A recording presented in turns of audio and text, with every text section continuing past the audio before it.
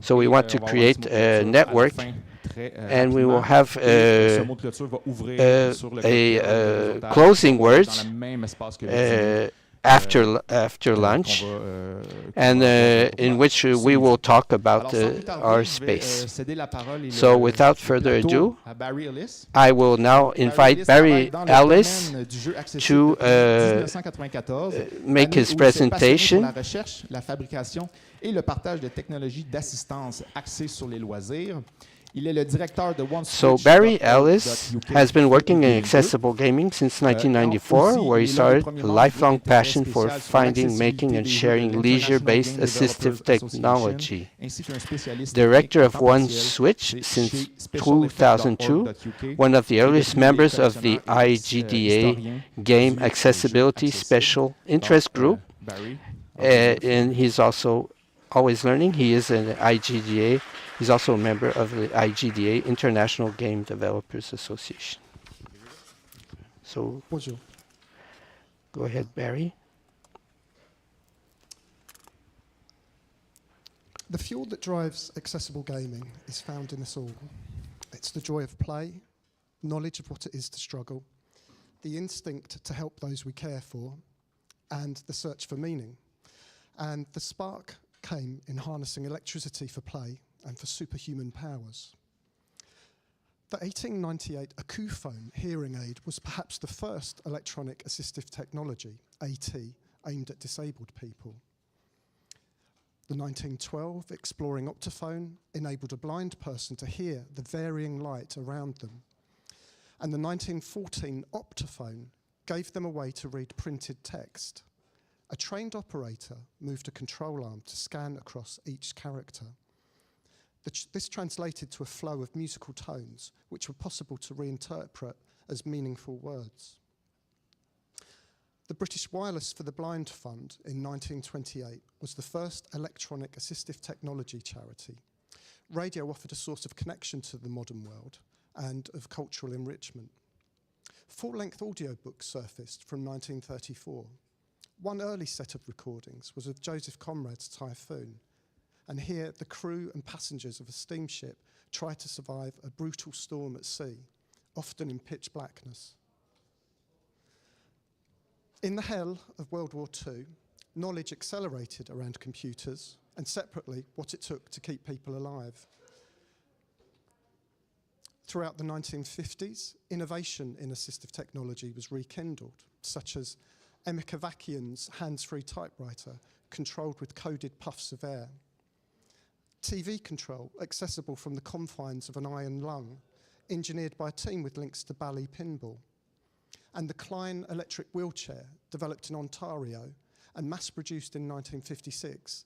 And patients were included in the design process to provide critical feedback. And bottom in the middle, the 1957 RICS communicator, and here a clock hand communication device activated by breaking a beam of light. Stoke Mandeville Hospital, Stoke Mandeville National Spinal Injury Centre in England was the birthplace of the Paralympics in 1948. It was also the birthplace of POSSUM in 1960, the patient-operated selector mechanism. Originally headed by Reg Malling, POSSUM Controls Limited made communication and environmental control possible from a wide choice of interchangeable input devices. They pioneered the use of microswitches, sip and puff, and grid-based communication scan and select interfaces.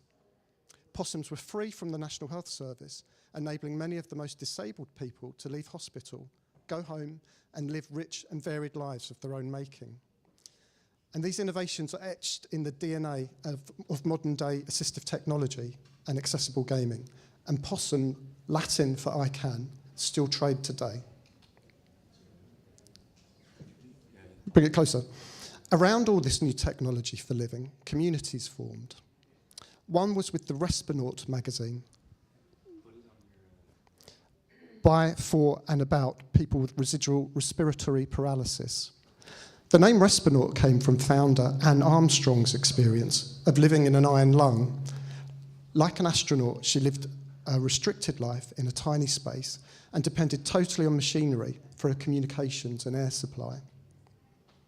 Around 1966, NASA developed eye gaze with a possum-inspired grid scan and select method. They feared that under extreme G-forces, astronauts might find themselves unable to lift their arms and fingers to operate the spacecraft. NASA saw the benefits of this for disabled people back on Earth and shared their work. Bliss symbols were born in 1942 as a universal symbolic language to unite humanity and stop all future wars. Creator Charles Bliss only lived to see the system adopted in the Ontario Crippled Children's Centre as an alternative communication system. This is an excerpt from the booklet Secret Symbols on the first-year students to use Bliss. In another part of our room, there are 5 more children. They talk with symbols too, but instead of using their fingers, like us, they make lights point to their symbols. You should hear some of the stories they tell about birthday parties, about outings, about sisters. They are just full of secrets. This is a 1972 Plato 4 touchscreen computer terminal used in education. And on the right, this is Donald Sherman in 1974 ordering a pizza using a Votrax speech synthesizer. Yes. Okay. What would you like on it?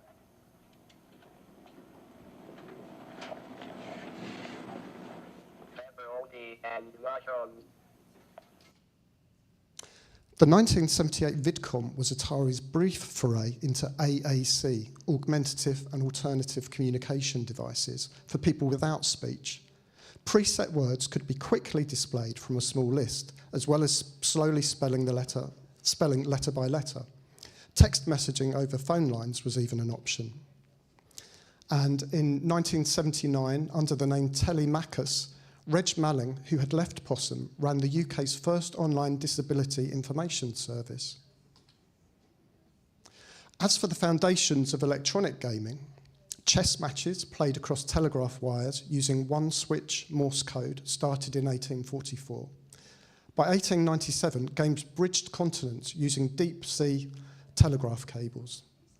Games of blindfolded chess date back to the Middle Ages. Electromechanical games of skill appeared in amusement arcades from around 1930. Cheap entertainment during the Great Economic Depression.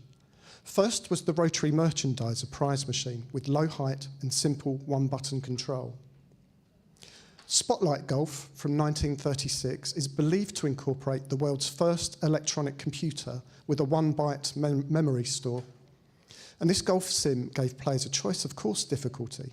Using standard golf handicap scoring, competition could be made balanced too. Public access to computer games started fleetingly around 1949 to 1951. Most, if not all of these games, had easier play options. The world's first commercial computer, the Ferranti Mark I, also had the world's first conventional video game, Christopher Strachey's Drafts. The game featured an undo option, and it also played God Save the King at game over, as all games should. Millions of Britons played a computer game in the late 1950s that runs to this day. The Premium Savings Bond scheme. It encouraged people to save money while having a chance to win cash prizes should Ernie, the electronic random number indicator equipment, draw their bond numbers. The game had high-profile critics at the start. Future Prime Minister Harold Wilson called it a squalid raffle, and the Archbishop of Canterbury said it was a cold, mechanical, inhuman activity. Computer games have always been given a hard time.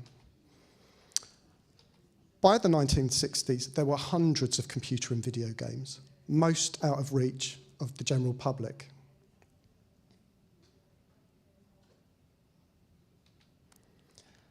In 1972, easy to learn, hard to master, underpinned Atari's Pong. Where television tennis was most likely to be found was in the tsunami of clones that followed in pubs, bars, arcade shops, shopping catalogues and homes. Taito's Space Invaders was first to weave video games deep into the tapestry of human culture. One coin, one play made video games affordable. But in a world where one size doesn't fit all, could a player understand the game? Could they reach the controls? Could they hear it? Could they see it? Cognition. The first games console, the Magnavox Odyssey, came with a speed dial allowing games of tennis to be slowed down. Arcade Pong received a conversion kit in 1973, enabling players to adjust the difficulty of a game by changing their paddle size. Both features were copied far and wide. Starting in 1978 to at least 1982, Atari VCS games were being used at a brain injury rehab unit in California. It was hoped that games could improve a range of impaired mental skills, and early data suggested they could be doing so. In 1981 and 82, a special feature label was added to the boxes of some of Atari's biggest console games. This was indicated by a bear symbol with text to convey that the game had easier play options aimed at young children. A range of devices in the 1980s and 90s could make games a lot easier. Slow-mo and freeze-frame devices, when they worked, could help anyone with slower reactions and if needing a break. Cheat cartridges could allow players to make the rules to suit them, and if that meant being invincible, then so be it. Some allowed for game states to be saved, so a tricky bit could be tried repeatedly. And I've included this brilliant computing video from 1987 to convey that there's no such thing as too easy for some. People like you'll see here are often forgotten in our field. The virtue of touchscreen is its immediacy. It's a very motivating tool and people want to use it. It appeals to a wide age range. Computers can help you achieve your aims and objectives, whether you are working in education, the health service, social services, or as a carer of a handicapped person. The technology can be a powerful tool in enabling the achievement of your current goals, as well as opening up a host of new opportunities. Given the right software and input devices, computers are capable of motivating people across the age and ability range. At Airedale Child Development Unit, they use the touchscreen as their main input. Working with more handicapped teenagers, Redwood Croft School find single switch inputs useful. What's this? It's a motorbike, look. Let's do another one. What do you think? Do you want to do another one? Yes, should we do another one? All right, Ben. Let's do another one. Joystick games is a hierarchy of games to play with a joystick. The simplest of the games is Mousetrap. The object of Mousetrap is to catch a mouse by operating the joystick in any direction. We can determine how large or small the mousetrap is. The larger the mousetrap, the easier it is to catch the mouse. So we wait until the mouse is under the trap and then we operate the joystick in any direction.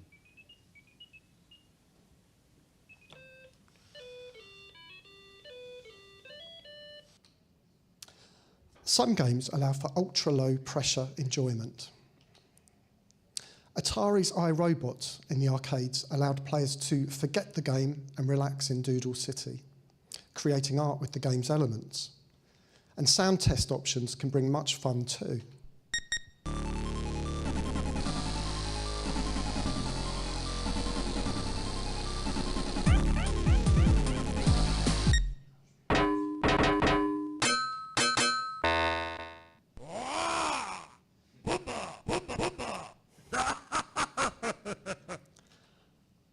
Quick start and assist modes can help massively.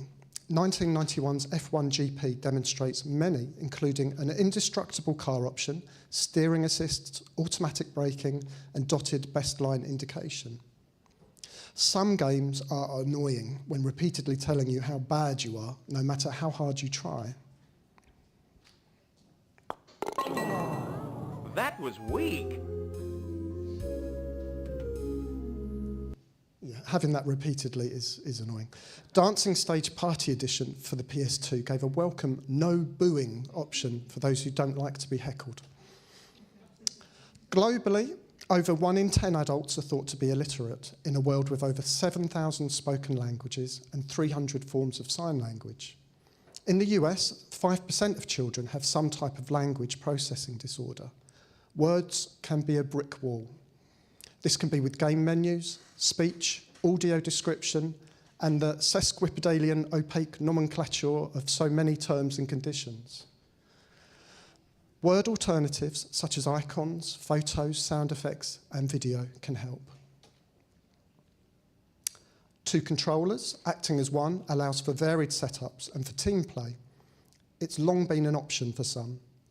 The Copilot Xbox feature in 2017 made this more readily available, and in 2023, Apple and Sony are hoping to do so too.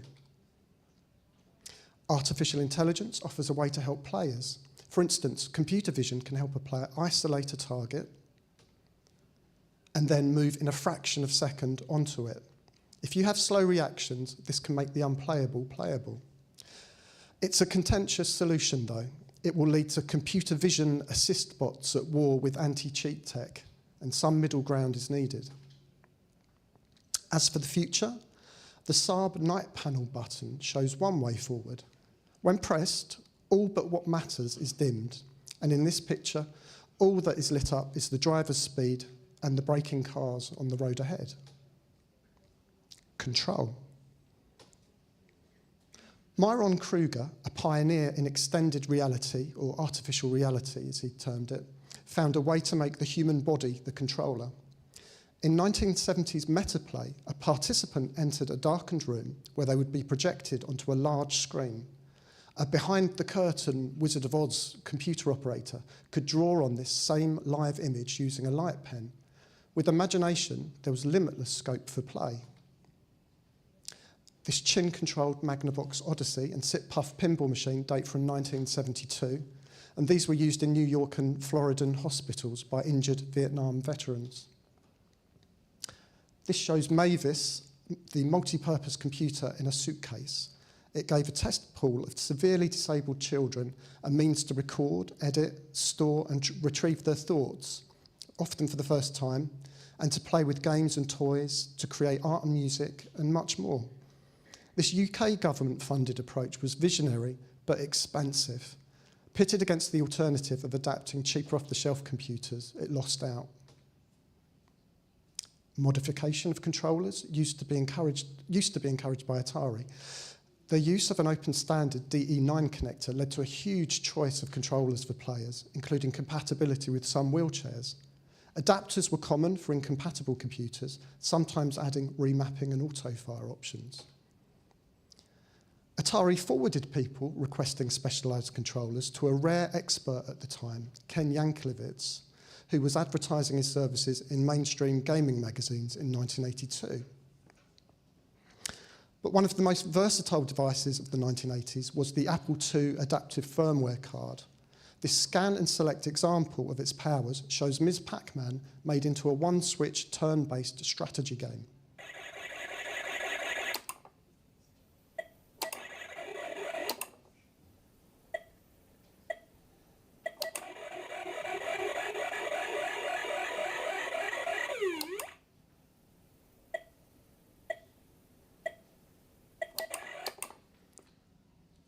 As the computer revolution took hold in schools, homes and businesses, a cottage industry of accessible hardware and software flourished. As ever, some solutions could be very expensive and hard to find. In 1984, the Kurzweil voice input system was $6,500 US. In 1987, Nintendo of America created their hands-free controller, which these two French lads are using. This gave access to standard games using a chin joystick with sip and puff for 4 buttons, $120 US, plus shipping and handling. From 1995, I started to build custom controllers and set up OneSwitch in late 2002. And here I shared leisure ideas for people using one-switch control. I started to find like-minded people. Free games, an accessible gaming shop, a museum, and more followed. Pictured on the right-hand side are some of the controllers from other people that I linked to. Top right is the PDG Team Extreme, approved by Nintendo. If anyone has one, please get in touch. Namco did sterling work in assistive technology from 1985 to around 2013. They built talking aids, they adapted arcade games for rehabilitainment, and they also adapted PlayStation controllers briefly. A frustration for many was in the ever-growing complexity of game controllers. Nintendo bucked that trend with the 2006 Wii Remote. Many games were made one-hand accessible, if you could wave it about, and some featured multiple ways to play. Apple's 2007 iPhone saw an explosion of one-finger accessible games, following years of feature phone thumb games from many others. The immediacy broke a massive barrier for people. By 2016, Apple had made their phones, tablets, computers, and hundreds of games highly accessible to one-switch users too. For games without simpler control options, other means are often forced into existence. Pictured left is Becky playing Minecraft with her eyes. She uses an eye tracker with iMine, a free utility from Special Effect. The grid-based overlay gives access to all the tools she needs. And pictured right are Nathan and Colin about to battle in PlayStation Tekken 6. They're each using a single button and a one-switch pulse system for independent control over all aspects of the game and all the menus.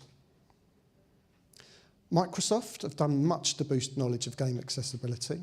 They started an inclusive tech lab with resources shared in-house and beyond. They released the Xbox Adaptive Controller in 2018 and promoted it during the middle of the Super Bowl. They kept Xbox One controller compatibility with the new generation of Xbox, which is a big deal. The Nintendo Switch has the Nintendo-approved Hori Flex, which has several very useful improvements over the ZAC. And the Sony PS5 Access controller, due in December this year, has taken a more radical approach. And throughout this history, that cottage industry of assistive technology makers continues to grow, like Akaki Kumeri, BioWave, Celtic Magic, the Controller Project, HitClick, Neil Squire, OneSwitch, Thumb Soldiers, Warfighter Engaged, and so on. And some ideas for the future. Extended reality, today is so full of barriers, will one day offer dizzying opportunities, and brain control will do too. Game controller restrictions could go, allowing people to use whatever controller they need cross-platform, but this may take legal action. And CAD-CAM, computer-aided design, computer-aided manufacture, artificial intelligence, 3D printing may allow anyone to create the controllers of their dreams. Hearing. Once upon a time, many games were playable by the deaf and hard of hearing. Many games had no sound at all. Some, like Space Invaders, were often cranked up so loud that you could feel it in the pit of your stomach. 1981's Williams Defender had a chaotic soundscape, just like a pinball machine of the time. Thanks to a radar display, the cries of abducted humans did not have to go unheeded, if unheard. That same year, Gorf showed how much speech synthesis could add to a game. It was also very hard to understand. Atari addressed this in Gauntlet, giving text and speech at the same time. Say keys to open doors. As games became more cinematic, they became harder to understand without a sound alternative. Automata's Deus Ex Machina was based on Shakespeare's The Seven Ages of Man, and it used a synchronized rock opera soundtrack on audio cassette, but also came with a printed lyrics and dialogue sheet for alternative access. Too much sound, all at once, can be overwhelming. Great job! I got everything on camera, so you'll watch it later, huh? You're the greatest!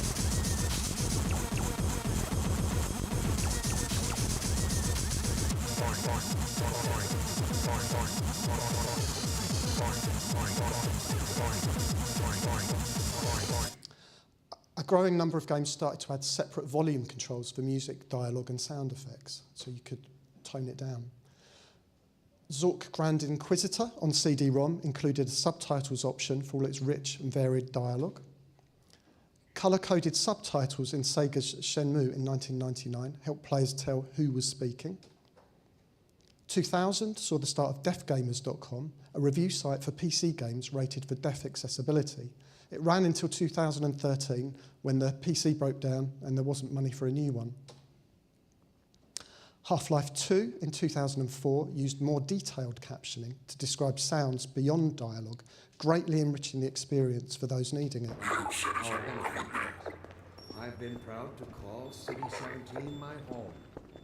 And so, whether you are here to stay or passing through on your way to parts unknown,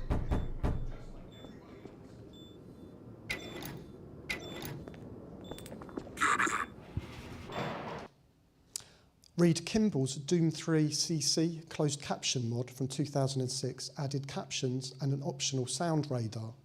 In the middle, a red dot captioned flame gusts, I assume from your flamethrower, and behind, yellow and green dots captioned heartbeat thumps and mechanical step, seemingly two beings creeping up on you. Everybody's Gone to the Rapture used a visual indication of sound mapped in 3D to key objects. You can use them to find what you're looking for. The answers, they're all here.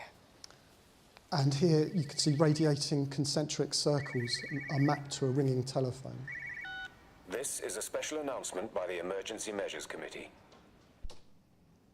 In 2021, Forza Horizon 5 incorporated a huge amount of British and American sign language. Where sign language is someone's first language, this accommodation can speed up comprehension and enjoyment for them enormously. And for the future, action captions that try to convey sound with artistic text are common to see in comics, but rare in games. Ubisoft's 13 is one, and perhaps we'll see more. Haptic feedback could be used increasingly as an optional sound alternative in games. AI-supported text transcription and signed interpretation will improve, and quality closed captions could become the norm. Sight. The earliest blind computer games used the telesensory opticon. With this, text output was manually scanned using a handheld camera, converted to an array of tactile pins read through a finger. The user would then use touch typing skills to respond. Touch Me by Atari is a 1974 version of Simon Says with 4 buttons.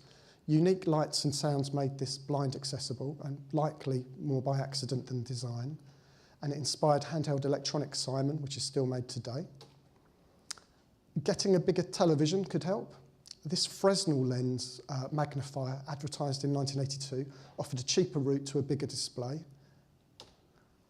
High contrast graphic options, as in this simple BBC Micro racing game, can help. And decades ago, many programmers designed for colour blindness, 9 times out of 10 because monochrome displays were still in common use. Uo Poco, on the left, was a colour matching game that didn't give colour blindness consideration. But Puzzle Bobble from 1994 on did, with each colour of ball having a corresponding unique animation. And Taito must have started to realise that around 1 in 12 men and 1 in 200 women have colour blindness. In 1981, Scott Adams' VIC-20 text adventure cartridges could talk through a Votrack speech synthesizer. With the Apple II, I was put to bed, it's afternoon. I overslept. I'm lying in a large grass bed. Sheets, pillow. My neck looks bitten. What shall I do now? Yeah, with the Apple II, BBC Micro and IBM computers and beyond, blind people making use of ever-improving speech synthesizers and screen reading software helped. With 3D sound cards for computers becoming common, a thriving, evocative world of audio games formed. Some were fast action games entirely conveyed in sound, such as this driving game from Kitchens Inc. 125, 150, 175, 200, 225.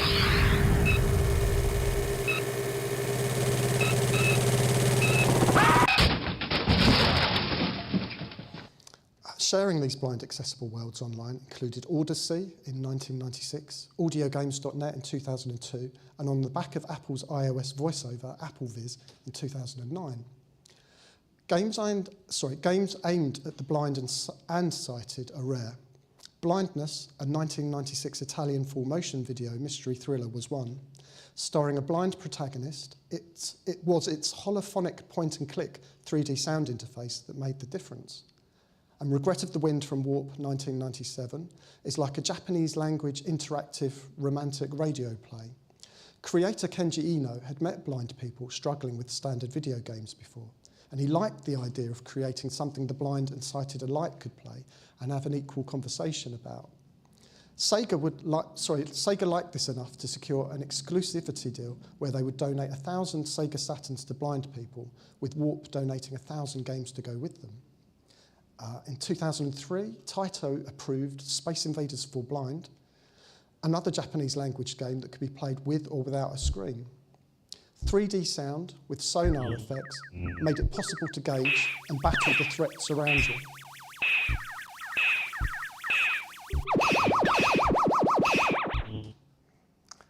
Pin Interactive's Terraformers in 2003, headed by Thomas Weston, was a blind and sighted 3D first-person game. It offered a rich choice of options for sonic navigation, including highly expressive descriptions. And on the right, the Audio Quake project from Agrip had similar aims, but took Quake, a mainstream first-person shooter, and made it comprehensively blind and vision-impaired accessible. VI Fit in 2010 sought to replicate something of Nintendo's Wii Sports events for the blind. Pictured at the Marder Centre, Qatar, is a young lad in traditional white robes and headwear, likely navigating audio game menus via Wii Remote alone. And Sound Voyager for the Game Boy Advance, 2006, and the Dutch game The Explorer and Mystery of the Diamond Scarab for the Wii in 2012 showed further hope. Under some compulsion from USA legislation, the Communications and Video Accessibility Act, Microsoft, Sony and Nintendo started to include accessibility features into their consoles around 2015 onwards. And this included text-to-speech, a magnifier and various other features. And this was 30 years after computers were doing the same thing. AAA games made deliberately blind accessible started to surface around 2020. The Last of Us 2 featured a raft of well-thought-out features, bringing in blind consultants and other experts to advise, and its prequel was remade to match. In 2021, Forza Horizon 5 was released with blind driving assists. And for the blind and vision-impaired future, more mods and tools will surface, more games and more stories, big and small. For games lacking good blind access, computer vision tools could help, perhaps one day giving players a running commentary and help to beat tricky parts. This could be decades away. Hopefully far sooner, tiny fonts to become a thing of the past. This is a quick bonus stage. Accessible esports. In 1974 and 75, Crackerball was a brief part of the BBC children's show Crackerjack. Two children played head-to-head on a Pong-like football game. Each goal won a prize of their choosing, excuse me, for themselves and for a child in hospital they were given to represent. And this double prizes approach was inspired by children stuck in hospital, asking if there was some way that they could play. 1977's Telespiel and later TV POW showed how alternative controllers and the telephone could have enabled those children.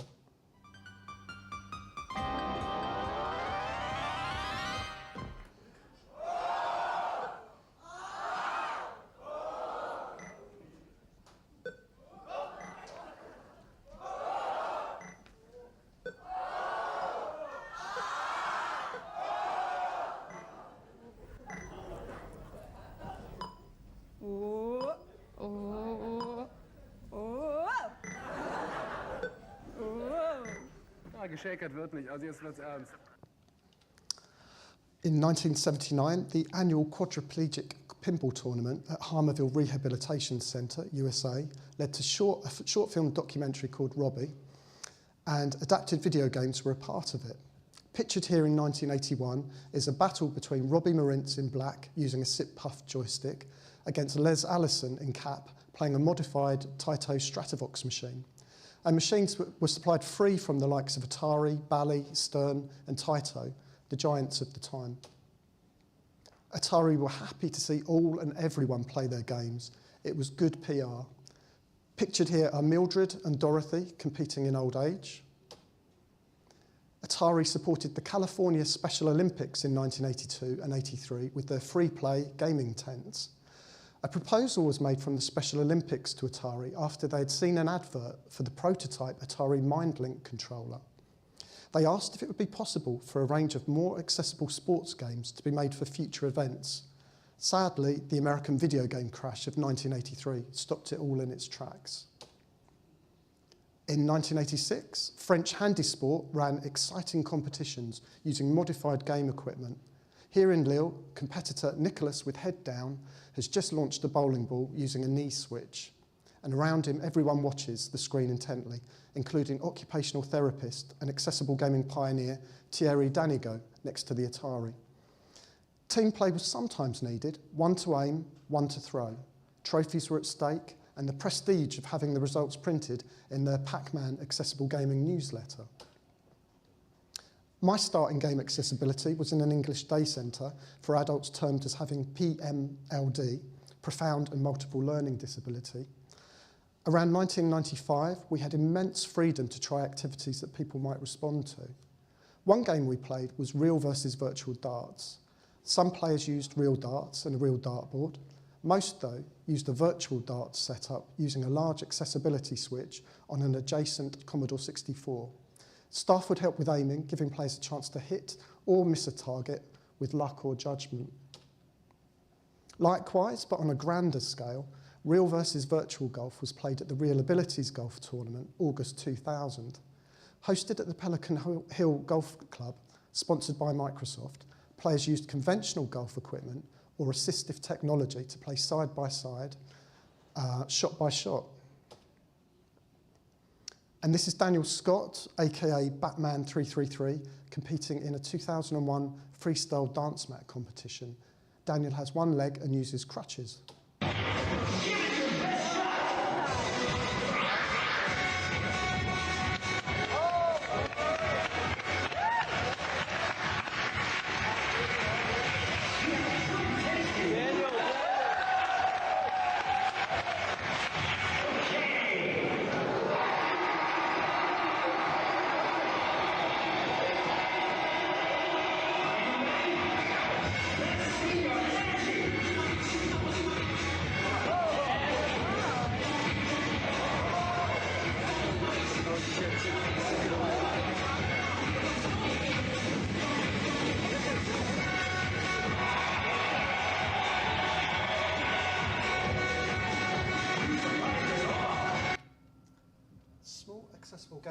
Small accessible gaming competitions grew internationally. In Singapore, Samsung sponsored the 2005 World Enabled Cyber Games event.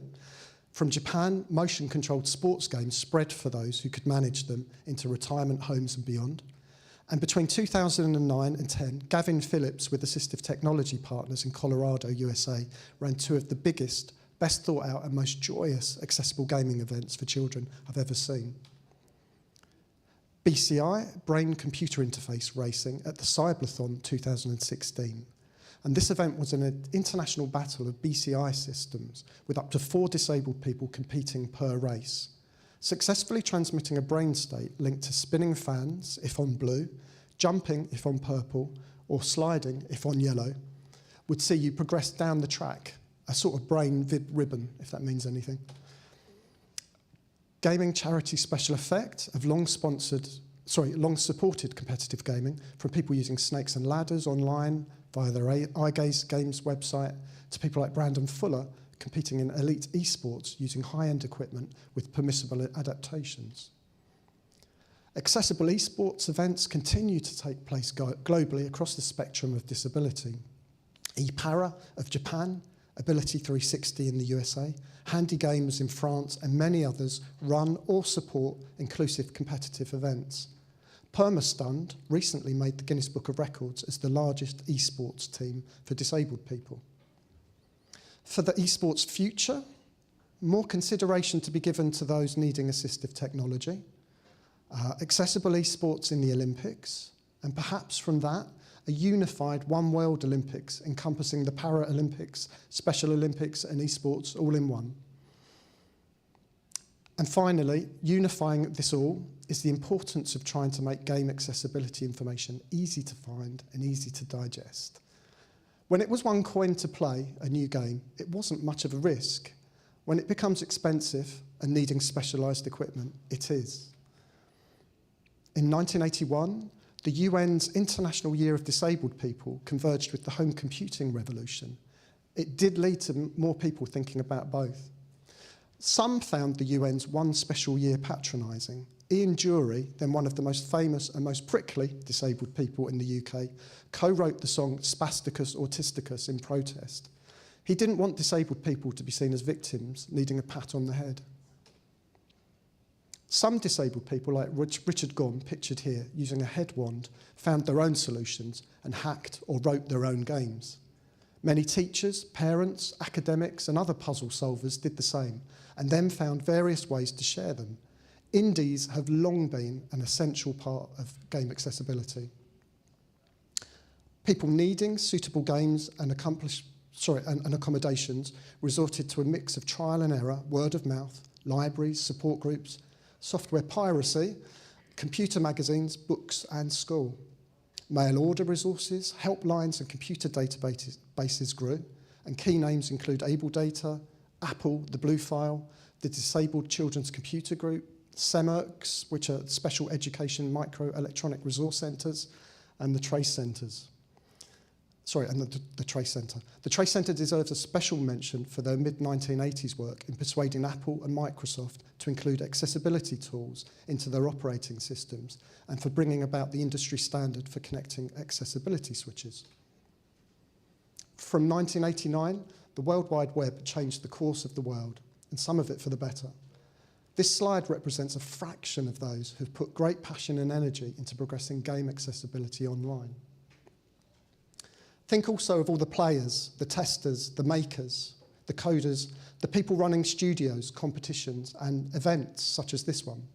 People like Grant Stoner writing in mainstream gaming outlets. Also the OTs, the fundraisers, the campaigners, the friends and families, and on and on. It's a good side of humanity.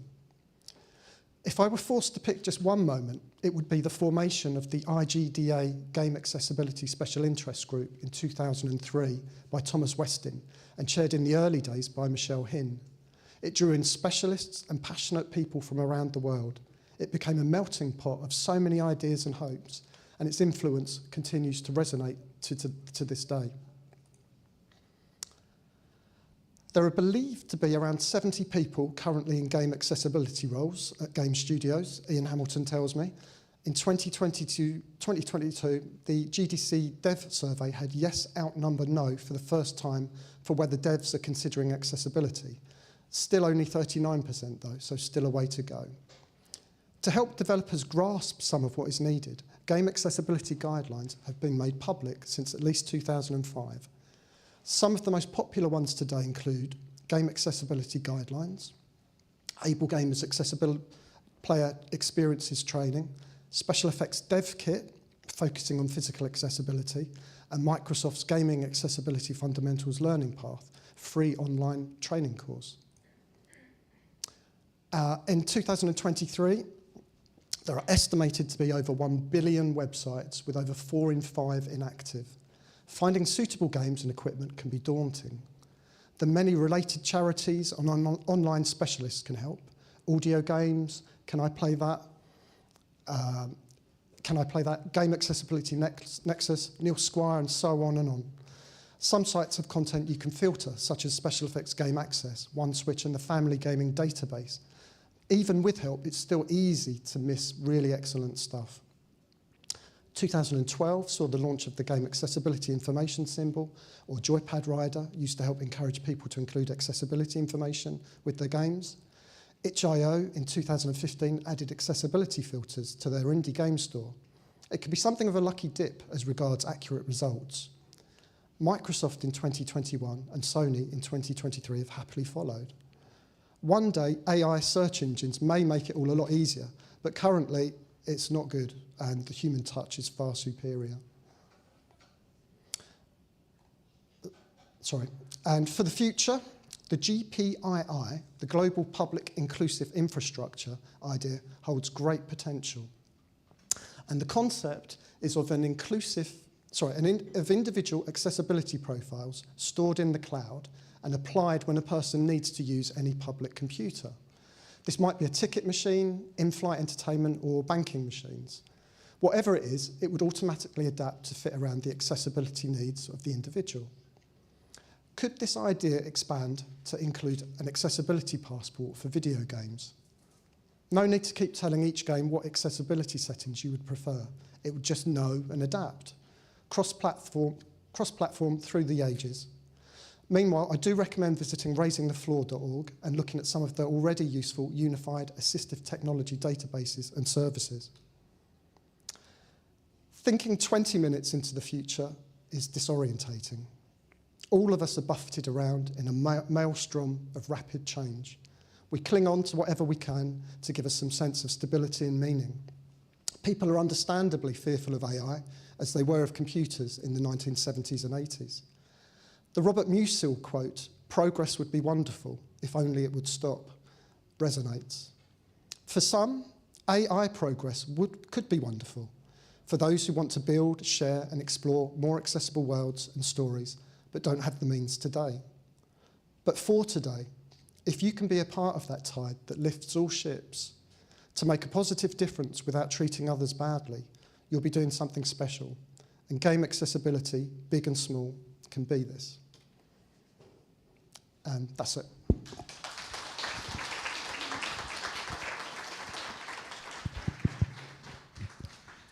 Thank you very much, Barry. Fascinating conference. So we have time for a question now, about like 15 minutes, and then we will have a break of 20 minutes after that. So now the floor is yours. If you have questions, just ask me and I will bring the mic to you.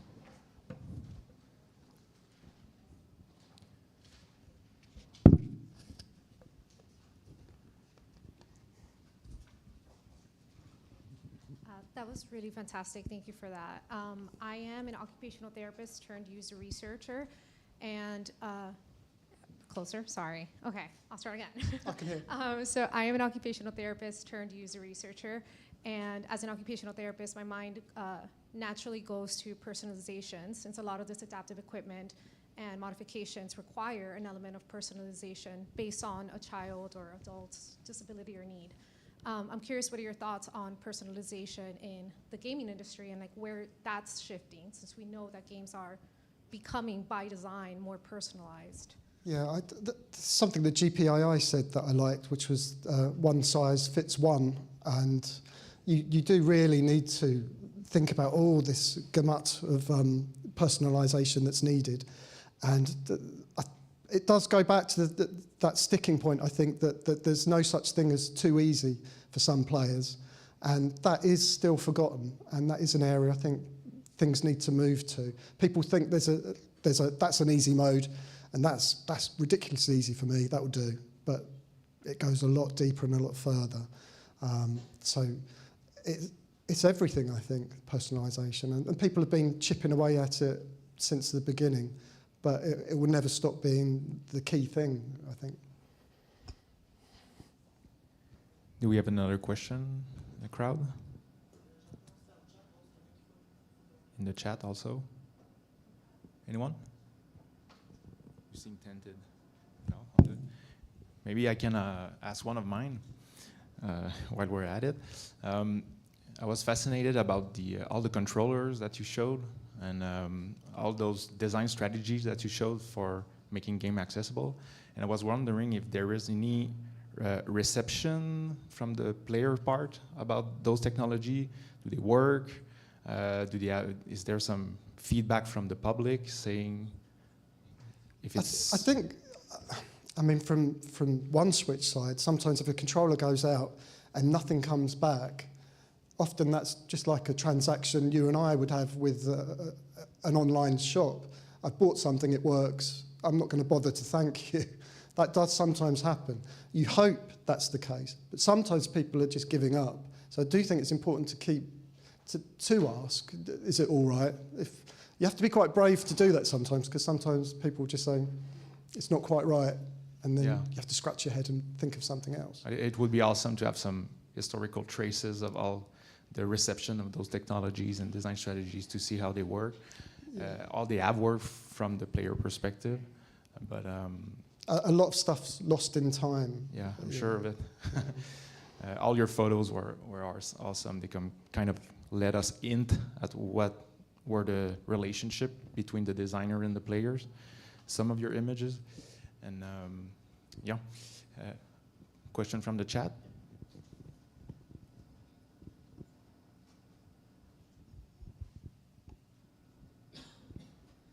Hello, all right, question from the chat.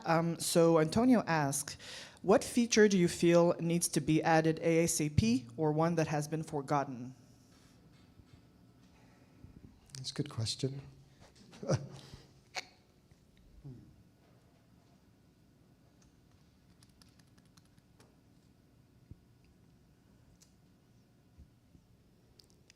I think that infinite lives, that being all omnipotent in a game, taking away all the barriers, that seems to be not that common to see.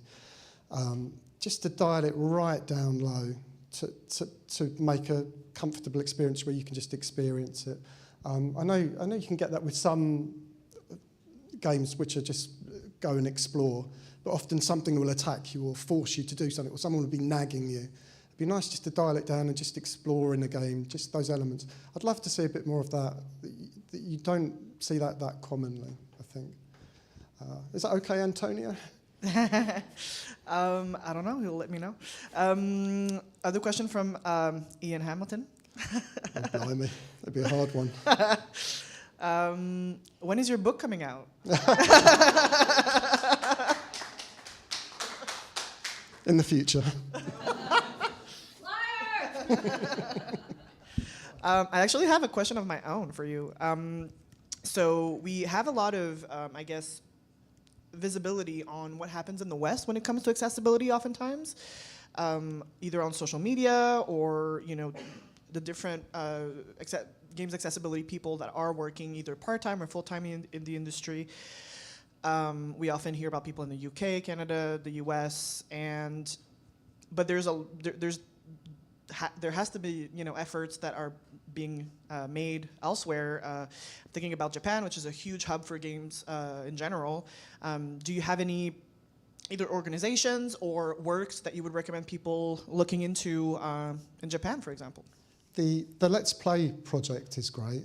I couldn't tell you the link off the top of my head, but if you go to One Switch and go to the blog, there'll be a post there with some links. And if there's anything I haven't addressed, just nag me and I'll try and send it. Japan's not bad. Japan's got some really progressive people there. It is a very different culture, I think. You don't tend to see people playing stuff at homes. It tends to be in medical centres. But it's a start, and it's certainly a lot more than you'd see in somewhere like China. But people are there searching and hunting in all the countries around the world, I think. Yeah, there's definite cultural differences, and some of it's on the back of that we've been chipping away at this sort of stuff. Probably the wars had a big part to do with the fact that we've pushed so hard in accessibility, because there's been so many people surviving it, and just part of our culture, I think. But yeah, Japan do good stuff. It's a shame about Namco and the barrier-free department. They were amazing. But I think that sort of faded away when they got taken over by Bandai. But they were real pioneers, and there's a lot to learn from the stuff they were doing. Thank you. So, as far as you know, is there any system that can automatically detect the type of disability, maybe like using classifiers and machine learning? And if it's not, do you think it's a worthwhile effort? Yeah, it's a worthwhile effort. I think it'd be nice just to sit down in front of something and it detects the sort of things you need without you having to laboriously enter everything. Definitely, that would be a good thing. I'm not aware of anything that can do that. I know there are games that adapt to the more you fail, the more it, rubber banding and so on. Some people find that frustrating and patronising as well. You can't please everyone. It's almost impossible. But yeah, I like that idea. Are you doing it? I'm thinking now. You should. You should.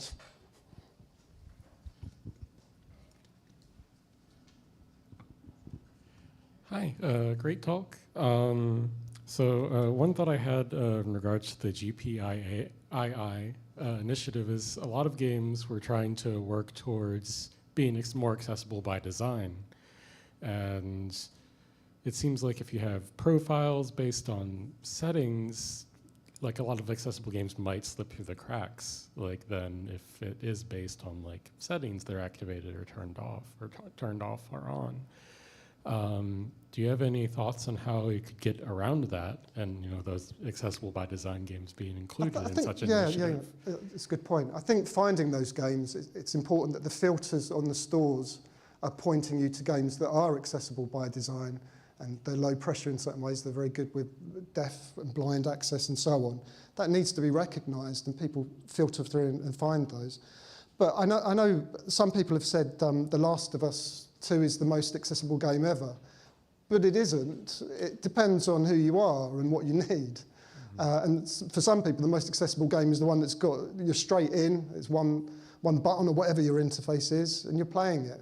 And so yeah, definitely very, very important that the store filters are not forgetting those games. It's a problem as well for all the games in the past that are brilliant. Who's going to go through and find those and filter those and put them in the stores? But it's a job for someone, not me. Thank you. Right there.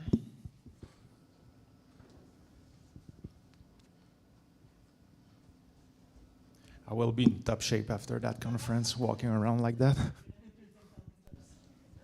Hello. Hello, Tara. I know you. I'm pretty good. How are you? I'm very well, thank you. So my question is actually a follow-up question to the last question. So in terms of putting things in stores, the tag systems that are currently available on both Xbox and PlayStation show when something is available, and if something is not available, there's no way for a player to know whether that feature is not there because it is not needed or because the game does not support it. So for example, a game does not have a subtitle tag. Does it not have the subtitle tag in the stores because it doesn't support good subtitles or because there is no spoken word? Yeah. What are your thoughts on addressing that problem in storefronts? I think a game that's playable without sound would be a useful filter. Then you don't need to know it. But I do think there's a degree of, if it's a game like Frogger, sorry, all my examples are old, it might still be nice to have those sounds, something ticking down. So you do still need subtitles to get the full effect, perhaps on some games. But yeah, I think that perhaps the tags need to be slightly modified. Is my feeling. What do you think? I'm not at liberty to discuss this. Cop out. Thank you. Is there any question in the chat maybe, or? No. Yeah. We have time for a couple more. Anybody?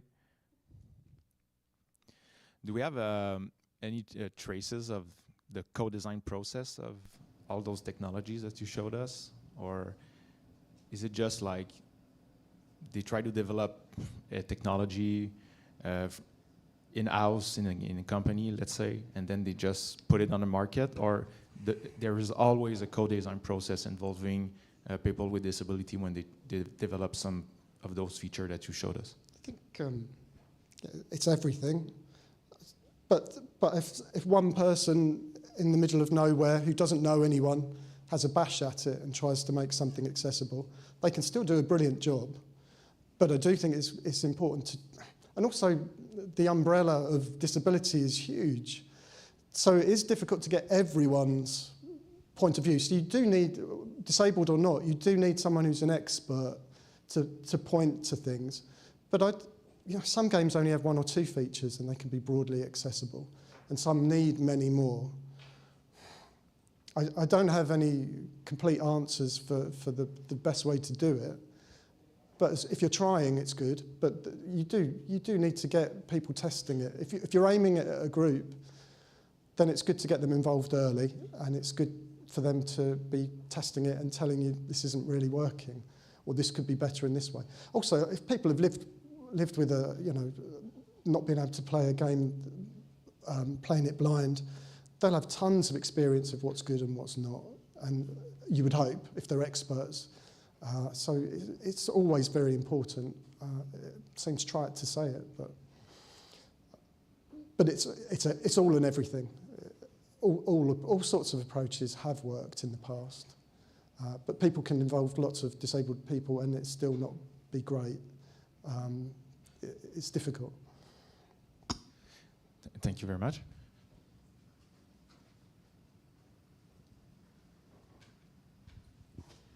It's a bit of a follow-up question to that one, but you know, we're speaking a lot about different approaches to assistive technology. Are there examples of bad approaches or things that, you know, aren't the right way to approach accessibility? I think when something works well and you're more interested in reinventing the wheel to look like you're doing something new and exciting, that doesn't always work. It can do. But certainly I think it's good to learn from stuff that has worked really well in the past. I think stuff like the Microsoft with the Xbox Adaptive Controller, that was sitting on a lot of prior work that has been really effective for people. So I do think it's wise to at least not rule out something just because it's a bit boring because someone's done it before. Because the wheel works, doesn't it?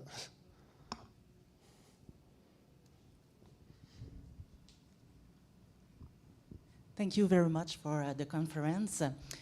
Do you see some parallels between the evolution of the accessibility for video games and the social discourses about disabilities and so on? I think things did move on a bit from 1981 with that United Nations. A lot more people were thinking about it. There were a lot more. It does help to have a lot of academics chipping away as well, because the schools were massive for accessibility, and all of that long history of people campaigning to get inclusive education made a massive difference for where we wouldn't be sitting here today if it wasn't for all those people pushing for inclusive education, because that's where so much technology came from a lot of teachers and parents and people like that, and you know, we're forever in their debt. So that it made a difference, and also it's just basic, isn't it? Children like playing what the other children are playing. They like to be involved, and why not? So it was natural, and everyone wanted to play computer games as soon as they came out. So. Okay, thanks. So that's about it. Thank you very much, Barry, again. Deserve a hand, yes.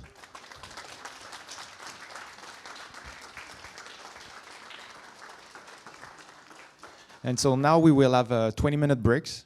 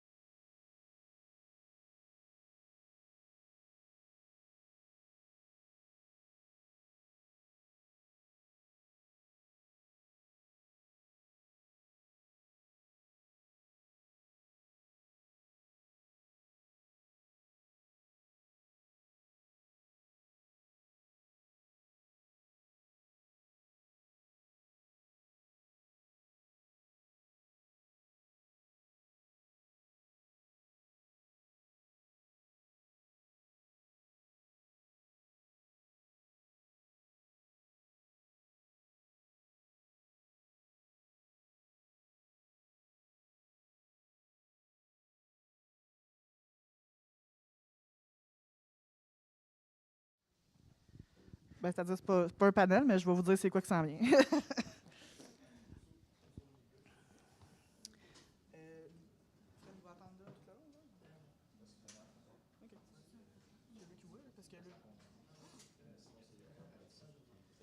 Ah oui, il est en deuxième, ok, c'est ça.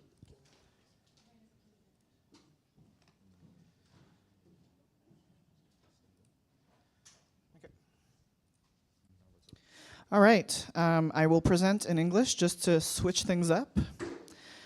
My name is Ameliane, for those who don't know me. I'm co-organizing GEMTL and newly Games Accessibility Lead at Player Research.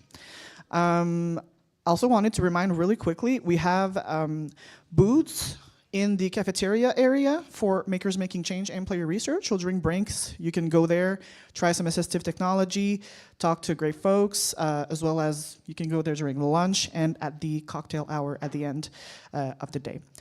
So for our next speaker, I am very excited to introduce Alexis Harvey, who works at Warner Brothers Games Montreal, and who will be presenting us the talk answering the missing questions, the which and when of game accessibility. All right, thank you. So, first and foremost, thanks for being here. Quick introduction about myself. This is me.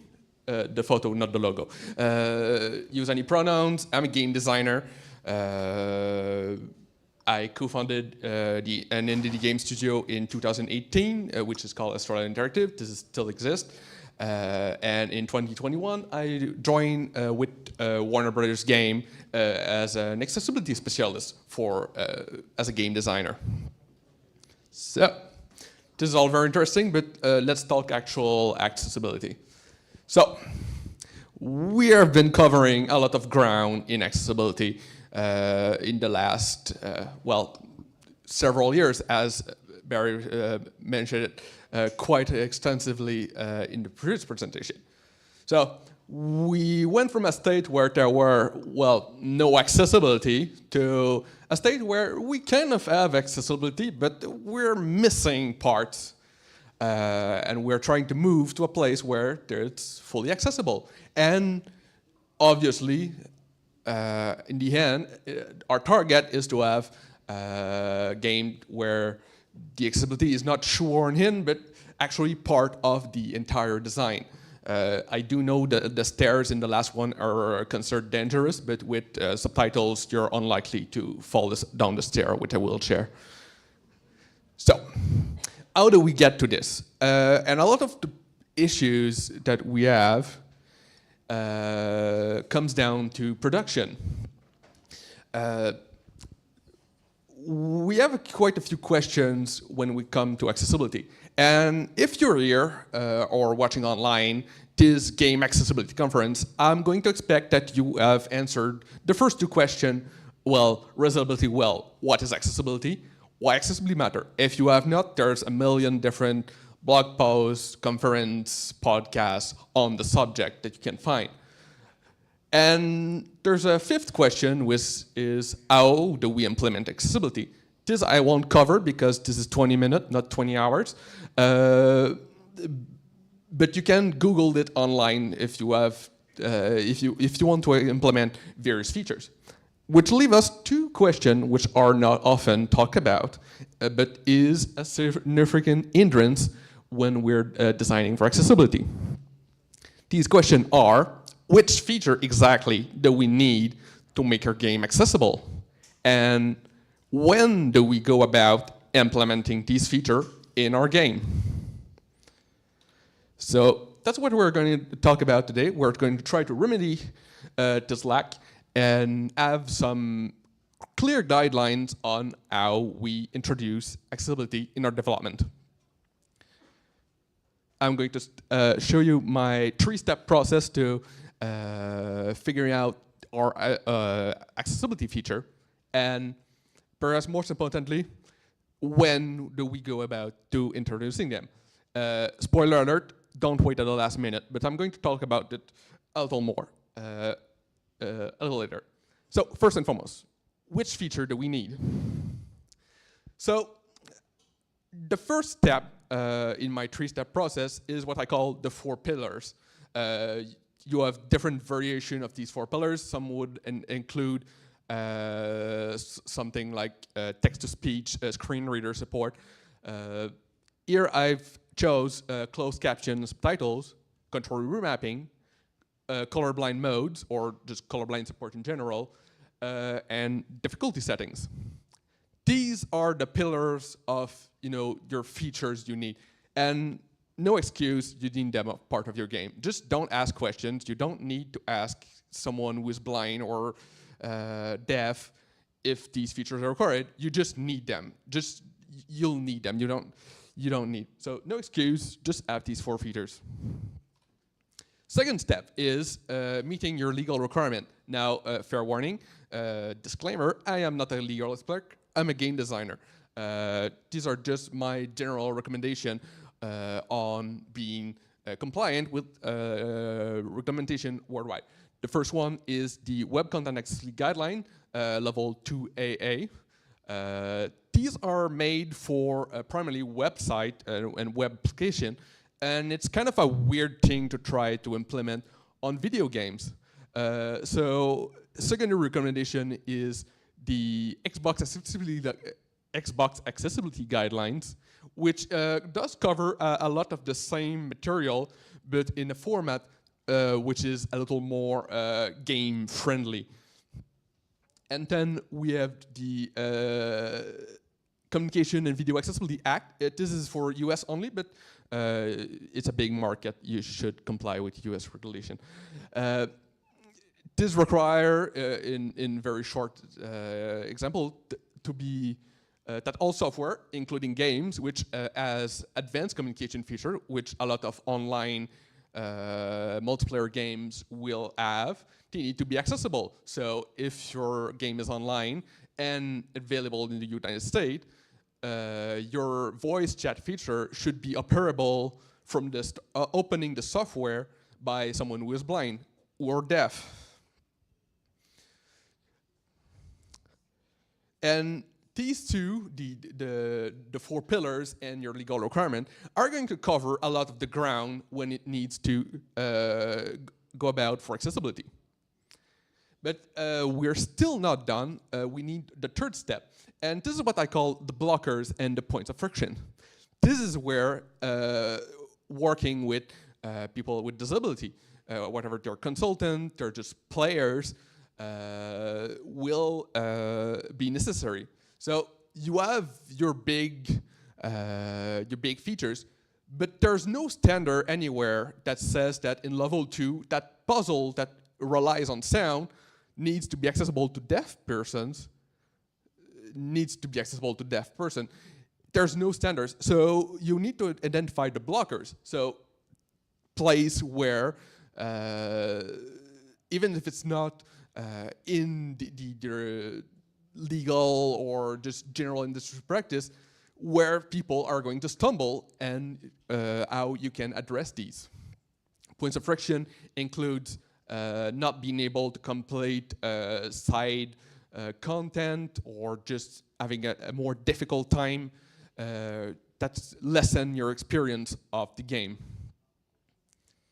With these, you should have kind of a good start on having a game that is accessible. And these are stuff that you can do as both an indie game studio and larger AAA studios, just maybe on different scales. So, now that we have determined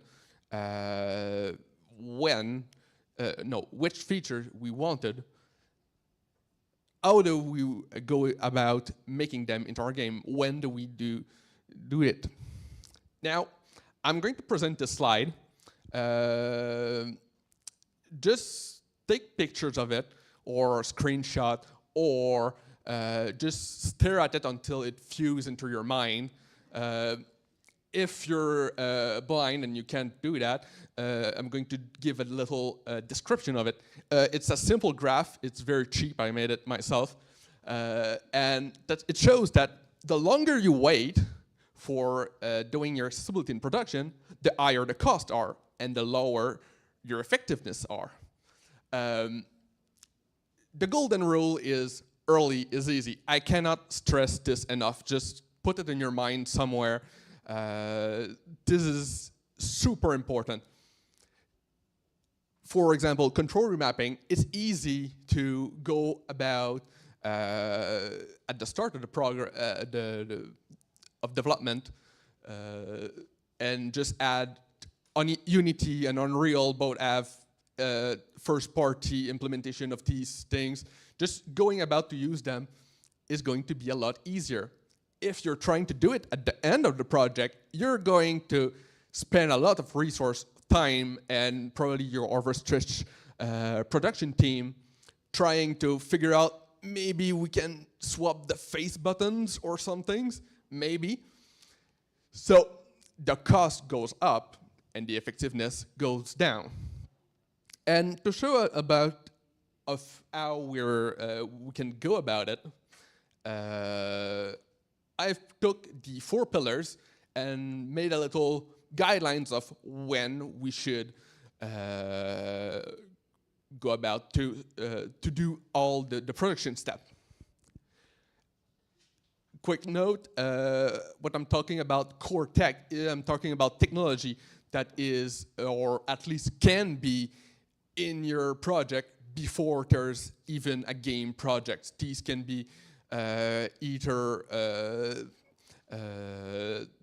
first or third party solutions, or for larger studios, it can be part of a recurring technology that is taken from every project to the next.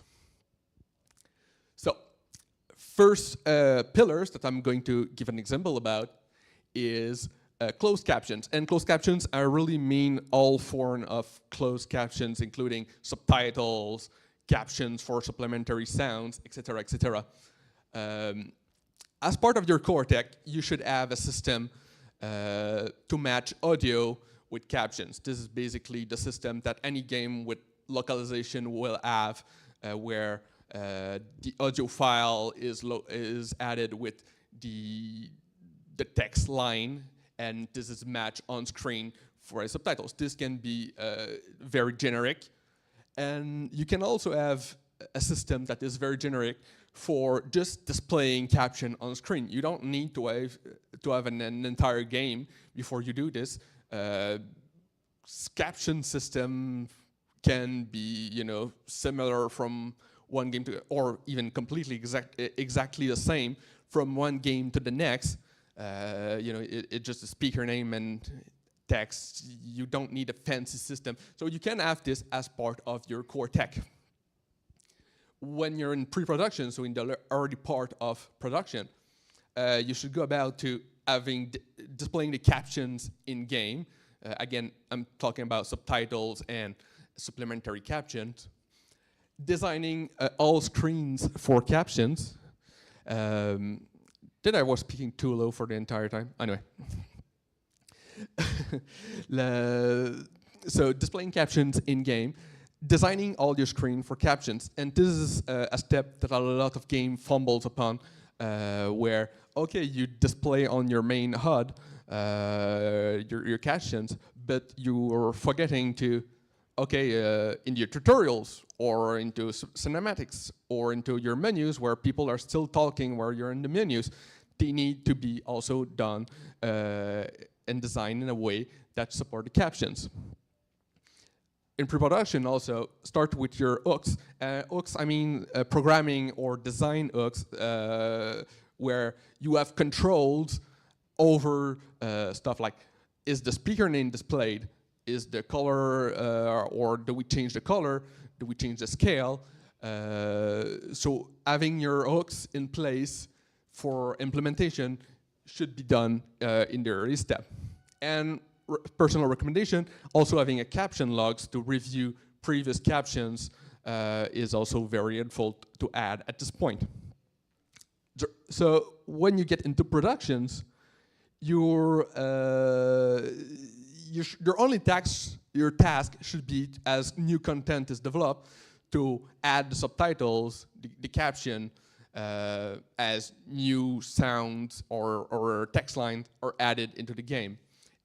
And when you're in polishing phase, last periods of the development, you're just ensuring that the caption or time are displayed properly. A lot of this is just, if you're in the end of the project and you're just talking, you're starting to think about having a system for your captions, you're doing it wrong. Make sense? Too bad, moving on. So, this is a big one, the control remapping roadmap. Control remapping, of course, talking about the systems where you can put an action that is on a button and put it on another button to your convenience to adapt either for disability or just personal preference. So, and this is something people and studios years after years continue stumble on this. And yeah, as part of your core tech, having an action-based input manager. So that is not developing the game using, if you press the X button, this happen. It's having a jump button or whatever. And whatever button it is, it can be assigned to any button. So you should have this as part of, as early as possible into your project. And your early controls, when you're developing even the prototype, should be done with this system. If you're doing the contrary, you're doing it wrong, and you're making additional step for you. The controls should be remappable, at least in the editor. In pre-productions, it should be made with the action-based manager.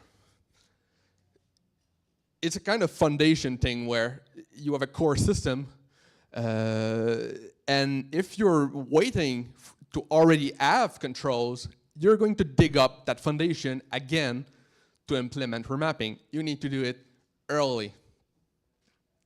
In production, you can go about creating a UI that is facing to the player that will allow them to remap their own controls. And you should start open, and only toward the end of the production, when you're in polishing phase, there you put restriction to prevent incorrect binding. So, like if two buttons cannot be on the same, if two actions cannot share the same button, this is where you start putting your restraint. But you start open before it. Next. Color blindness roadmap. First and foremost, you can skip all these steps if you just have a game that doesn't use color to convey information. But colors are nice. They're useful for a number of things, spreading of meanings.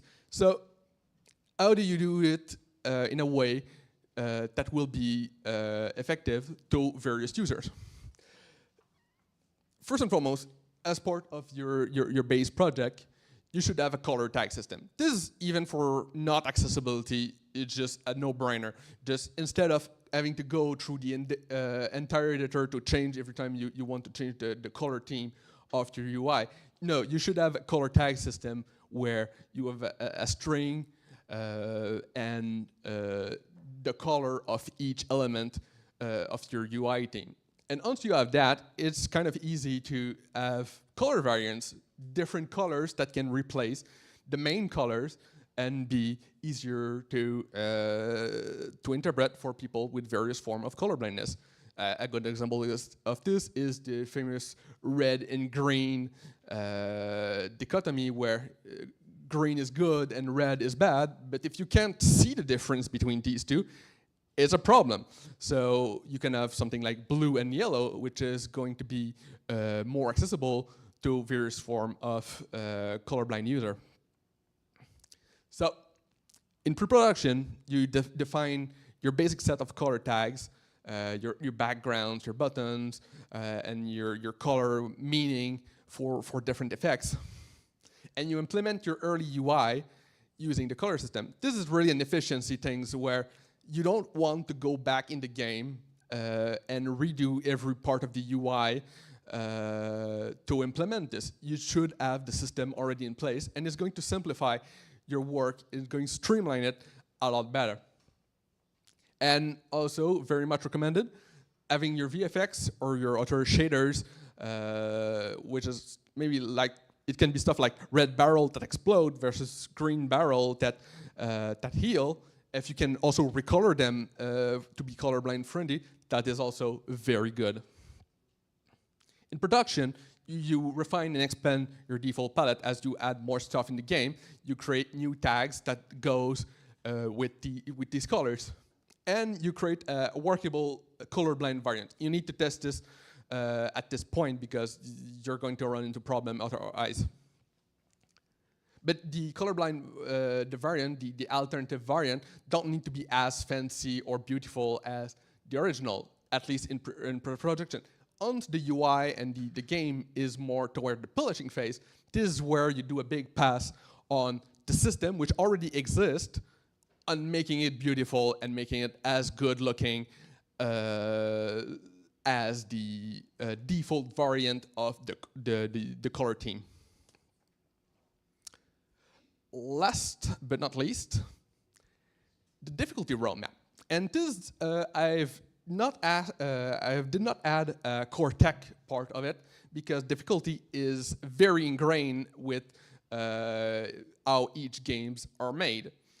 One of the important part, so in pre-production and early, is to have your hook to balance your difficulty. These goes from simple things like having a way to control enemy damage, enemy resistance, to a more advanced thing like the animation speed, the block parry window, or puzzle durations.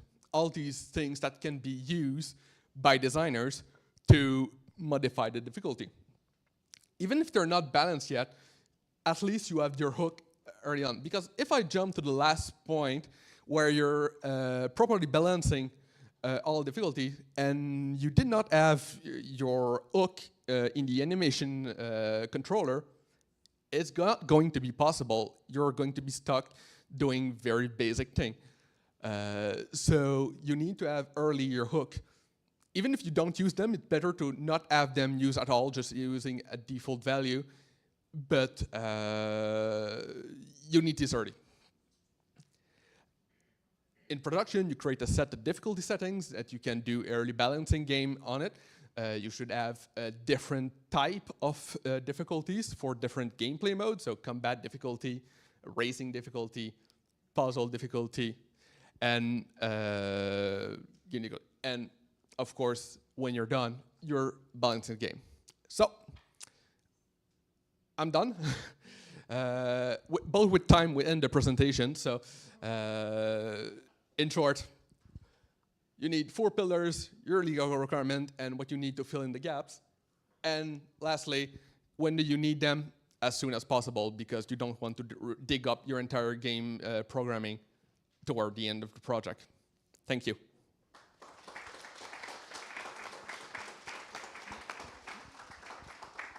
All right, thank you so much, Alexis. Just a reminder, so what we're gonna be doing in terms of the setup is that we're gonna have our 2 other speakers doing their talks, and then we're gonna have a period for questions for our 3 speakers, right? So,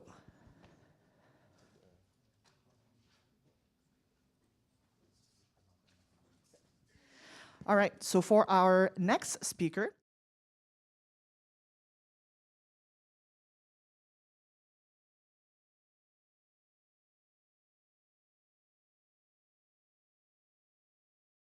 a studio that develops accessible games.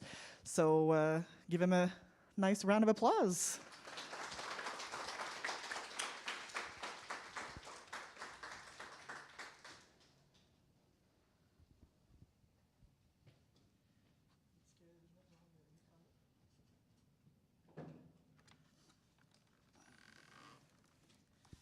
Just do a little test. Does the mic work on your side? Hello? Ouais, fonctionne. We're good? Okay.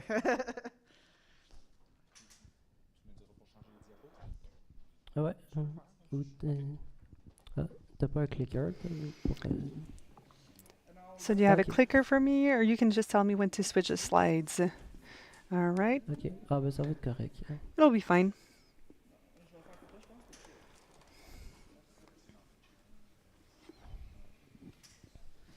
Just imagine a Jeopardy waiting song thing. Ouais. Ouais, ceci idéalement, j'aurais ça. Tu peux-tu l'éteindre 2 secondes? So if we can just turn it off for a second.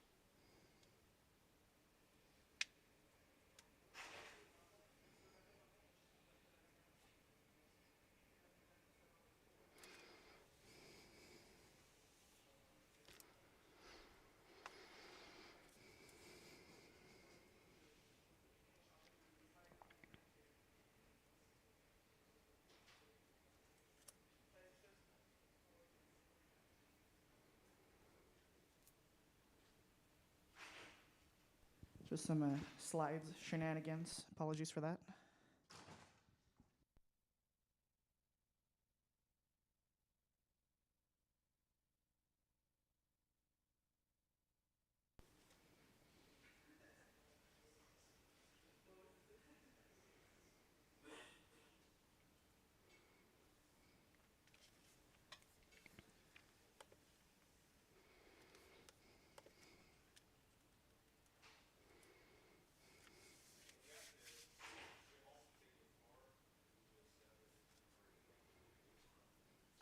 Inaudible for the interpreter. No pressure.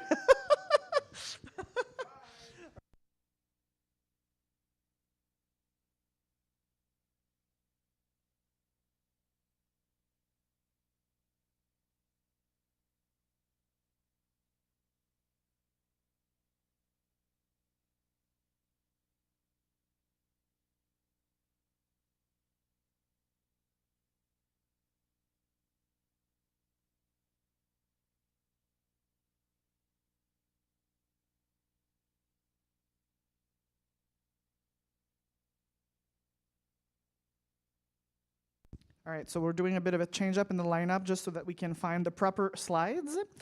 So for our next speaker, we have Jérôme Dupire from Cinam and Cap Game. So this is also a French presentation. So if you have the English translation speakers headset, now would be the time to get it. And he will be presenting to us his talk, Cap Game et l'accessibilité des jeux vidéo entre action de terrain et formation des personnes. Thank you.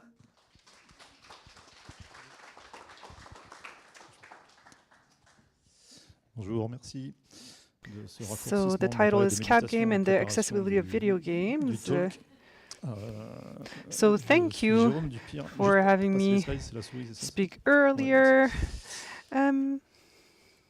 I'll just take the mouse here. Thank you very much. So I will speak to you about an association called Cap Game, as the title says. And, it is a non-profit that we founded in 2013, so 10 years ago.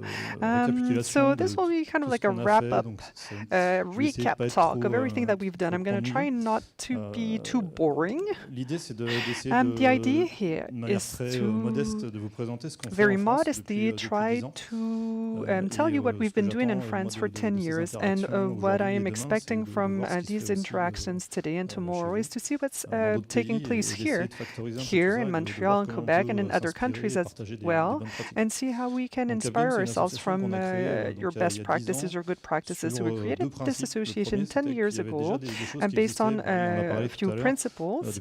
Some things already existed. There was already initiatives for accessible video gaming, but no one knew about them, or almost no one knew about them. So we created this association, this non-profit, just to consolidate, gather all of these devices, these technologies that existed, and trying to systematize them.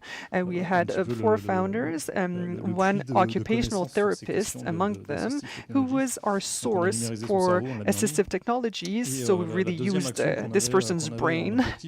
And we had the objective also of promoting the practice of video gaming, because there was a principle back then and also today that kind of said that if you had a disability, you couldn't play video games because it was too complicated to adapt them or whatever. That was true in 2013, and it's still true today. People think like that. So we still need to promote this with the whole of the public, right? Like people who have disabilities and people who don't, so that everybody's aware of the technologies that we can put forward.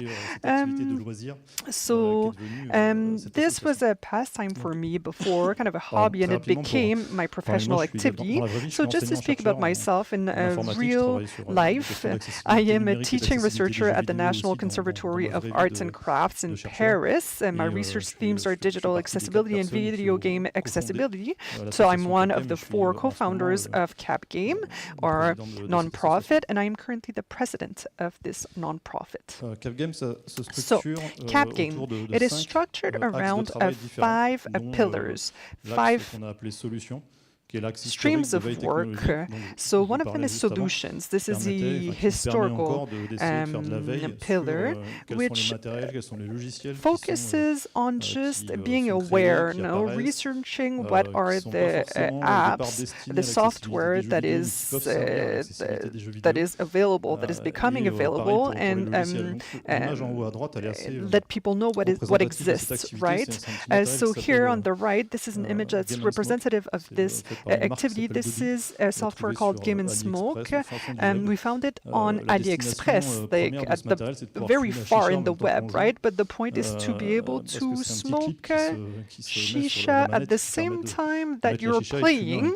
So there's a little clip that you put on your control, on your device, and then you can smoke your shisha. So it allows, but actually we found that, and it allows you to clip your controller, your device to any tube or any tubular device. So it can be used for people who have disabilities.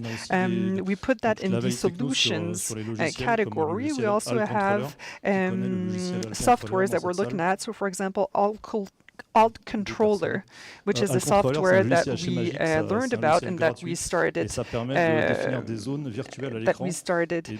promoting.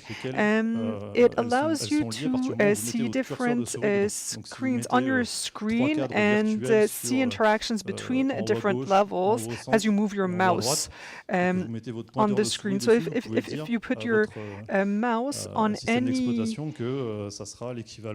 place, you can tell your exploitation system, your operating system, what action to take depending on where you move your mouse on the screen. So there's many things that have existed for a long time, and this is a whole interest of always having someone research and make sure that they're aware of the solutions that exist. There's also the testing pillars, so evaluating the accessibility of video games to enable players with disabilities to understand potential challenges and possible alternatives, right? So we have testing activities that allow us to evaluate if a video game is accessible depending on different criteria, right? So for example, we're using the IGDA references that are online. We'll write articles, post them on our website, and the tests are done by groups of players with different profiles of disabilities, and that really allows us to evaluate accessibility very broadly and to give information to people before they buy a game, right? Because it costs like $60, $80, $100, and we want people, if they spend their money on the game, that it's going to be a game that's efficient for them, not for people to buy a game that they're not going to end up playing. So the person who is managing this testing group is Stéphane Laurent. So he's a person who's pointed by a blue arrow on this photo. So if he's there somewhere, Stéphane. Hello, Stéphane. So we started with one testing group, and now we have different testing groups in France that are getting set up. We have the medical social aspect, and that's taken into account, and we are planning on increasing our knowledge on this, and there is a publishing activity. We're publishing articles to spread knowledge about these activities that are taking place, that we're overseeing. And there is also the e-sport aspect. There was a great hassle for accessibility questions because, of course, video games need to be accessible, but the event itself needs to be accessible, right? The e-sport event has to have accessible communication, so it really goes beyond questions of accessibility as applied to the video game industry. So it was something that was maybe too big for us, but we still wanted to get into that field. So we got involved in two events. We were looking to allow people who had disabilities to play against other players that were not in situations of disability, allowing the person who had a disability to use some technological assistance to have a level playing field with the other players. We had sign language interpreters that were making the event accessible for people. We had to coordinate with the other organizers. During COVID, it was much harder, of course, but now we started again organizing or getting involved in these types of e-games, esports events, and we're seeing what formulas work, what are the mistakes that should not be committed, and then we also give some advice to esport event organizers so that this field can become more accessible and more knowledgeable. Toujours dans l'événementiel, on s'attaque aussi aux questions des festivals de jeux vidéo. We also are involved in video game festivals. We have handicapped people who are involved in these activities.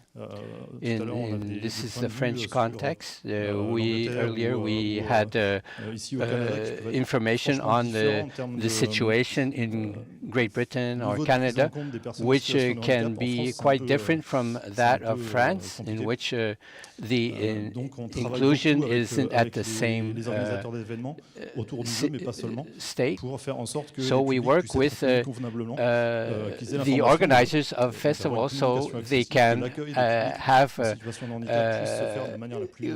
can include as well as possible the disabled people with disabilities in these festivals, so that there be a booth and personnel that of accessibility booth with personnel in these festivals. Also, we do research at Cap Game also. Que de faire de la recherche, et donc ça a un intérêt puisque c'est vraiment. This is quite interesting because, as I said in the beginning, this allows us to do to bridge activities on the ground, the industry and the research world, academia. So, and we have a work tool that allows us to work on topics and address the needs of different players where there are gaps. For example, sur un projet de we fin are d'année dans une école de jeux vidéo. in a video game school. There was a year-end project point and click et in vraiment which un mode it de was jeu avec aucun visuel a possible, point-and-click uniquement game basé avec without de any l'acting, visuals, de la synthèse vocale with et acting du and positionnement automatique vocal de points synthesis, d'intérêt, donc de positionnement automatique de caméra, and the positioning permet à un of joueur aveugle ou cameras. très malvoyant, ou And une joueuse in aveugle this ou très malvoyante, allows d'interagir d'une manière complètement fluide avec le jeu, a alors que blind la person proposition initiale évidemment une to caméra play libre, this game. qui est complètement inutilisable si vous n'avez pas de capacité visuelle. And in this way, Le they lien can avec la overcome recherche, il se the fait aussi fact sur that they are des blind. sujets qui sont pas forcément des And sujets there jeux are vidéo. other En topics that s'attaquant we aux work on, sujets jeux vidéo en because recherche, when we on do s'attaque research globalement à on des problématiques video qui sont games, autrement we très complexes, beaucoup plus look complexes que at l'informatique en général, problems le numérique en that général. can be Et far donc, on more a des complex and solutions simply qu'on a la chance de computer trouver, ou des problems. bonnes idées dans le cadre du And jeu so vidéo, we on can peut find facilement les solutions transposer in the dans un video domaine qui est games pas celui du jeu vidéo, mais qui est celui du sector numérique. that can be Et donc, used elsewhere. on a des sujets de recherche en ce And moment, we et have des research travaux en cours qui portent sur subjects l'accessibilité des that are manuels scolaires on pour les enfants à the l'école, et voir accessibility comment est-ce qu'on peut of améliorer school cette books, accessibilité-là, and en how we can s'inspirant de improve the l'expérience et des travaux qu'on a accessibility menés dans le jeu vidéo. using the experience in the video game industry. Alors évidemment, on travaille aussi avec l'industrie Also, du jeu vidéo. we work with De manière très concrète, on a, video game industry on also. a travaillé en 2022 sur In 2022, deux jeux we principalement. worked Donc, c'était on two nos deux games premiers mainly, crédits, merci Tara, and we have pour, two Deathloop, credits. Tara qui nous a mis en Our contact two avec first two l'équipe credits. française. Donc on a accompagné Deathloop sur les questions We d'accessibilité accompanied sur Deathloop Approach. On a accompagné on accessibility le issues, Slow Clap sur le jeu Sifu. and also we également accompanied en Slow production. Clap Et on a de on plus en their plus de demandes Sifu sur, game. And cette expertise qu'on peut amener and auprès des équipes so we qui have sont this pas forcément expertise that we can staffées, share qui sont pas forcément, with sensibilisées à ces questions-là. game On a également beaucoup de designers. demandes sur l'organisation de playtests avec And des also personnes en we have situation de been handicap, approached justement, une to fois qu'on a atteint organize cette the testing de of voir dans different quelle mesure games. est-ce qu'elles sont efficaces, And pertinentes, so that à améliorer, etc. Donc les playtests avec des personnes en to situation de determine handicap, c'est whether pas these quelque chose games qui se fait are très facilement. accessible, Enfin, ça if peut they se can faire be très facilement, improved. mais c'est pas quelque chose qui est dans la culture This industrielle isn't aujourd'hui. something that Donc isn't on a integrated, besoin fully d'acculturer à la integrated fois in the les culture industriels sur la manière today. dont on organise des playtests pour les So personnes en situation de handicap. Et on a we aussi help besoin de the former industry des in playtesteurs et des playtesteurs en organizing situation de handicap and pour les acculturer learning how to organize au the process testing de of l'industrie. their Je suis désolé, video les games. interprètes, je parle super vite. I'm sorry for the interpreters if I'm talking too fast. Du coup, on fait beaucoup de formations. And we also do a lot of training. Évidemment, en ligne de mire, l'industrie du jeu vidéo, mais tous les métiers de l'industrie du jeu vidéo.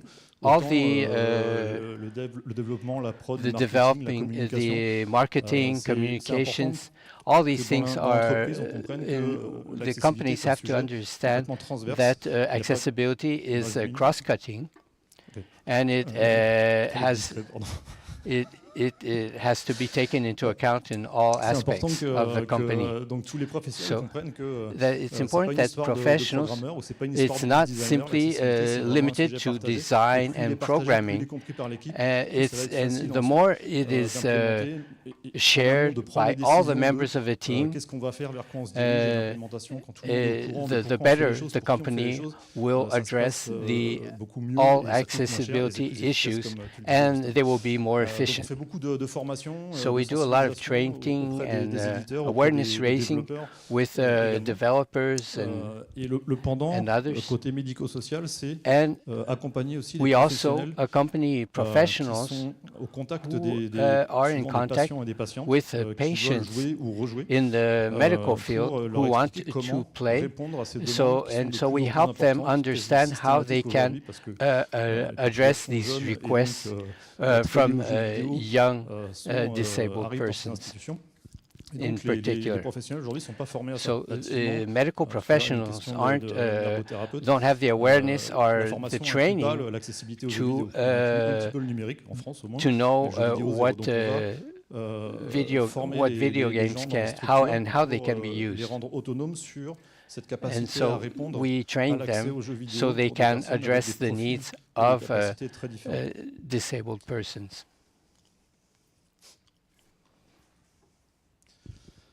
Les bibliothèques et les médiathèques sont également des des lieux où le jeu vidéo a fait son apparition depuis pas mal d'années maintenant. Media centers are also include video games, habitués à accueillir des populations and they are handicap. used Elles sont to tout à fait compétentes pour gérer des fonds jeux vidéo, greeting mais elles and n'ont pas la compétence aujourd'hui encore ou pas le recul, people with l'expérience pour disabilities. faire le lien entre And so le fonds we jeux help vidéo et these des publics qui ont des different capacités institutions d'interaction, de to fonctionnement interact différentes. Donc on va with aussi accompagner les médiateurs, les médiatrices dans les disabled bibliothèques pour faire en persons. sorte qu'elles soient en capacité de And répondre in aux this demandes way, du they public can address pour, better tout the simplement requests jouer aux jeux and vidéo, needs leur proposer of peut-être des solutions d'accessibilité. these C'est un persons canal qui est who intéressant have également pour faire la accessibility promotion du matériel issues. d'accessibilité. C'est vraiment un lieu And these par nature spaces qui se are veut très accessible, very c'est rendre la culture that accessible. want to be very Donc, d'avoir accessible. des personnes We qui sont want capables culture to be de parler, accessible to d'avoir everyone. un discours minimum So sur they have to have voilà, il y a des solutions minimum techniques, awareness. matériel, des There are logiciels qui peuvent vous aider dans tel there's ou tel, material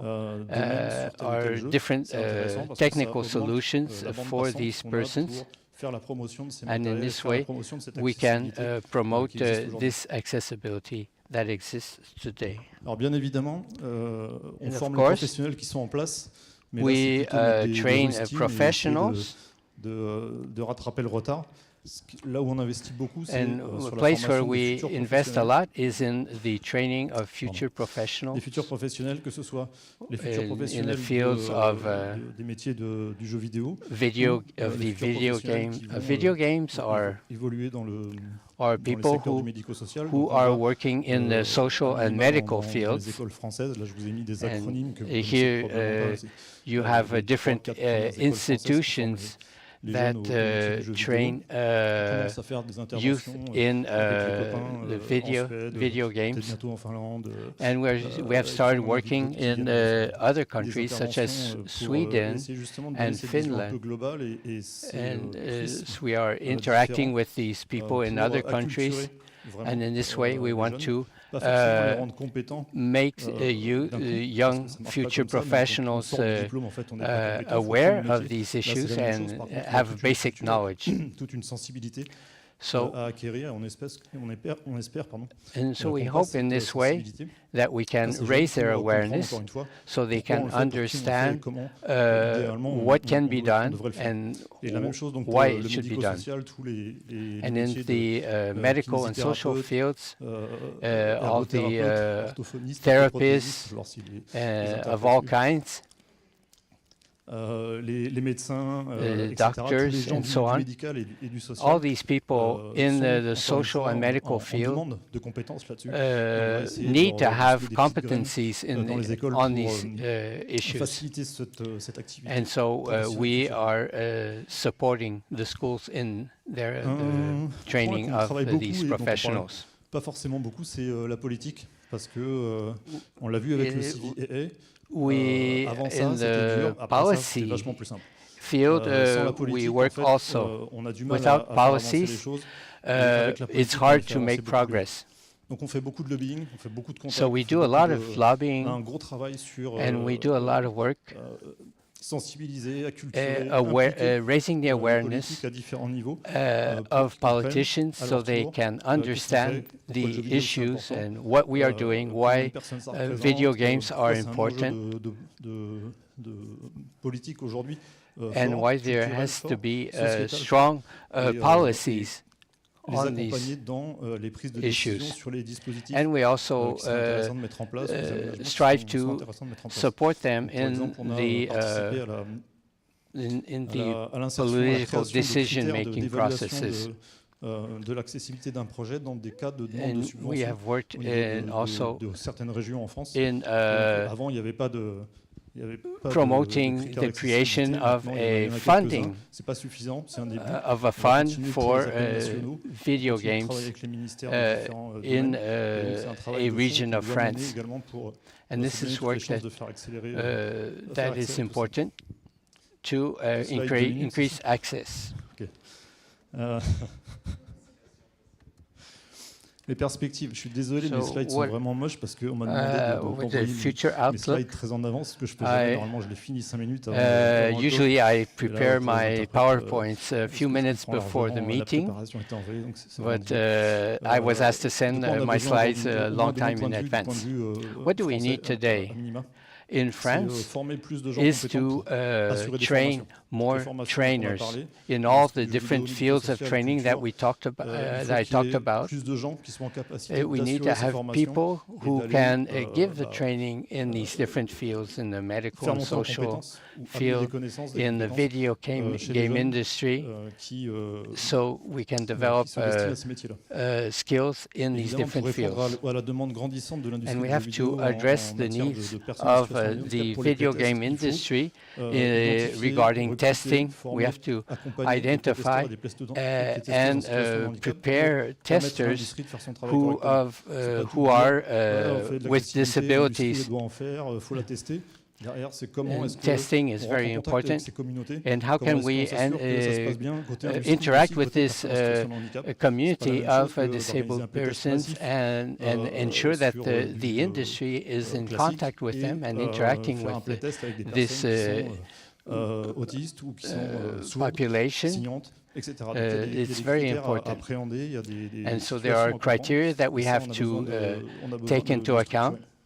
And this has to be structured. And also, we have to train consultants that are disabled. So little by little, we want people play the video games, become testers, and if they are interested also, we can become, later on, they can become consultants. Les politiques. Pas que je me passionne pas forcément pour la politique. I'm not ce travail-là est indispensable. Passionate with respect to politics, but we have to work with politicians and decision makers. We have to integrate them in our events. If we don't give them substance so that they can make progress in this field, it won't work. So we have to get them involved and recruit them and identify them.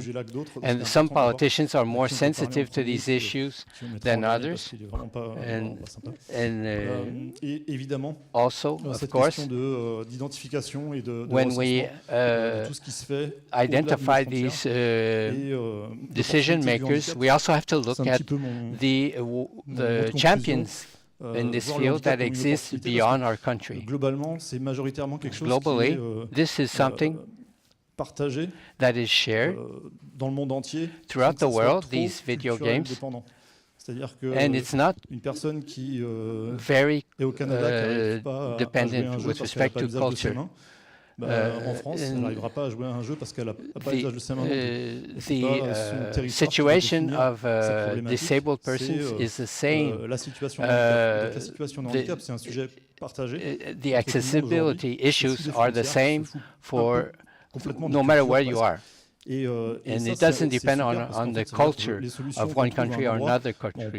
And this means that the solutions that we find in our country can be used almost without many adaptations in other countries, and vice versa.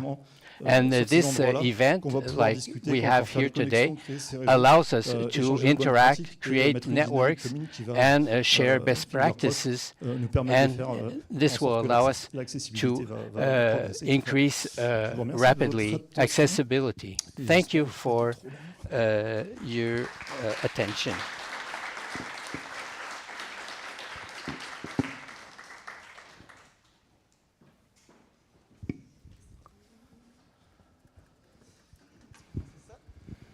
All right. Thank you so much, Jérôme. All right, so we found the slides, so we're good. So we'll just set that up real quick, and we will start with Fred. We'll pretend like this little mishap did not happen. So I will let Fred reintroduce himself as part of his talk, but yeah. Let's welcome Fred McNamara.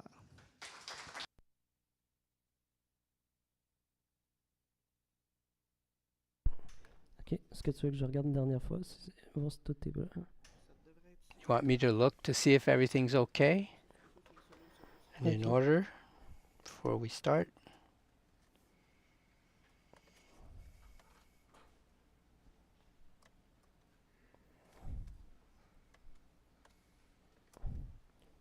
Ouais, c'est bon. Looks good. Venir au début.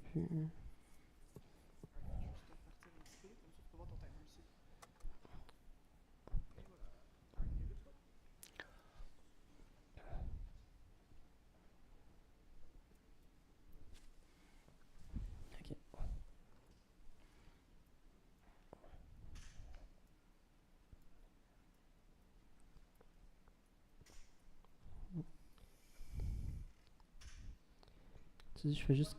Ah, tu dis, je fais juste cliquer, puis ça... Ouais, dans le fond, regarde, je vais te le mettre comme direct là. Comme ça, tu vas pouvoir le switcher, puis tu veux que je te mette genre sur ton... Ouais.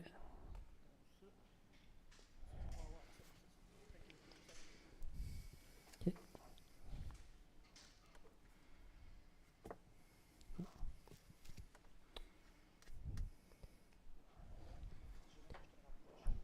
Ouais, je pense que ça fonctionne.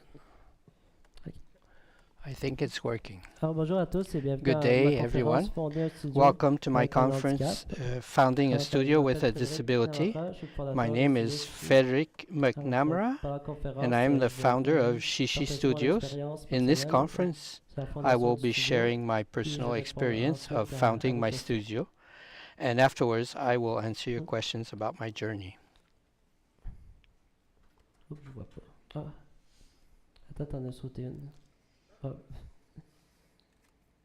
En fait, ça va faire à votre conseil, juste dire que...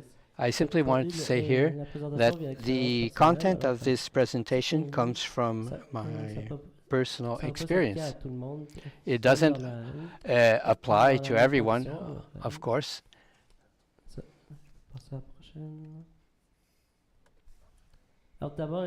First of all, let me introduce myself. I'm Frederic. I have been living with Duchenne muscular dystrophy since birth.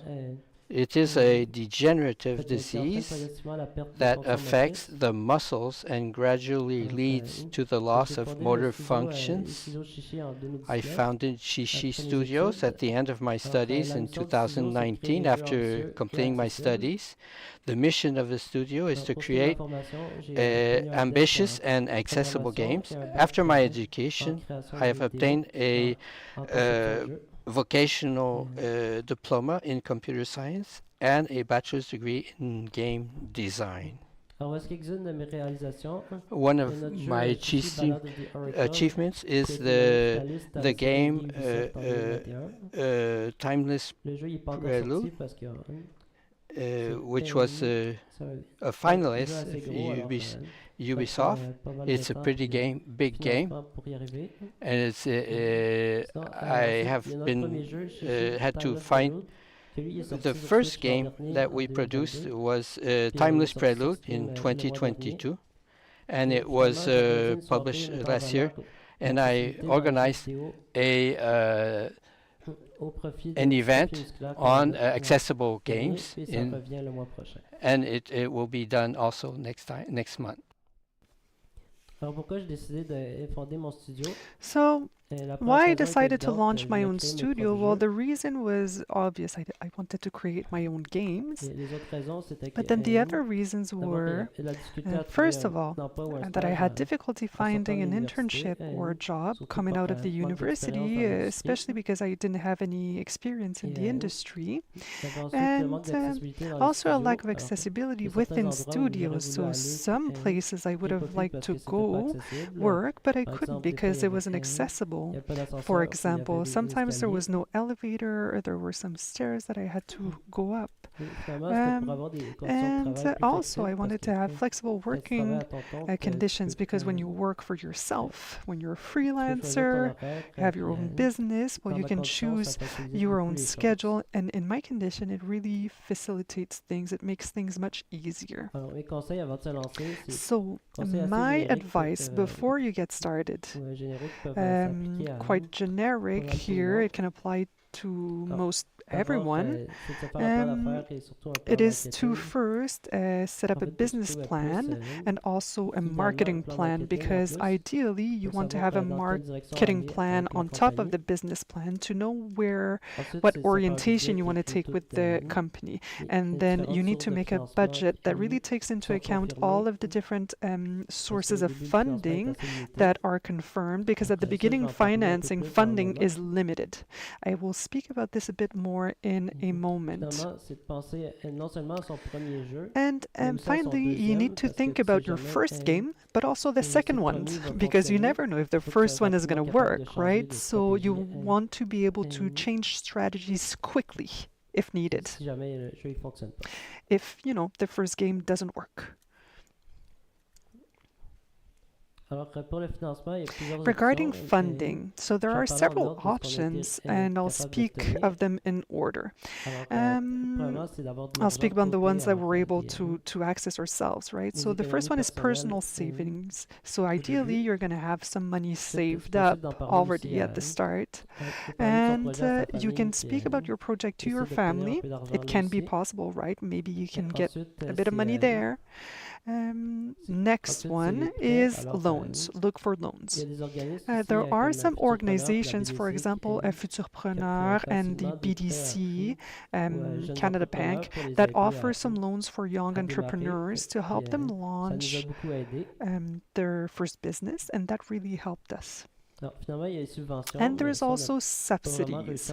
We weren't really able to get any of those, though, because we are several studios that are trying to get the same subsidies, right? So there's a lot of competition there, and it's very hard to get them at first because, like I was saying earlier, right, when you're looking for a job and, well, you're told that you don't have any experience, but you can't really get experience if no one gives you a chance to do so.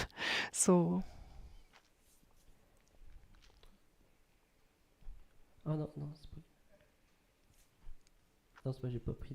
Wait. I just didn't drink a glass of water, but I'll drink some later. I'll just keep going for now.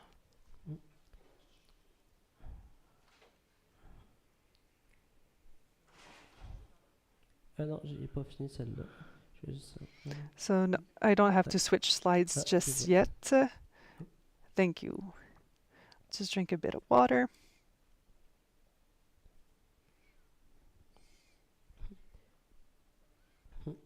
So, my apologies. So just regarding experience, for video games, it's basically the same thing, right? Like I was saying earlier, it's important to launch a game quite fast. No, I didn't say it already. Okay, so I hadn't said it. So basically, it's important to show quickly that you're able to build a game from A to Z, that you're able to produce it from A to Z, and that reassures people.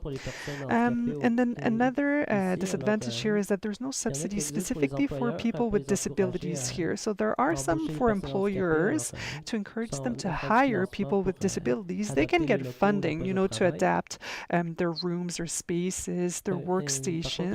But there's none for, to help someone to launch their own business. So let me get the mouse working. So regarding the first game, this is what we learned from it. Okay, so first of all, keep a simple concept. At first, we wanted to have a huge RPG, and it takes a lot of production time. So it's not a good idea. So this is why I tell people that they should think more of developing something that can be done ideally within 1 year of production. And as I was saying earlier, that helps you obtain some subsidies, that you were able to demonstrate that you were able to produce a game, a complete game, right? So it's important to launch that first game quickly. And it's important as well to involve the community from the start. We didn't have a very large community. The community wasn't huge, but there were some individuals that were involved then and are still involved now. So over 5 years, right? So that's a good sign. And now I'm going to speak about the events. First point that was quite obvious is that you have to make sure that the premises are accessible before you go to an event, right? Perhaps I didn't specify which event I'm talking about, but I'm speaking about gaming conventions, MIGS, GDC, etc. So make sure that the premises are accessible. That can vary from one person to the other. Needs are different, right? So, for example, I need to avoid, stairs. I need some elevators. I need some automatic doors, adapted washrooms. And if you have a booth, I encourage you to bring as little as possible, stuff that's easy to carry. So for myself, I make sure that everything fits in my backpack, and it really helps me the fact that I have my game on Switch, because it saves me. It spares me from having to carry more material. And if I need more equipment, I try to borrow it from organizers of the events. And also you get to know other people in the events. Sometimes in different conventions, you get to know people, and then sometimes you're able to set something up with someone else, right? You can ask someone that you know, hey, could you bring an extra screen for me at that event? You can also, or you should also plan to have someone accompany you for the event. Someone that can assist you throughout the event. I'll speak a bit more about that later, but first of all, I'm going to talk about transportation, traveling, right? This is the most challenging aspect, I think, that it brings the most challenges. As I was saying in my first point, you have to prepare for the worst case scenario. For example, you have to expect that you could be... Oh, I'm sorry, there's just a little mistake here. Okay. You have to expect that you could be denied transportation. For example, in taxis or adapted buses, they could decide that your chair does not meet their standards and they can't accommodate you. That happened for one of the chairs that I had before that was smaller, and I had to fight against a transportation company for 3 months before they accepted to have me on their transportation, on their vehicles. And for plane transportation, for example, there was this carrier that didn't accept the chair that I have now. They wouldn't carry it. So now I need to bring another chair that requires someone to push me. So it's not the best option for me. And also sometimes the adapted equipment is not working, so it's out of order. The elevators, for example, the automatic doors, so you won't be able to access a venue, and so it's going to be a loss of money, like a waste of money, a waste of time to try and attend this event that you're not going to be able to participate in the end.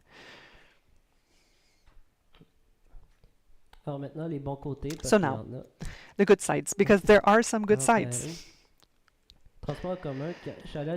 Public transportation. I went to GDC and I was very surprised by the quality of their service. So for public transportation, especially, everything was accessible. The bus, the metro, and even the tramway. And the personnel was very nice. And for the tramway, the cable car, it required a lot of work because these are old tramways. They're almost 100 years old, but they found a way to adapt it. So the driver takes out takes out a device, a piece of equipment that allows you to roll into the tramway, and it really doesn't bother them. You can see when they're doing it that they're just happy to help. They don't seem bothered, so that's very nice. And for long distances, I recommend that you take Uber. In San Francisco, that was very useful. You could ask for an accessible Uber. And I was very satisfied with their service. It allowed me to get transportation within like 10 minutes. And unfortunately, I looked it up when I came back here, and here it doesn't exist. Like the service, this option doesn't exist. I don't know why. It should change. Okay, so I'm not done with this one, sorry. Yeah, it's fine, fine. So, when I saw that this didn't exist here, like I was saying, I was disappointed, and I think this needs to change. Especially that in Montreal, or in Quebec in general, we don't have that many offers. We don't have that many options in terms of adapted transportation. Like, unless you've booked it the day prior, if you need to go somewhere, you're not going to be able to access any services. So it's a problem. And the times that I was able to book it the same day, it takes minimum 1 hour before you can get the service. And the rest of the time, when you call on the phone, they're not very nice. They tell you, like, well, you should have thought of it before, you should have thought of it yesterday.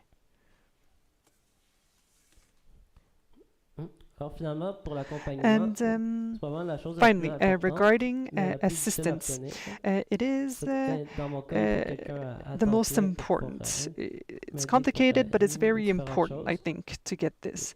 I need someone full-time to help me, like to assist me. So someone who accompanies me, and it's around like $400 a day to actually pay for someone's services as an assistant for me, and that doesn't account for transportation costs, plane tickets, hotel, meals. For example, however, plane carriers, they'll have special offers for assistance. So, for example, if you look it up on Air Canada, you can have like a free ticket for the assistant, or 50% if you're flying to the States. But if you go to Europe, you have to pay full price. And medical equipment as well. You need to plan for everything that the person may need, right? And so in my case, I need to find rental equipment locally or through the hotel. I've never seen it like a hotel that rents it to you or that has it available there. But I need a lift, to be able to facilitate my movements. Just for the person who needs to lift me, I can't have my assistant lift me up on their own because they might get injured. I'm not very heavy, but they might get injured, and that's not going to help anyone if we're abroad and my assistant gets injured, right? So, and so I hope that my conference was interesting to you and that you were able to learn a bit more about what it is to launch a studio with a disability. So thank you very much for listening to me. All right. Merci beaucoup, Fred. Je t'invite à rester dans le fond sur la scène. All right. Thank you very much, Fred. So actually, you can stay on the stage because we're just going to move to the question period right away. So I'll ask Alexis and Jérôme to come back for our questions. And perhaps mention as well, actually, we have a little buffer here, right? So we're going to extend We're going to extend the question period like 15 minutes. We're going to go over the launch time by about like 10-15 minutes, just so we're not rushed to get the questions, okay? So as in any good conference, we're a bit late on schedule. All right, so we're open now if you want to ask your question. Inaudible for the interpreter. Our apologies, by the way, to have We're projecting the image on our guests' faces. Sorry. Thank you for your conference, Fred. I have a question regarding the development of your game. Because in your situation, I don't know how it happens in your team in the creative process, but did it generate reflections on your part, or were you able to bring some thoughts regarding some practices that weren't inclusive to start with and that you were able to improve? Is that something that you were able to see happen in the creation of your first game? All right, that's a big question. Perhaps I'm trying to think of... all right, sorry. Just one second. I would think that there are certain things in my studio that we were all working remotely from the start, right? It was prior to the pandemic, but because for me it's just much easier. You know, transportation, moving around is quite difficult for me, and I would just waste a lot of time in one day to do that. So I just, you know, stay there, and now we're looking at flexible scheduling, like flexible schedule and the 4-day week. But right now, our team is not very stable. There's a lot of changes, and we work on a contract basis a lot. But that's what we want to work towards. So, 4-day work week. Hi, my question is for Alexis. Do you prefer in French or in English? Or? Les deux, ça peut être correct. OK, parfait. Bon, si ça va, je vais le faire en Both work for me.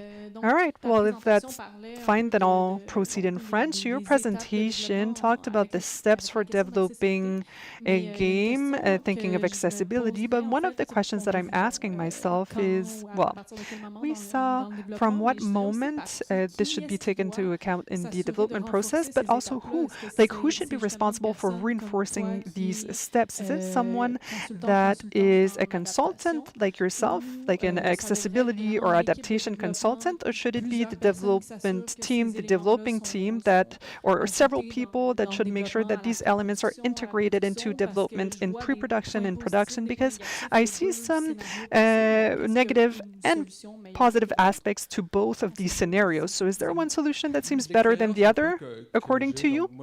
So the experience that I have, I'm a game designer, right? So I'm part of the production teams full-time, and that is as an accessibility, a person in charge of accessibility.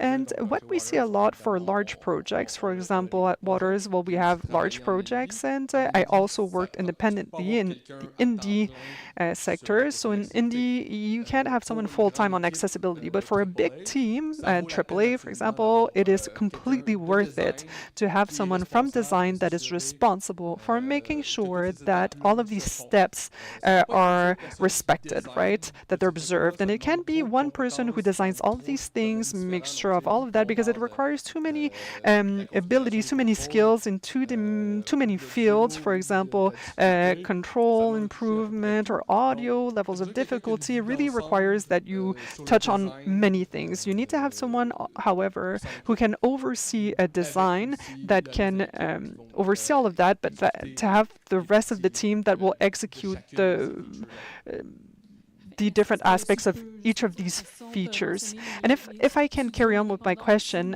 you mentioned independent studios where they can't have a person who's specifically assigned to this task, right? Because there's too many things to do or not enough people. I'm sorry, I lost track of my own question. In that case, does it become harder to ensure that all those elements are included in the game?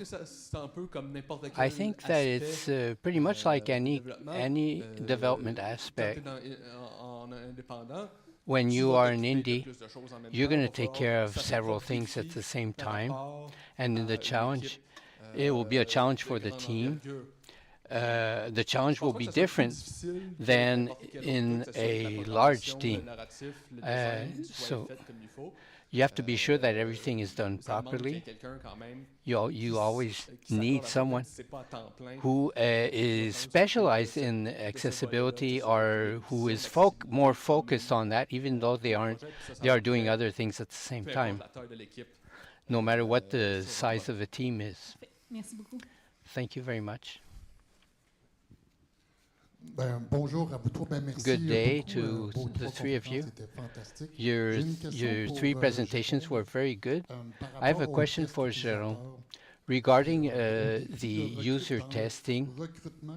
When you recruit testers, what are the main obstacles that you have encountered? And how have you resolved them? And a sub-question, are your testers volunteers or are they paid for the work that they do? They are paid. This is a big point that we put forward when we talk with the companies regarding testing. We insist on the importance of having the testers paid. These testers that we recruit. Regarding your first question, we haven't fully resolved the development of an ideal pipeline. We are starting to give access to video games to persons with disabilities. So we are still in the process of finding video game users who would like to become testers and finding these future testers. And there are also interactions regarding contracts. So we have to work with policymakers to ensure that it's easier to give access to jobs to people with disabilities that have government support.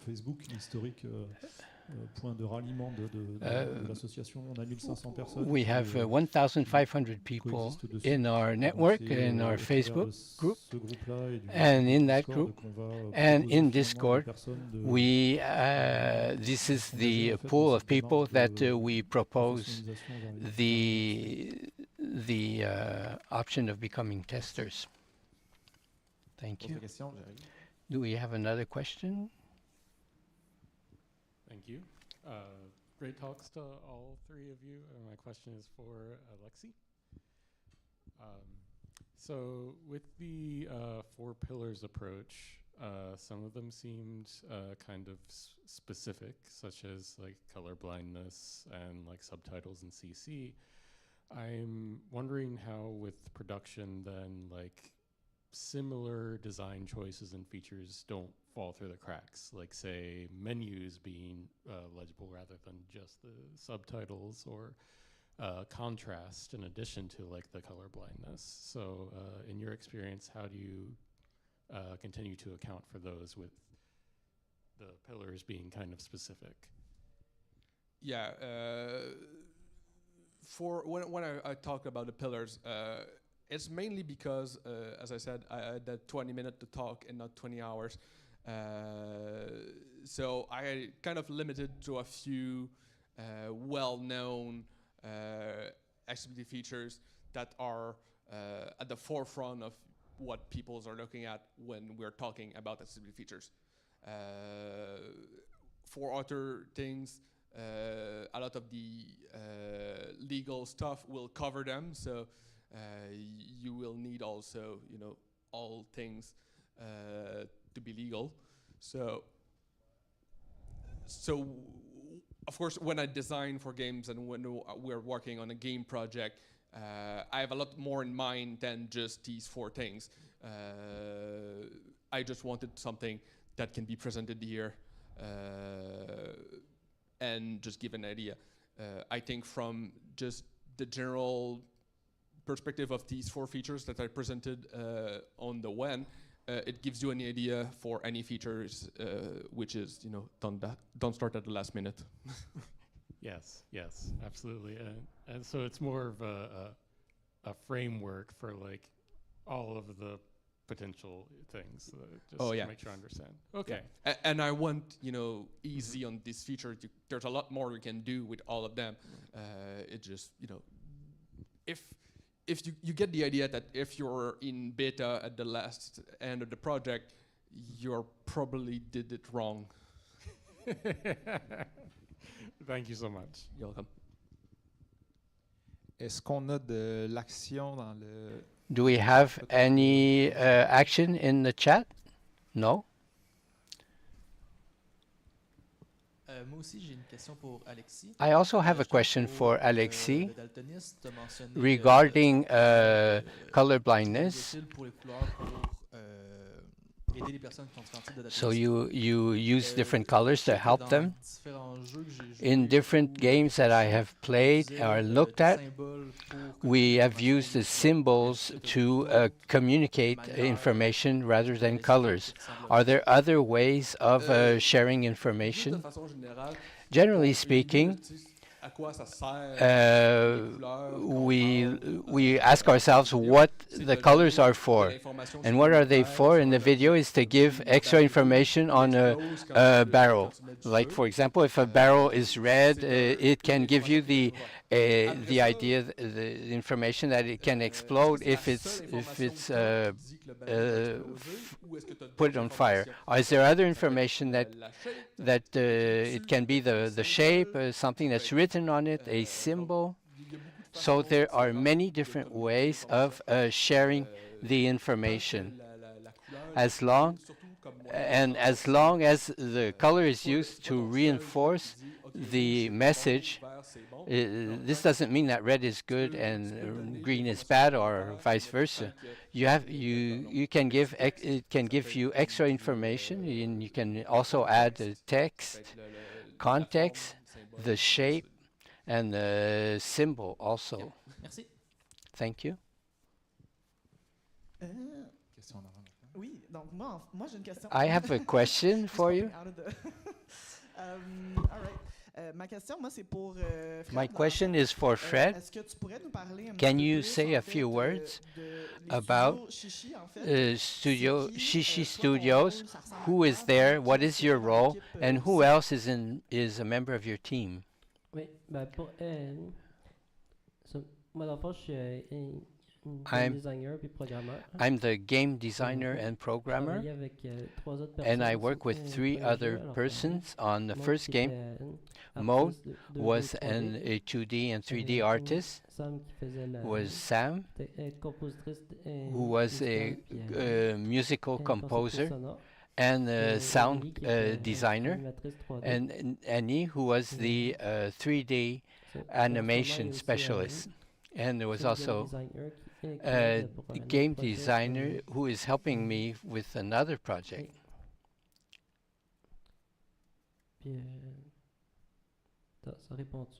Does that answer your question? Well, I have a sub-question. There's also the issue of indie bandwidth and large studios. It can sometimes be hard to think about everything. Do you, when you work with these people who help you, how do you choose them?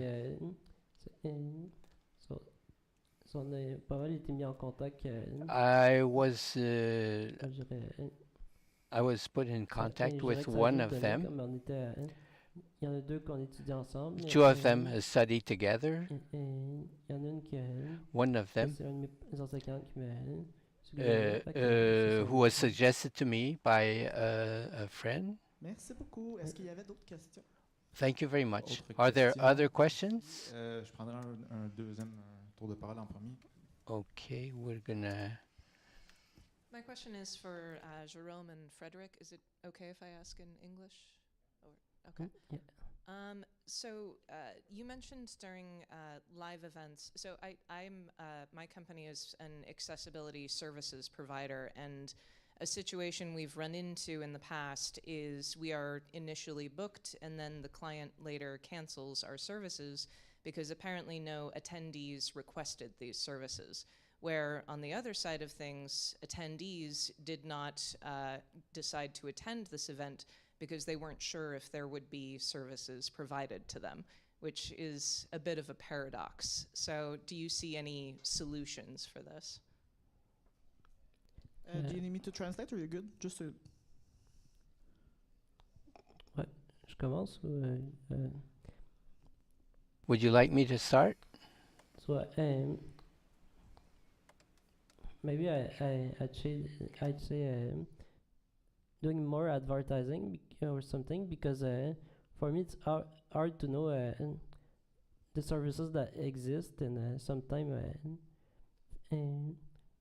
I feel a little lost in finding them. So yeah. So, ouais, tu peux continuer. Ben, tu peux répondre. Voilà. Ouais. As I told before, we need to consider accessibility wider than just inside the event at the moment when the event happened. And at least in France, it's a big deal, because people still does not understand that if they don't have an accessible communication, people will not be able to know that there are accessible services inside. Then we need to educate people about how to welcome people with different profiles and to improve their accessibility. And we need to educate organizers about how to communicate about the services are actually embedded in the event. And this is definitely a work in progress in France. We have this experience from 2018 with Paris Games Week, which is the largest video game event in France. And we year by year we try to add new things during the live event and and previously through the communication by adding subtitle in every video on the social network that they launch, by adding sign languages translation on the same videos, by adding a dedicated part on the website explaining everything about accessibility, dedicated entrance, special rates for people with who need people to accompany, all the stuff. So this is a long way. We have to work hard on that as well, and yeah. Thank you. Maybe I can add something. Yeah. Also, I noticed that at most events, it's hard to get the info about accessibility, because sometimes it's written small at the bottom of the page, or even in a hidden section of the website. And yeah, because for me, for example, it's what I need mostly is to have a ticket for the support person, because some place it's free, but other place you have to pay the double for the person. And also the one thing I noticed here is that there are services of I don't know how to say, but like identity cards that say you can have a support person at events, but there are multiple types, so you have to get all the different cards to be sure you can have at every event. Yeah. Thank you very much, Fred. We have to cut short on the question. We are already 15 past 12, so let's give a hand to our speakers.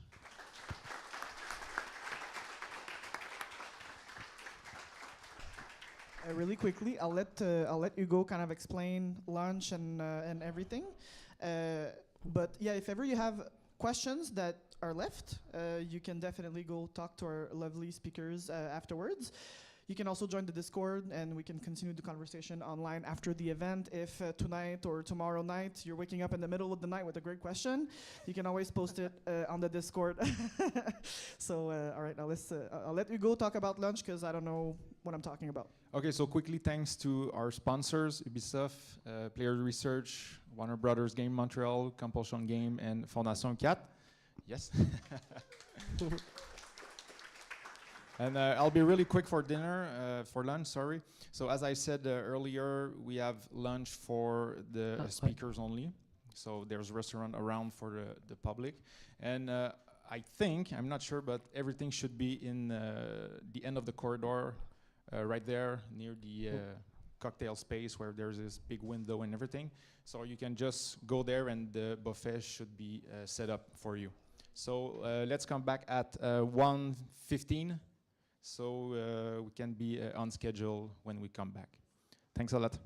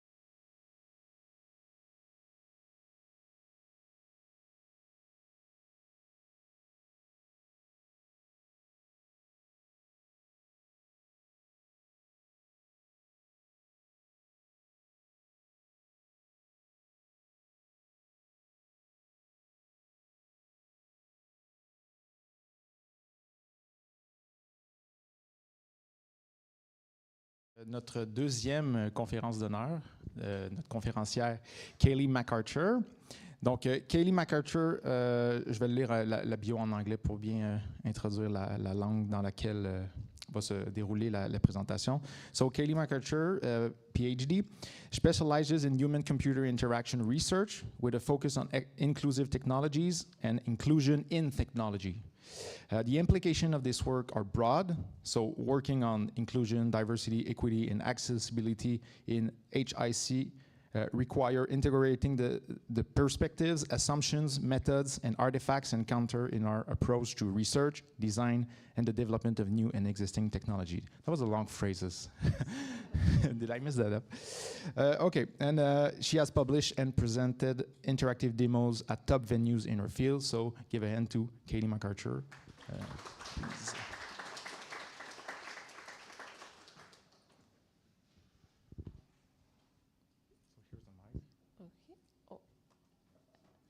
Actually, can we skip that one? Like this.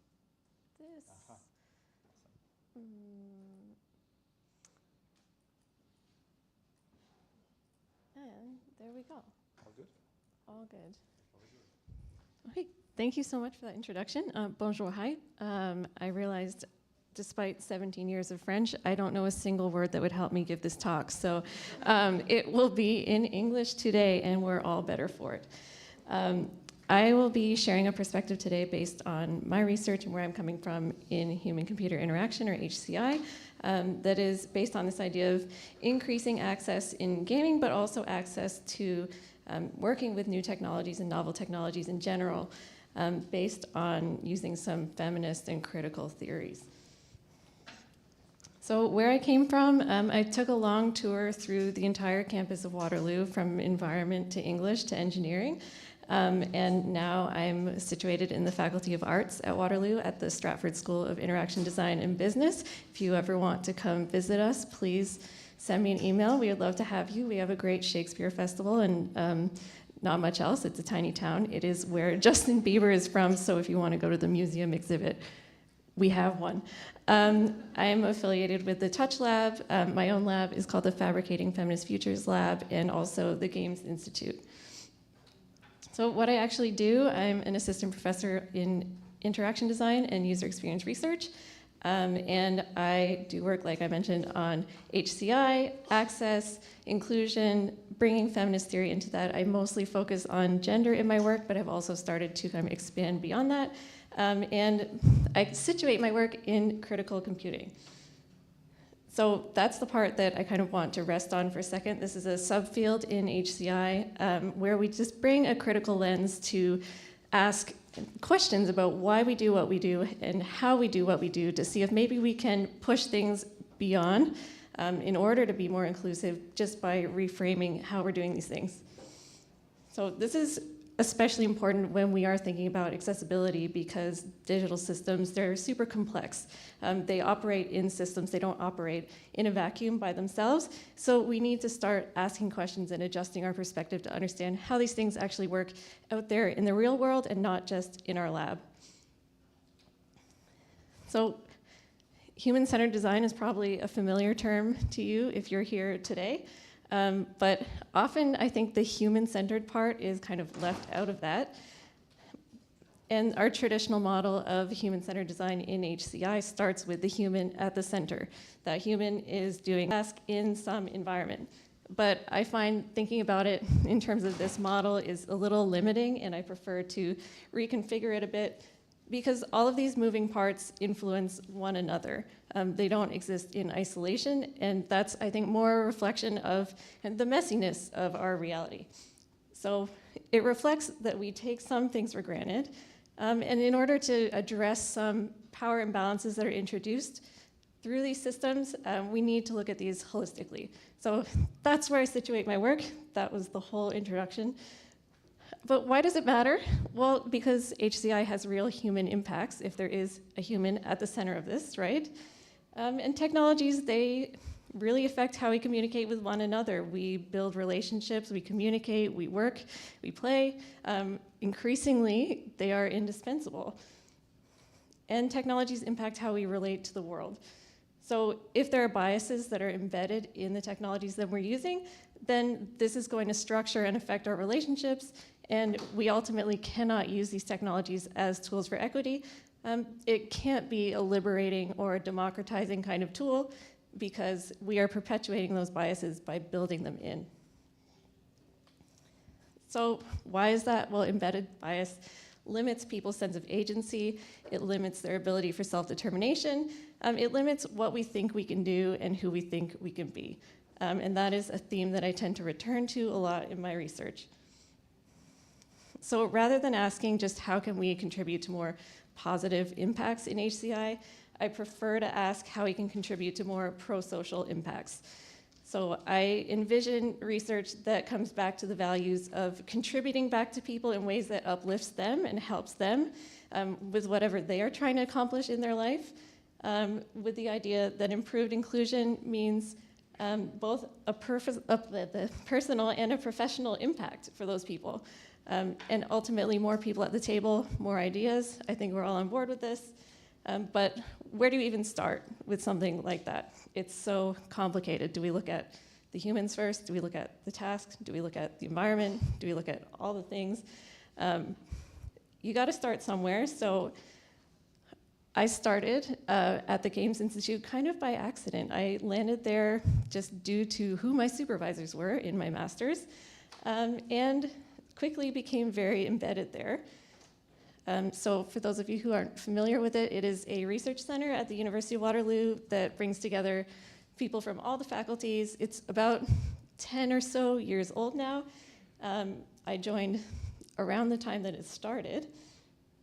And while my research interests primarily were around why people do things that they do, I found through the Games Institute that games are a wonderful vehicle for actually studying these things. So what kind of makes that community tick is that it's very, well, it's community oriented and it's volunteer driven. There's a lot of engagement among the students. And one of those things that we do for engagement with the larger community at Waterloo is our game jams. So we do them 3 times a year. And at one point I was voluntold to captain the jam. I did not self-identify as a gamer at all. I was terrified. I thought I had no authority to go up there whatsoever. But I did it because I was asked to. And I went in kind of with this impression. I don't know if you've seen this movie, it's aging now, The Social Network, but it really exaggerates this stereotype of things like hackathons, game jams, even some makerspaces or hackerspaces to a certain extent of being this really like bro-y environment. And those biases persist, whether or not the event is actually like that. There starts to be this cultural and social association with what these things are. In general, I refer to these as informal learning environments, and they're informal because they're outside of institutions like schools or libraries or governments and things like that. So due to my own, I guess, personal agenda, I wanted to keep an eye on who was actually participating in these jams. So I just kept a little tally in my notebook, and by the end of the weekend, I think it was 70% of the women who had signed up were gone.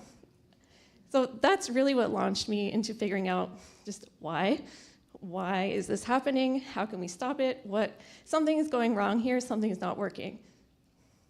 So if we can't retain people for a 48-hour jam, how are we possibly going to retain them through an undergraduate degree, through a graduate degree, into careers? So whether or not, I already mentioned this, it may not be a boys' club. It doesn't matter if that's the impression that people have going in. But because of that impression, it also perpetuates working habits and an environment that kind of pushes those values.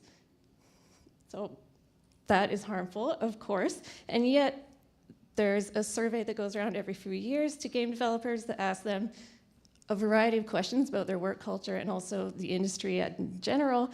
And a theme that keeps coming up is wanting more diversity in content, wanting more diversity on their teams.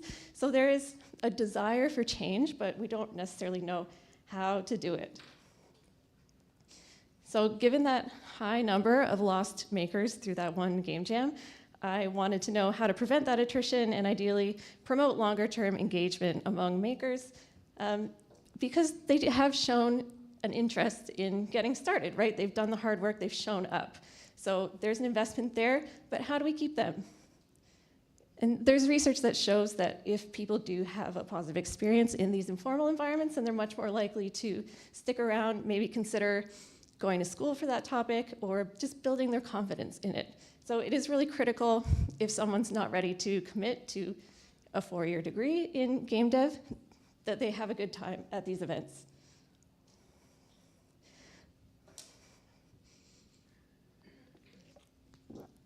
So I'll also mention here that representation is not enough.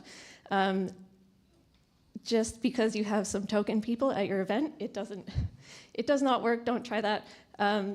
I've had participants who were asked if they could help with running the event because people just assumed if they were a woman who was there that they were a volunteer. So tried that, no. But the challenge here was taking a new lens to what it means to actually make a game when people are coming into these jams. So craft, I find, is a framing that really marries the technical challenge as well as the ability to be creative and to design and to express yourself. In an essay called Hackers and Painters, the Y Combinator co-founder positioned this idea, so it's not my own idea. But he said hackers are makers. So rather than scientists, the right place to look for metaphors is not in the sciences, but in other kinds of makers. So what could painting, for example, teach us about hacking? So I wanted to look at the community at large, taking this idea of craft and understand what are other kinds of activities where maybe there's a better gender balance, maybe there's better retention of the members over time, for us to understand like what is making those groups tick that's different from what's happening at our jams. So when we switch to craft, there are actually a lot of different groups that we can apply this to that are demonstrating high technical skill, and what I looked at was quilting. So this was a really fun study because hanging out with mostly grandmas is great, and you get cake. And of course, the quilting communities are super female dominated. But not exclusively, same as the jams, right? It's not black and white, there's a mix there. So the jammers and the quilters, they shared ideas of creativity, but they really differed in their feelings of being related to one another, feeling autonomous, and also feeling competence or mastery at what they were doing. And I found that supporting sustained relationships in these environments was so important in order to overcome those barriers that people are reaching when they're working towards whatever task they're trying to do. Another interesting side effect of this was actually sparking an argument about what a makerspace actually even is. So one reviewer said, this room that you're having this event in is not a makerspace. No one said it was, there's not a sign above the door. Rather, I really believe it is a metaphorical space when people are coming together to do a certain thing. But the space that we work in can have such a big impact on how we do that work, how we approach the task, and how we relate to each other, that it becomes even more important to foster those stronger social connections between people so that you can overcome that kind of barrier as well. So what was really interesting from this study was just to find the sheer variety of reasons why people participate in informal learning environments. I got to watch people do what they loved, and I got to hear them talking about it. Believe it or not, some people literally cried about how much they love quilting. And part of it was just making people feel seen about their participation in these environments. And I've applied some of what we learned from this work to our jams at Waterloo. And it's been really interesting to see how the demographic has kind of shifted over time and who's coming back now.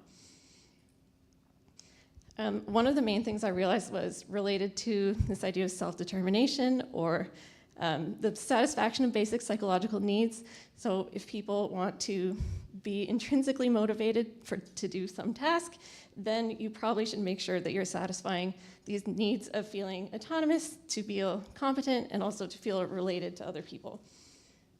So in the jams, people were so hyper-focused on this competence aspect that they really sacrificed autonomy and relatedness. So I will give you an actual example. Competence would be something like, I need to finish this game in 48 hours, and if I don't finish it, then I've failed, and I'm horrible at making games, and I quit. That kind of outlook was more common than I expected, and it got in the way of people actually building community and getting to know each other and doing teamwork, and it also affected their autonomy because they became more dependent on other people who might be able to help them instead of spending the time learning and upskilling to work on building their own skills, which might have actually been the whole reason that they attended the jam in the first place. So I won't read this whole slide. I maybe can share it later. But some of the things I found was, when it comes to autonomy, people were kind of sweeping issues under the rug and saying, well, it's just about making games, so I don't really see what the big deal is, which kind of ignores all the different challenges that people might be having.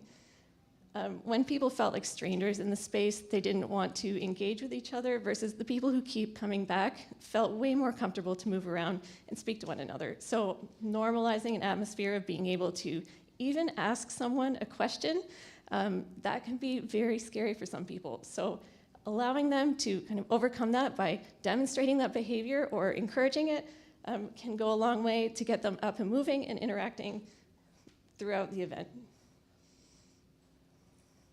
So the TLDR here is that there isn't a right way to jam, there isn't a right way to host a jam. There are already really diverse needs there in your group, but it's possible that the environment or the way the task is set up or even the way it's just framed and presented is not supporting those different needs that people have. So you can think about how you can pull the levers to support more autonomy, to support more feelings of relatedness among people, and that'll build up the social fabric of the community that you're trying to build so that people do feel welcomed and it helps others to overcome some of these barriers. So how that relates back to this whole human task environment thing, understanding that while people might have a mutual love of doing a certain thing, on the surface it seems the same, but actually there could be very different motivations for why people are doing it. How people are approaching the task and envisioning it, take some time to understand how they even conceive of these ideas, because if people are reading the task a certain way, they might self-stereotype and count themselves out right off the bat. In terms of the environment, I have a bit more about that later. There are some game-specific models that can kind of help you to think about why people have different motivations and what they might need when you are designing for them. So even though running a jam isn't designing a game, I do think of things like this hexad model pretty frequently because these different types of players, they strive for different things. And that's because some people are more motivated by wanting to collect rewards, or some people are motivated by chaos. Others want to help other people. However, this can also be a bit deceptive, and I just want to caution here against completely relying on frameworks like this. You still need to do the work and not take all the shortcuts, because it doesn't necessarily mean that we are still taking into account everyone's needs. So one of my favorite projects recently has been working with Marillac Place, which is it's a women's shelter in Kitchener, Ontario. And it's for mothers and mothers-to-be who are either experiencing homelessness or facing homelessness, and they have children who are 2 and under, or if they're expecting. They also might have custody of their children, but they might not have custody of their children. So when they are staying in the house, they are participating in programs that are giving them skills. And these are skills, basic things like clean up after dinner, or don't leave the house after your baby is asleep, or just building better, healthier habits so that they can be more present as parents and have custody of their children and be successful out in the world. So that program is currently motivated in a crudely gamified way through earning dollars that they can spend in an on-site boutique for things like diapers, et cetera, et cetera. So they approached us for help adding more gameful design. They had read about behavioral economics and thought, yes. So we are there to help them with this, but there are a lot of challenges that come along with that. Because people who are facing homelessness, well, they have already really suffered in terms of their autonomy. If their children have been taken away, for example, if they're not able to choose where they live, with competence, that also can be a very fragile state. We're trying to build up some basic skills where we really want them to succeed and not discourage them, so we need to be very gentle with how we introduce new concepts. And relatedness, that is a tricky one too. Some people are very not good at interacting with other people in the house. So there are some traditional aspects of gamification that we absolutely cannot include when we're designing for a group like this. So the residents have trouble with authority figures, so they don't respond well to certain messaging. They can't compete with one another because everyone's going at their own pace, so we absolutely don't want to introduce any conflict into the house. So no leaderboards. With the Hexad model, if we think about the socializer, we don't want the residents to be able to communicate with one another or see how they're doing using this app. So what we do here then is a trade-off. If you've used Duolingo and you have the feed with people's accomplishments, you can't respond when you see someone did 10 lessons in a day, but you can just go party emoji. So there is some aspect of presence there and socializing and connecting and therefore relatedness, but limiting the opportunity for things to go sideways. So how are we tackling this? I would say sensitively. We have a social worker on our team. We recognize our limitations there and brought in the experts for that. And we're also taking a trauma-informed design approach, which has been just such an interesting exercise to do and a really involved one. And we're also involving the staff a lot regularly in a kind of co-design process. So all this is to say that context is key. We really need to be sensitive to who needs access to what we're making and who is missing from that currently. What kind of skills do they have? And what kinds of external pressures might be there that are going to affect how they approach the task that they're doing, or that might even impose constraints on how they can engage. So from this project, it became clear to me that what works well for one group may not work well for another group. That is a very basic thing to say, but in this case, it can totally backfire. And we have to make trade-offs with what the literature says is good design, because that doesn't necessarily mean it's good for this population. So universal design always leaves people out. Sometimes it generalizes to the point of mediocrity, so I always am critical. You never want to paint with broad strokes. And we need to be very intentional with everything that we're doing, because our designs can evoke strong responses from people, especially in this case with a vulnerable population. It's a really emotional time, it's a really fraught time, so we want to be sensitive to that and also understand that their progress in this program and them finding housing, having custody of their children is much more important than how they do in the game. So we're not going to be self-important either. So we need to be vigilant about who exactly is that human in human-centered design and what context they're operating in. In the absence of information about our users, we really have a habit of inserting assumptions based on what we want, what we like, what our context is like. We all do it, it's a thing. So we need to take those extra steps sometimes to challenge those assumptions and making sure that we're actually centering the people that we want to benefit through whatever the project is that we're doing. So moving on to those broader environments, how do we design contexts that can be more conducive to inclusion? So people make decisions about whether they can belong to a group or not based solely on exposure to that group's physical environment. So before people have even met other people, there can be things in the space that kind of tell you already whether you belong there or not. So there was a series of 4 studies that looked at women's attitudes towards participating in computer science that showed, well, the first one was simply just changing the objects in a classroom to be less stereotypical. So like, we're talking like real stereotypical, like Star Trek poster, like video games, sorry, to things like a nature poster and phone books and random stuff. And that was enough to bring up the level of interest in the women undergrads to the same level as their male peers. So items that broadcast the stereotype can really have a strong effect. And interestingly, this has no effect on the men in the studies, in all of the studies that they had. The things that they changed would modify women's interest in it. So I don't know what to say about that.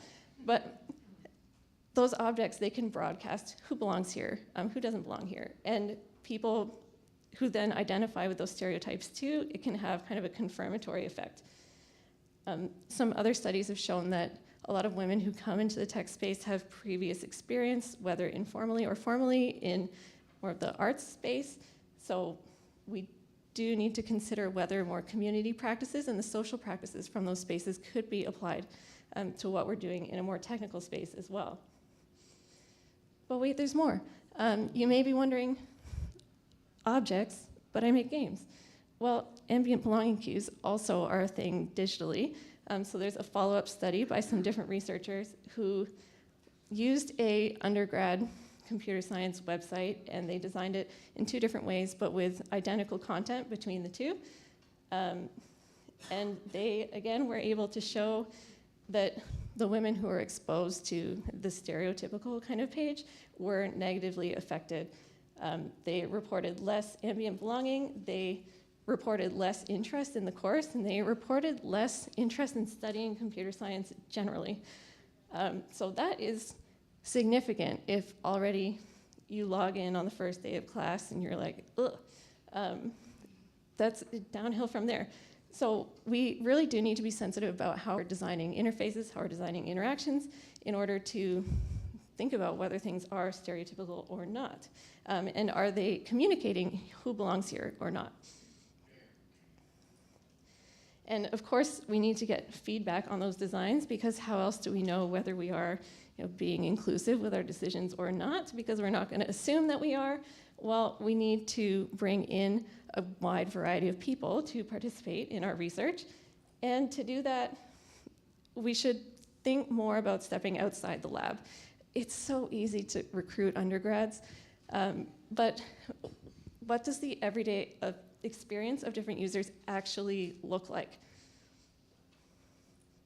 So I had a paper that we just presented last month called Sharing Play Spaces, where we looked at how people use virtual reality in the home.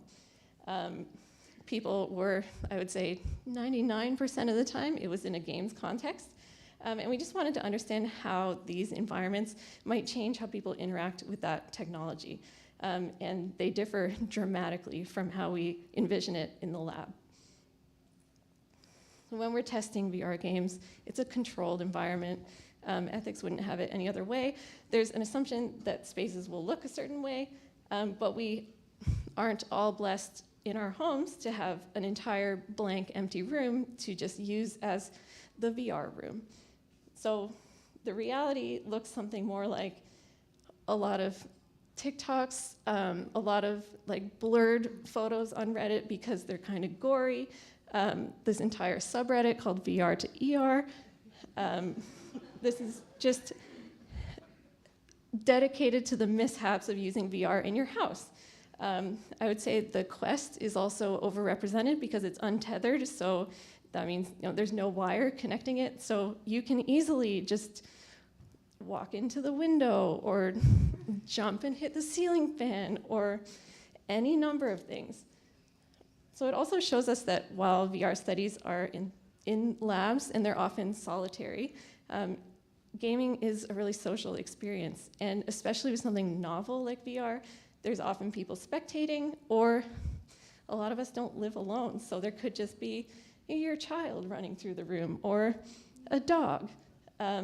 These dynamic situations aren't really something that are considered when we're actually designing for these kinds of spaces.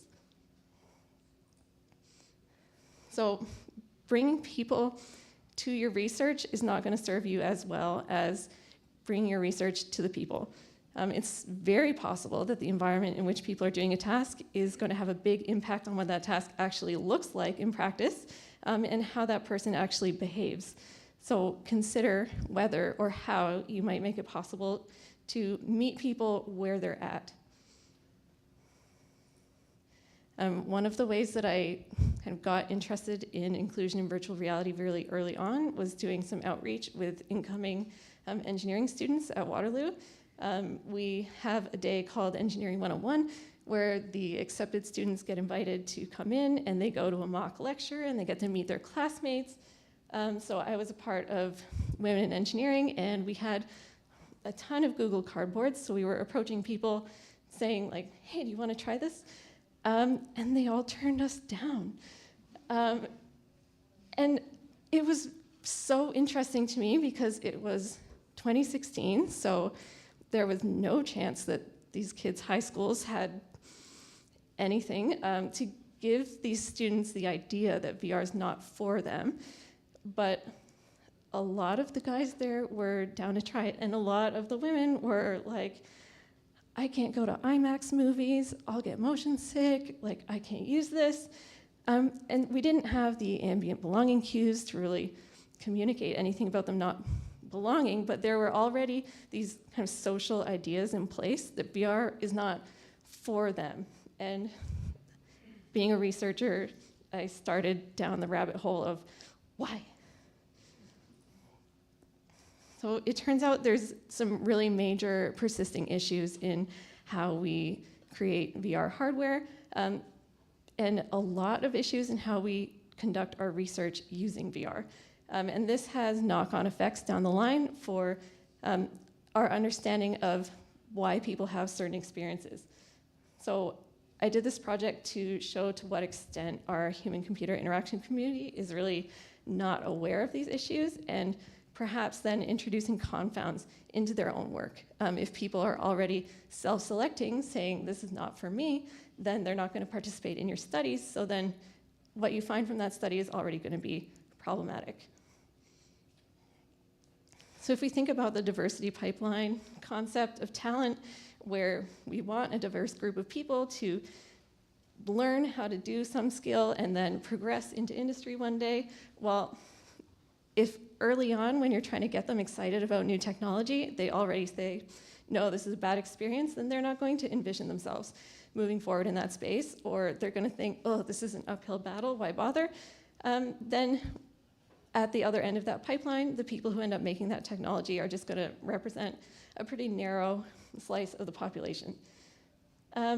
This is a self-perpetuating issue, and it had spread farther than I realized.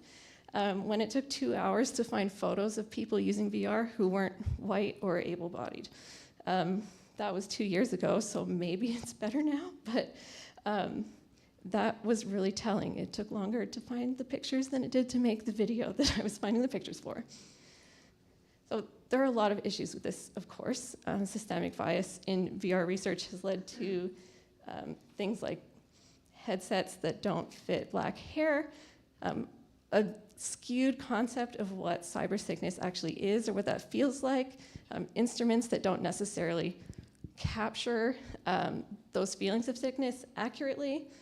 And so women do get affected disproportionately more by cyber sickness because we're not measuring these things well, we're not describing them well, and they don't want to participate in the studies.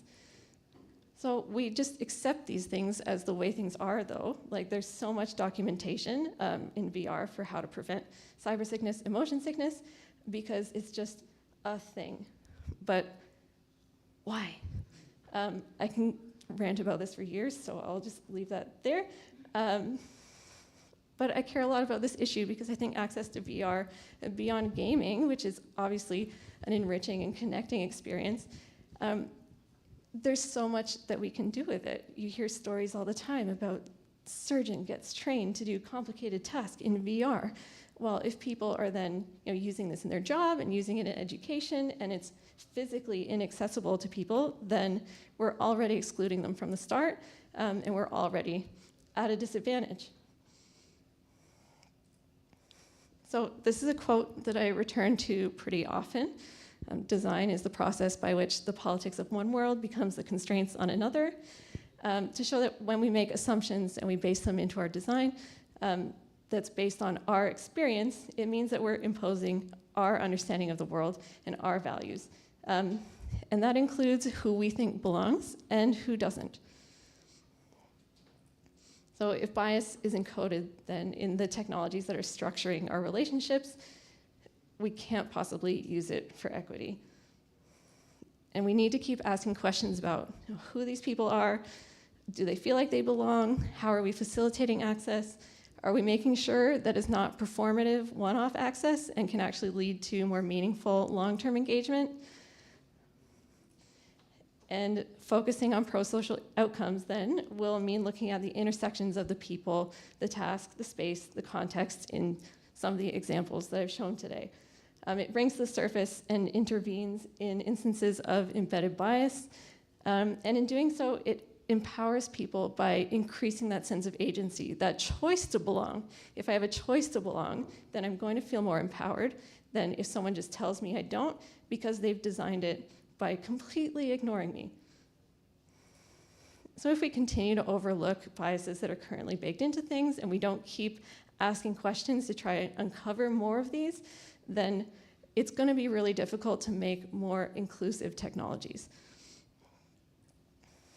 So I encourage everyone to think deeply about these three areas, the human, the task, and their environment, and ask critical questions about what each of these means in your context.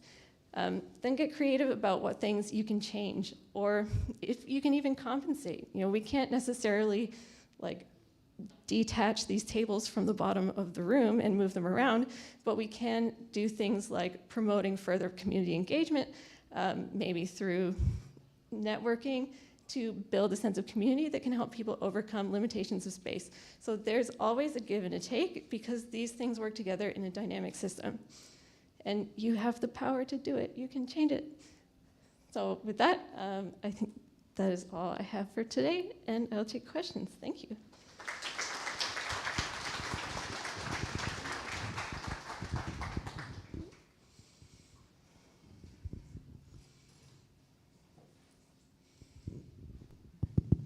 So we have time for a good 20-minute question period. So we have question in the room.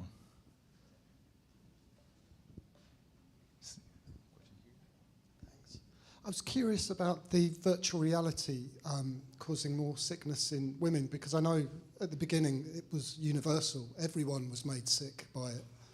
So I was just curious about the data on that. The studies are, so a disappointing result of the systematic review I did is that no one can agree. But it seems like there is more frequency with women, or at least like more severity. But that's not, it's a spectrum for sure, because there are also things that intersect with that, like hormones and age, and even ethnicity has a role too, so it's pretty conflicted. I'm mostly looking at kind of the human factors research.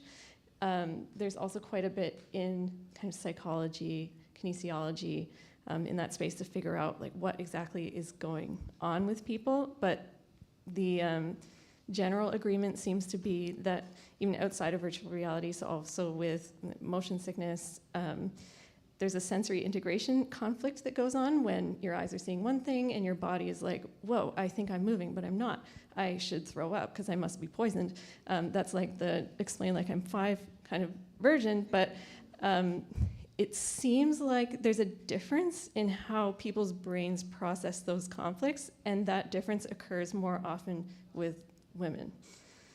So possibly, maybe. Like, I hope that people can agree on it more one day, but I try to take the approach now that I don't really care at the end of the day if it affects women like 0.1% more. It's the fact that so many people cannot use it right now, and we're just like, okay, that's not fair.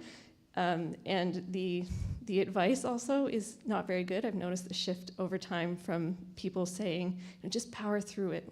Kind of this like, if you can't tough it out, then you shouldn't use VR anyway. To now, there are kind of folk theories on Reddit, like you should discontinue it right away, because if you don't, then your brain will automatically, as a reflex, make you feel sick next time you use it. So like, our level of understanding about this issue is bad. Yeah, agreed. Yeah, I have a question for you because you mentioned sort of, too briefly in my opinion, because should be another talk, about your experience with the quilting community. We often see conversations and different discussions or even debates around the different age groups playing games as well. So I was just wondering, did you have folks in that community who either you talked about video games with, or people that were curious about it but were too overwhelmed to try it, or whatever? Like, what's your experience been with talking about video games with elderly folks? Yeah, okay, that's a really good question.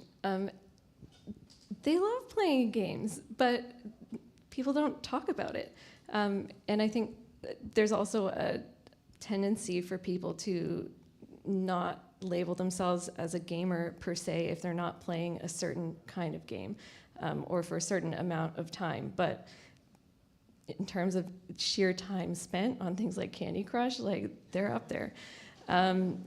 And they also have consoles, they also have their own preferences, but I think they're really, what's the word I'm looking for? Under attentioned, not a word, but we do not give them the time that I think they deserve, and I don't think that's even like an issue in terms of the like untapped market angle. It's just the like, we could be doing things so much better, even just making it easier. Like, I think of even some of my family who plays tons of games but just needs help originally with the setup, and then they're good to go. Why aren't we making it easier for people to onboard and to troubleshoot and things like that? Thank you. I would have a quick follow-up question, if that's okay. I don't know if you're aware of different, because you're from Ontario, I believe? Yeah. Are you aware of any organizations or people who are trying to bring games into, for example, retirement homes or community centers or things like that with elderly folks to teach them about games and really not in a medical sense of it, really for enjoyment and entertainment, because there's a lot of, serious games. There's games for rehabilitations and things like that. That's not what I mean. I really mean for just like thriving socially and having fun and, Yeah, when you started answering that question, I was like, yeah, but because there is so much work with people bringing it in for helping people with dementia or for rehabilitation. So then it's games as work. There's always some need to justify why games. And it's never just because it makes people happy and promotes their mental wellness and promotes community and togetherness and all these other things. I think in a lot of spaces there's a tendency too often to kind of medicalize things to just justify their existence. So yeah, I'm not actually aware in Ontario what movement there is in that space. Do we have another question? Yes.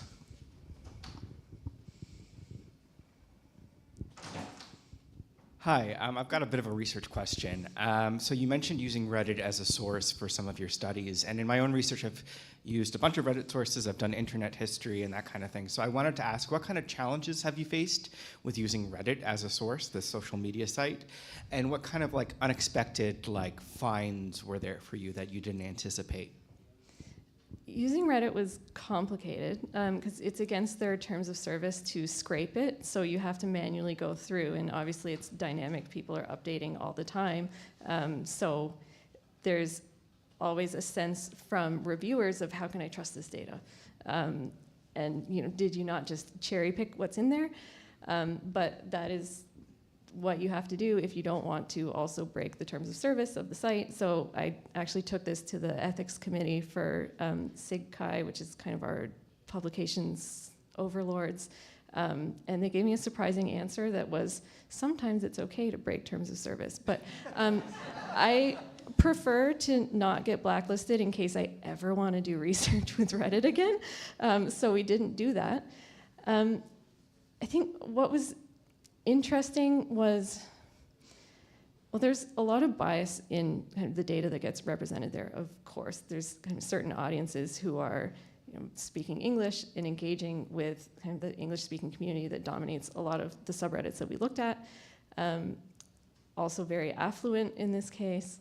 There's some person who actually converted, it looks like a whole floor of their house to just be their VR play space. And respecting people's privacy was also something that we really grappled with, because we didn't want to just lift their images from Reddit and publish them in a paper. They're not ours. And we also don't want to make them immediately identifiable in case someone looking at it recognizes who's in the image and then traces back to find it. So we had to do a little bit of image filtering to make them kind of look drawn and sketchy, so that we're representing the idea of what's going on in this image, so we're able to talk about it and communicate it, but not just reproducing what's already there to make it less of a private experience for the person who didn't necessarily intend for it to be completely public information. I don't know if that answered the question, but okay.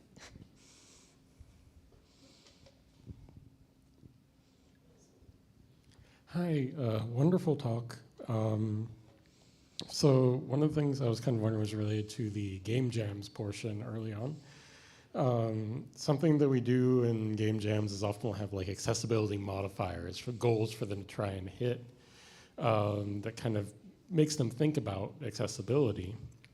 I'm wondering if in addition to making the space and UI and things more inviting, more welcoming, what ways you might find to make the actual activity itself more inclusive or more inviting. If that makes sense. Yeah, totally. This is something that I completely forgot about, that we do have kind of options for if people want to add a layer of complexity to what they're doing, then they can choose to use only certain inputs. And we've also partnered with organizations in the past where they've brought their hardware for people to be able to incorporate for the controls. But I do find that this tends to, the more experienced jammers are more likely to take us up on that, because they're already confident that they're going to make it through the weekend, or they might even have a project that they brought with them already. So then they're willing to take on that challenge. But for someone who's newer, they're already terrified and please don't make this any more complicated for me. So I think that's a challenge for us to make accessibility accessible to people who have less experience but are equally as interested or as motivated to build that into their games. Thank you so much. It's not easy. I was just curious about the game jam topic. Have you maybe any recommendations about maybe ambient cues that work in your practice, or have you tried to involve any of that theory that you exposed us today in a game jam environment and try it again? And is there nice outcome out of it? So I think so. We have tried a lot of things, and it's kind of difficult to always isolate what's what. But the first thing that went was prizes. And we give out jars of jam with silly names on them, like most heartwarmingest and things like that, so that it's not a competition environment anymore, and that lowers the stress level. We also extended the number of days. So for some people, they can't stay up all night on campus and stay there. They need to be told, go home, you need sleep. And for some people, they wouldn't be willing to stay out all night in the first place because they simply don't feel safe going home at 3 a.m. through dark campus. So that was excluding people. So we stretched it out over time, which also allowed people, when they have a heavy workload, they're not dedicating 3 solid days to the jam. They're able to sprinkle it out. We introduced some kind of pre-jam events that are spaced out maybe for the month up to the jam, where people can come and get familiar with Unity, get familiar with some different concepts and lingo, make sure their software is all working so that it's not as much of an overwhelming experience when they actually get there on the jam day. And it also gives people an opportunity to start meeting others who are maybe jam curious and not sure if they're actually going to go, which then also helps with team building if people don't have teams yet. So in general, making it less of a high pressure environment has helped. And surprisingly, moving on to Discord during the pandemic was wonderful. We've had a great time since going virtual/hybrid, because people are already kind of doing that anyways. They have friends who are at other universities who also want to participate, so they would just work with them on Discord anyway. But now that we've kind of set up the infrastructure to help with that, it also facilitates people feeling more comfortable asking each other questions, because they can just kind of post it in our question channel and then people can opt to answer, instead of feeling like I'm going to walk up to this person who may or may not be able to answer my question, and am I bothering them, and are they going to hate me? Oh my gosh. So that's less scary too, and it's really nice to see them interacting and helping each other more, as opposed to this like one-way relationship where it's just the volunteers always helping the jammers. It's much more of a community feel. Thank you very much. I should have taken notes. There was a question, yeah.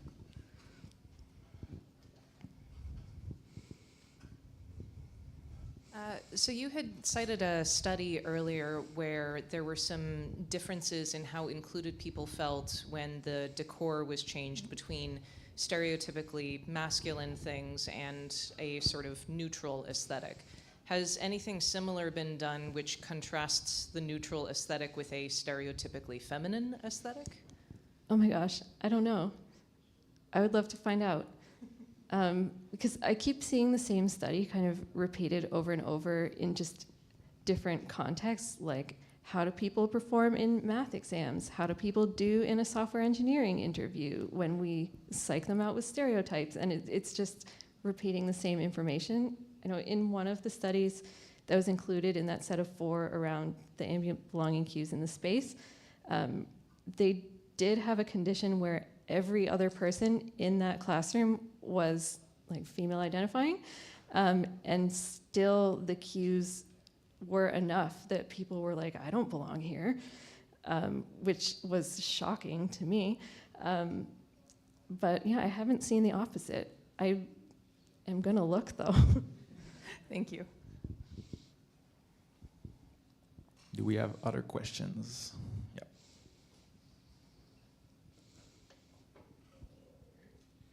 Awesome talk, thank you. So I was wondering more about your experience with the gameful design for people who are facing homelessness. That's really fascinating because I'm wondering how that, if you could tell us a bit more about that, just because there are certain motivators that we're so used to seeing in games, like you mentioned, like no leaderboards. Were there any other interesting observations, or like what were the ways in which they were motivated to participate with the design? Yeah, so we're still, like, I would say halfway through this project right now, and one of the things that we need at this stage is to get it into the hands of the residents to start collecting like longer term data, because we've done so much on kind of immediate feedback and how people feel about when they're shown different gameful designs, but we don't necessarily know in the long term, are these going to be healthy or not? It has been kind of interesting, the involvement of the staff in that process. They're all social workers, and they, as much as they're interested in kind of the well-being of the residents, they're also very interested in like maintaining their own sanity and not having to grapple with too much and having this grow into this giant complicated thing. So there are some ideas that they just kind of shoot down right away, and we're left like, why? And it's just this, it's a hunch that they have from spending so much time with these people and so much time in this space that they're just like, that's not gonna work. Whereas I am like, but I want to put it in a paper. Can you please tell me what the reason actually is? Trying to think what else. Yeah, I'd say like that's been the most complicated tension to navigate so far, is the trade-offs between what do we think is going to actually be best for the people who are there, and then what's the reality of the situation and the limitations that they have. That they're super understaffed, they're super underfunded. There's a bunch of babies and like 2 staff people who are full-time. Like, there's a lot going on. So we can't necessarily have kind of the ideal gamified experience because of those constraints. Thank you. I'm lucky I have my own mic. kind of like a follow-up question. Aside from, I think it's called Project Marillac, you said, this group. Was there other groups that you look to work with or that you're hoping to work with? Like I'm thinking because that's I'm guessing an organization that really focuses on people facing homelessness. Was there other efforts to see, for example, like things about children who are in the youth? I'm losing my English, but like in the youth centers or things like that. Because of course there's some populations that are probably already prone to like gaming, let's say. And was there any sort of research or things that were made to try and really tap into that with younger folks who are facing a lot of challenging situations? So for this project, we haven't, one of our firmest requirements though since early on has been that this needs to be very flexible because there are other shelters in the region and in Canada that have an almost identical program to the one that they're using at Marillac Place, but with say like different tasks or maybe the rewards are different, so they need to be able to just customize based on their context. So that's something I'm actually really excited about because I love the idea of not making something that's super bespoke to one organization, but something that more people will be able to use. Whether they are willing to participate in the research is another thing. We're very lucky to be working with Marillac Place because they are so stretched, but thankfully they are very interested in kind of taking this academic lens and kind of giving back with what we're able to learn from that. And in general, the kind of trauma-informed HCI and UX work is fairly underdeveloped right now, I'd say. In the past couple of years, I've been seeing much more about it, but it's something that we really struggle to find information on. There's much more on trauma-informed, not digital interventions from the social work space, but we don't necessarily know kind of what pieces from that can we borrow and what kind of needs to be changed once we're making something into an app or a game. Thank you. So I propose that we continue this fascinating discussion during the break. So let's take a 20-minute break and come back in the room here at 2:30. Kaylee, thank you very much.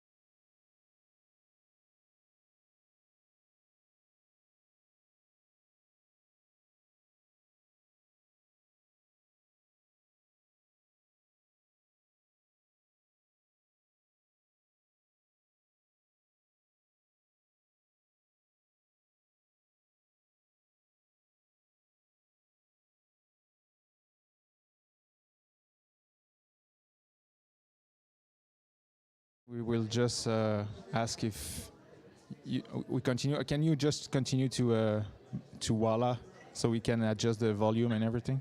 All right. I am very happy to be here, and I really like the presentation we're good. so far.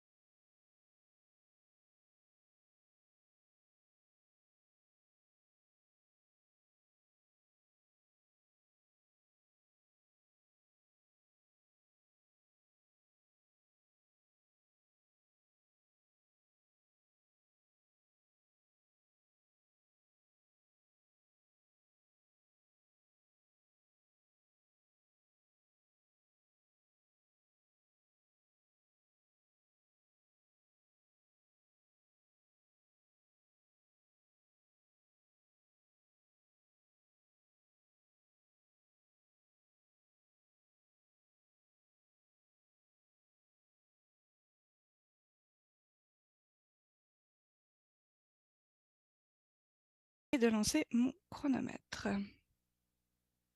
Hop. Alors, je vais utiliser un nous royal un petit peu incongru, mais c'est un travail qui a vraiment été fait par Hélène Cellier et moi en collaboration. Beaucoup de might sound ces a bit idées weird, sont but celles I'm always d'Hélène using the we because a lot of the je veux ideas pas that I'm risquer de presenting l'effacer today en présentant are seule. Donc, tout le Hélène's, côté so I don't want un to peu étrange erase de her by m'entendre dire nous presenting pour parler de moi toute seule devant alone vous. today. So I'm going to be using the we. Ce It que might nous be weird voulons because I'm faire alone before aujourd'hui you avec beaucoup today, de but prudence, there you go. That's en why I'm étant using très the we. attentive So what à I ce want to do que today à with vos a lot réactions, à vos of idées, c'est de réfléchir à la notion being very d'accessibilité cautious is that I want to I want us to reflect upon the notion of accessibility at the crossroads of two concepts, that of disability and that of aging, by exploring the concepts as well as the game design challenges and the players' practices. So who are we and where are we speaking from? To start, we are part of the C-Crew Studio, an independent studio based in the south of France, specializing in impact-driven games. Hélène has been an artist researcher there since 2020, from the beginning of the studio. Hélène has notably worked on two games for the studio, and they address the issue of disability through the lens of ableism, Recover, and Alex and Yanis. I recently joined the studio as a researcher. I've been working on the topic of older people playing video games after the age of 60, and I defended my thesis at Concordia University on that subject last year. So basically, we thought that it could be interesting to reflect on how disability and aging interacted as concepts in gaming. This really feeds the reflections that we're trying to develop in the studio. And so there is a little, it might be a little weird, or it is an original, I guess, idea to work from the critical framework of critical aging to speak about disability. It is a very specific group, players who are older than 60 that traditionally are considered to be old. We really want to be cautious in the reflections that we're putting forward. So here are the proposals that we will be getting back to, but that we want to put forward to start with. So first, even though we are focusing on the experience of older people, we do not intend to overshadow the central role of players with disabilities in discussions and actions for greater accessibility in video games. Historically, it is these players that did the work, so we don't want to erase them or pretend that we're forgetting them. So secondly, we are not at all claiming that aging is the same as disability. Same thing, these are just two social positions, two situated experiences, and two potentially very different identities. What we want to say is that these are experiences that are similar in certain aspects. So from the standpoint of social marginalization, the imagery of health and functionality, the relationship to the body and its performance, and also a lack of interest or a neglect on the part of the industry, or a large section of the industry. Thirdly, we will discuss two different groups of elderly people. On one hand, older people in general who have diverse experiences but share a certain social position and cultural representations, etc. On the other hand, a specific group, those of older people, elderly people who live in medicalized care facilities. So in France, we call them EHPAD. This is the acronym, and this is a particular case of aging, an experience far from being the majority, that of the majority, but we want to highlight the experience of these people who are often invisible to others, whose gaming experiences raise very striking questions about accessibility. So, with these nuances in mind, we invite you to take a step aside and explore accessibility from the perspective of elderly players. Firstly, we will discuss the experiences shared by older individuals and people with disabilities and the interest in bringing them closer together. From a theoretical standpoint to start with. Secondly, we will delve into the challenges faced by elderly gamers, particularly in terms of game accessibility. This will provide a basis for reflecting on the notion of accessibility. Thirdly, as an introduction, we will illustrate this reflection on video game accessibility with a few elements drawn from a survey on the gaming practices of older individuals. So, for the first part, that is more theoretical, we take interest in how we can analyze this as a common experience.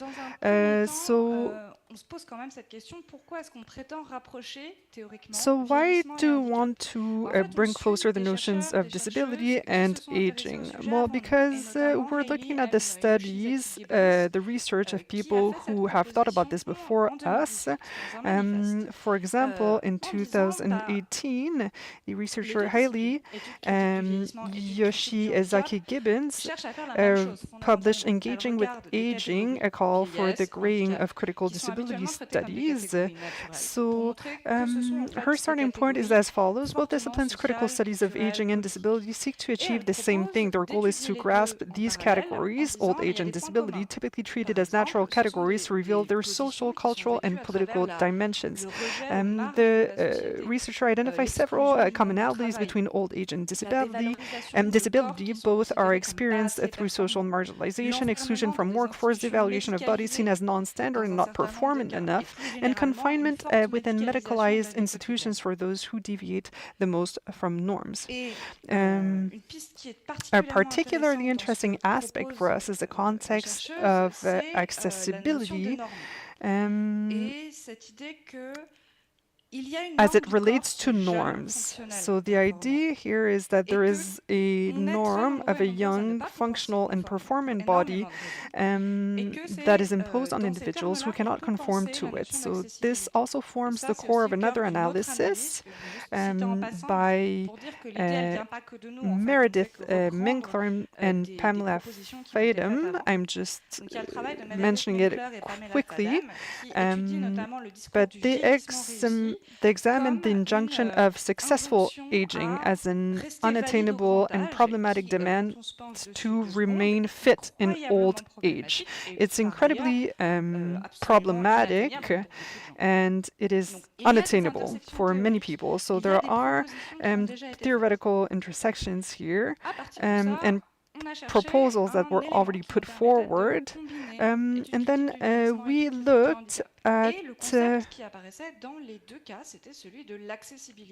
existing concepts that would allow us to think about aging and disability at once. And accessibility was a point of convergence. And I'm not telling you anything new when I say that there is a wider array of research also that took place regarding the experience of players with disabilities. So there are general perspectives such as the recent gaming disability perspectives on contemporary video games by Katie Ellis and Tama Lever and Mike Kent, which address representation issues, design practices, and player experiences, and texts like the article by Mark Brown and Sky Laurel Anderson also examine the extent to which 50 video games released in 2019 are playable for individuals in various disability situations. So this is work that was done. There was also a large amount of very interested work that was done by a group called the Gerontoludic Society Research Group. They'll focus on questions of accessibility and this idea that there are groups that have difficulty accessing video games because these games are designed for imagined players who are able-bodied, young, men, etc., etc. So there are a few things that I want also to mention before before we go to presenting field research, etc., is that due to historical and political reasons, the idea of accessibility is closely associated with the experiences of users with disabilities. So now I have to mention Amy Amrai, researcher, who points out that it is crucial not to depoliticize accessibility, which is a political project rooted in the activism of designers, architects, and users with disabilities. So the researcher emphasizes that we must not place able-bodied individual at the center of design and criticizes the notion of universal design. So what we want to do is propose to look at the same objects from another angle, to see if we can generate some new ideas. So now I will be presenting some of my research, recent thesis work, and I look at the playing habits of elderly people and all that it can tell us about accessibility. So this research was led in France, but I do talk about some relations with literature that came out in other places, so I think that it's valid to discuss this here. So basically I was looking at individuals that were 60 years old and older who played games on different devices and that have a variety of profiles. And also there's an ethnographic survey that I led in different community spaces for the elderly, retired individuals. And from these elements, we can get an idea of the specific experience of elderly players in gaming. So they have different habits, not for biological reasons, not for medical reasons, but for social reasons. Because when people are identified as old, they have a more specific function in a society. This experience will translate into the way that they use their body, and this will really dictate their practices and the way that they interact with games. So the wide majority of the people that I met were retired or almost retired, and this is a situation that is very hard to occupy, because we're in a society that really gives you value based on how much you can produce, how you can do work, right? And so these are people who were facing criticism, because we have a cultural representation of being old that is very unfavorable. People would also have difficulty aging well,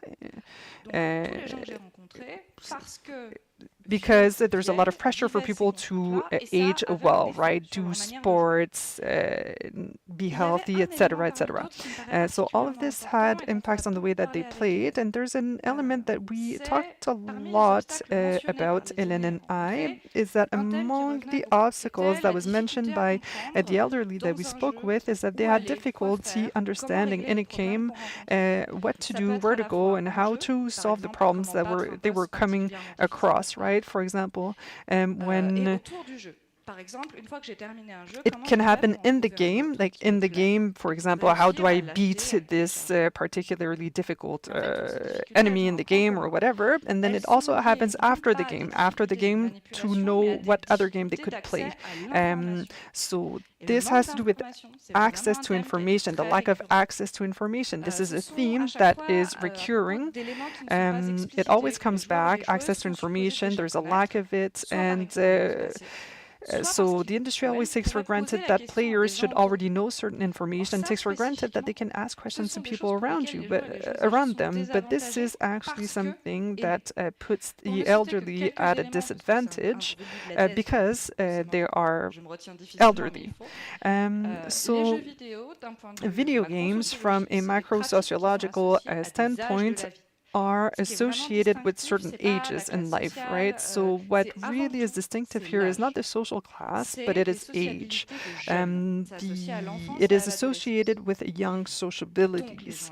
So it's associated with teenagers and children. So people who are elderly are less in contact with people who would belong to this demographic.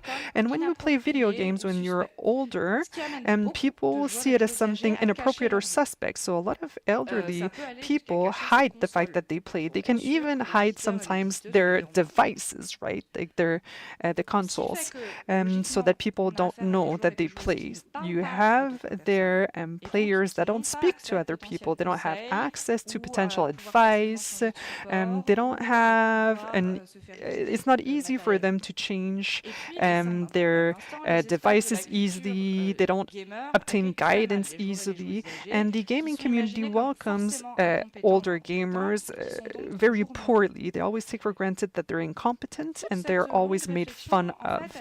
So this whole reflection always brings us back to the idea of accessibility by proposing that we should extend it. Because if we add the perspective of elderly gamers, you have to also look at the question of accessing information regarding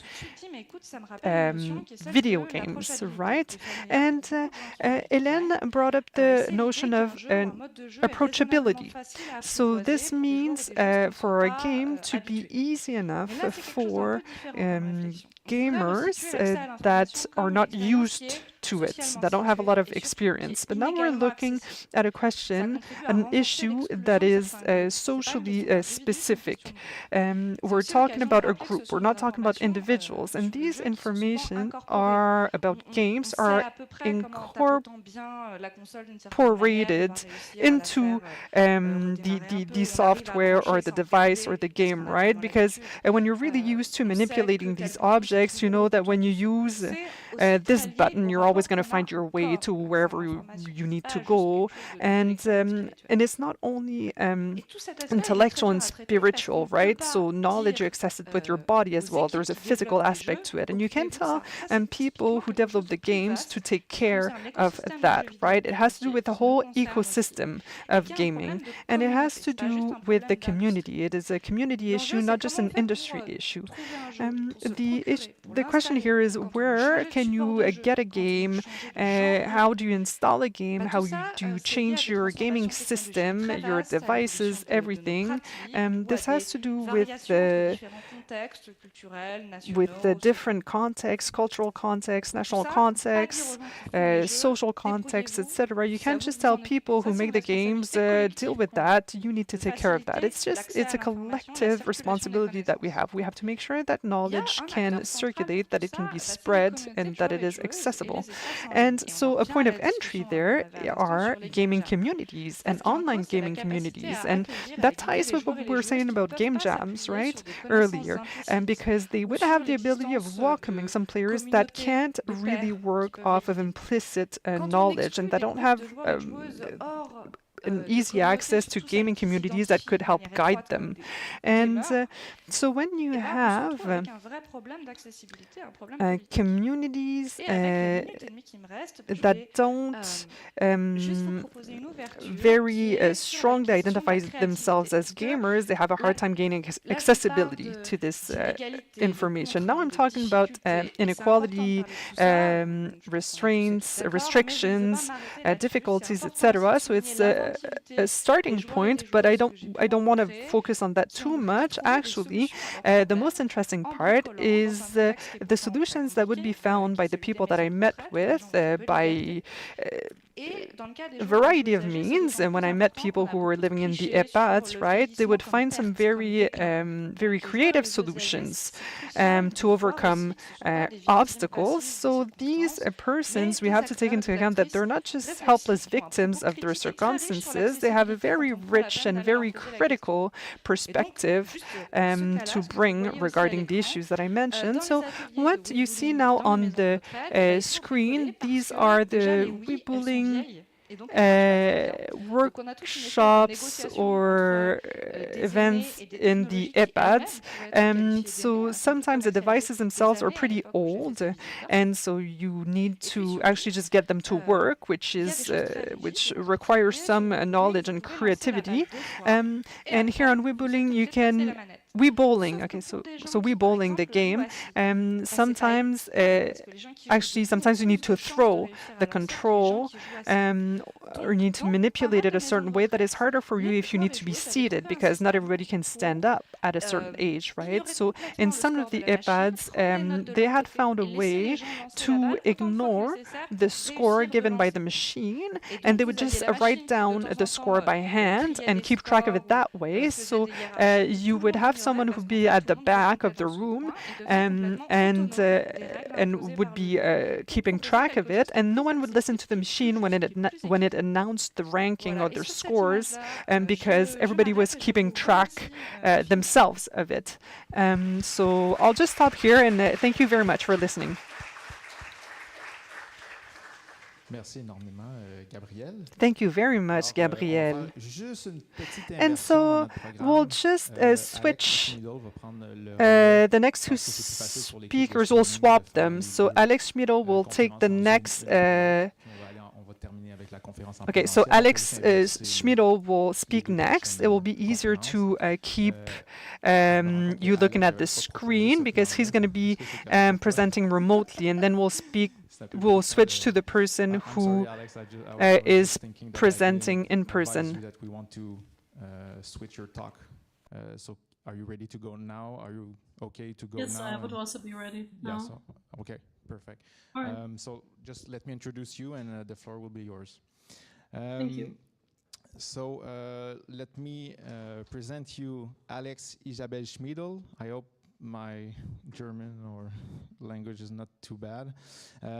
Alex is a PhD candidate at, and I'm sorry for that one, Ruhr-Universität Bochum. My German is rusty, I'm so sorry. They work for the interdisciplinary collaborative research center Virtuelle Lebenswelten, virtual life worlds, all right, at the same university, let's say it like this. There, they research the virtuality and epistemological status of sensor data in autonomous driving. Alex Schmidl graduated in 2022 at the same university in the field of media studies.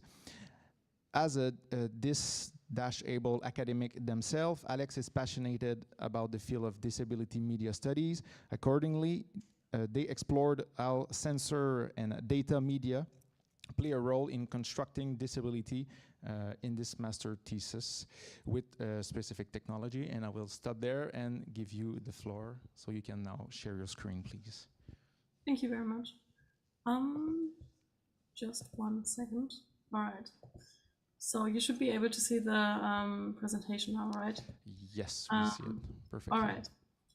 Thank you very much for that nice introduction. And just to frame it a little bit, I work in the field of disability media studies, virtuality and environments, which is why I really liked Kaylee's presentation part about environments. And I'd like to bring it into the virtual environment scape now.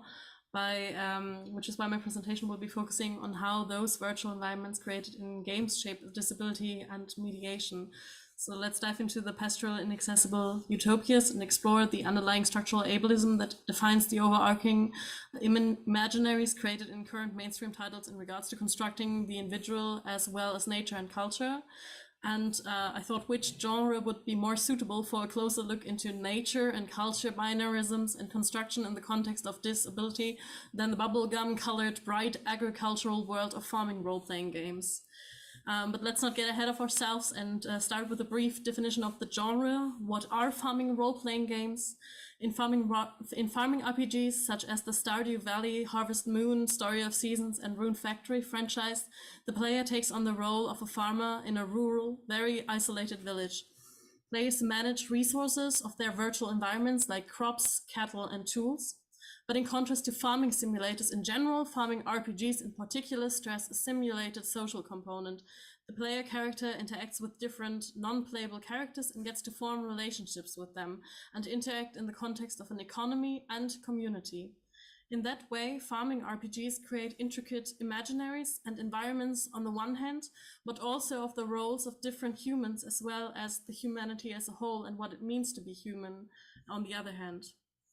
So, since farming RPGs imagine how not only nature but also culture should be structured and which individuals make up the population of the game, this genre is fruitful for disability media studies driven analysis. I'm sorry, Alex. Can you just slow it down a bit for our translation team? They are running fast. That will help them a lot. Thank you very much. All right. Sorry. So it is worth noting that these imaginaries revolve around maintaining and only optimizing a rural utopia. So they described an idealized state, which poses the question, what is the structure of this ideal state of natural and cultural being that the game developers and companies imagine? Whereas the individual positionality of the playable characters usually start out as a financially rather insecure person who is moving to an unknown city without any familial ties or friends, the PC's environment as a whole is a very stable and privileged village community and an abundant ecosystem. And it also consists mostly of white people and only within the gender binary. And there's hardly any representation of disability. In this, nature is portrayed as an idealized state of untouched and undestroyable surroundings that exist for the purpose of being a commodity. You can harvest, forage, and gather as much as you like without any long-term consequences. And this is important to note, as disability is also a factor that makes you more at risk for climate change affecting you. So the games also have this underlying theme of not regarding climate crisis as a whole, which is more of a problem for marginalized groups. So the game convey a sense of unlimited need for autonomy on the one hand, and need for usually heteronormative romance and nuclear families as well. So they expect the player character to marry in order to progress a story or to reach the end of a story. This commodification of nature and culture also shows up in the way farming role-playing games determine worth.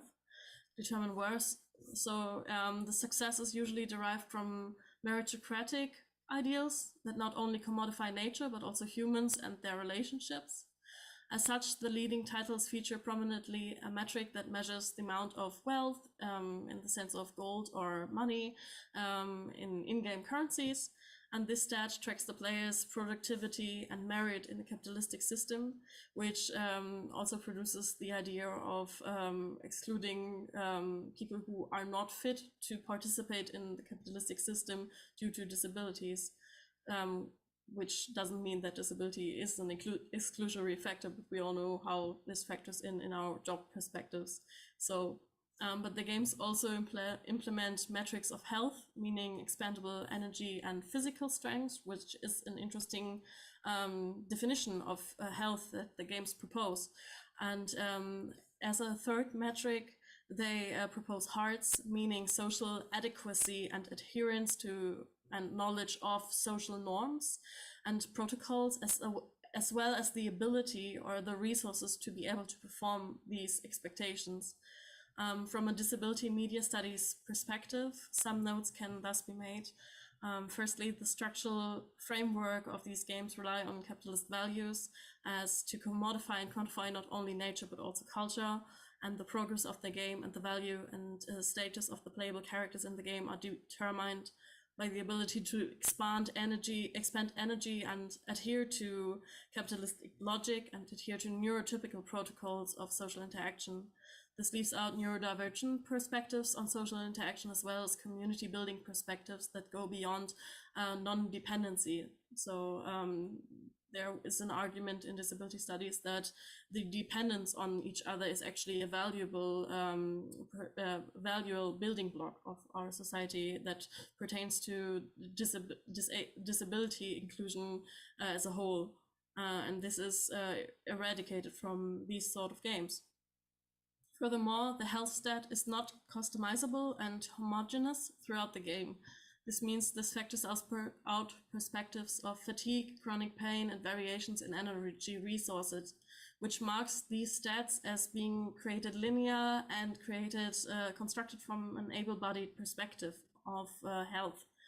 And on an infrastructure level, the game also represents a bias towards that stamina or energy, what it means and how it functions in social interactions, for example, do not reduce the character's stamina in any way or in any game, and walking or running doesn't make the stamina go down, and entering noisy areas doesn't affect it either. So again, the genre as a whole creates a very normative, limited sense of what it means to use up personal resources that exclude different disabled perspectives. Taking this as a baseline, we can argue that mainstream farming role-playing games and franchises tends to create capitalist-centric binary ideas of nature and culture, which are also rooted in the ableist biases. This is also reflected in the cast of NPCs, as some of you can see in the image or read in the image description on this page, because they are all standing and they are all very homogeneous, and they also the cast of the NPCs and the architecture of the games as a whole go hand in hand. So the villages always include stairs and no public transport, no space for resting, and no floor guidance systems or similar accessibility gates. And you could argue, why would you need them? There's nobody in the fictional world who would use them, and nobody's blind or has Parkinson's or uses a walker, and that's correct, and that is part of the problem. So furthermore, the games create chrononormative templates, not only on this architectural level, but also progressing the game means adhering to specific schedules. But also on a bigger life sense, there is this need for being able to marry, being able to expand time for reproducing children, or being able to reproduce in order to further the game. Thus, farming games recreate excluding and marginalized and excluding narratives that marginalized disabled lives and life worlds. So while disability is neither embraced on an infrastructural, mechanic, or metric level, the same can be said for narrative choices and representation, meaning the portrayal of disabilities and disabilities mostly a non-subject. And if it turns up, there's a rare instance of the topic being portrayed, but unintentionally. For example, as some of you can see on this page or read in the alternate description of the image, there's a person falling over due to drunkenness who has a substance abuse disorder, but it's never framed like that in the game Story of Seasoned Friends of Mineral Town. It's rather framed as being ill-intentioned and a personal flaw, which reproduces specific ableist stigma towards this subgroup of mental illness. But apart from that, there's an erasure of chronic and rare diseases. There's an erasure of limb differences, of neurodivergence, as well as cognitive, sensory, and physically multiplicity. And adding to this, health as a whole is oftentimes portrayed as determined by willpower only in most of the games in this genre. Linking health to as much of an issue of resource management as agriculture or exploiting nature, this recreates a specific bias and social imaginaries of the individual and medical model of disability, which has been criticized en masse by disability study scholars, and it's not the model of disability that is used in this discipline or social sciences anymore. Lastly, in regards to portrayals of disabilities, it is worth to note that there are some things sometimes purely decorative representation, as seen in the image below or read in the image description below. For example, there are characters using eye patches, but they are not even tokenized characters.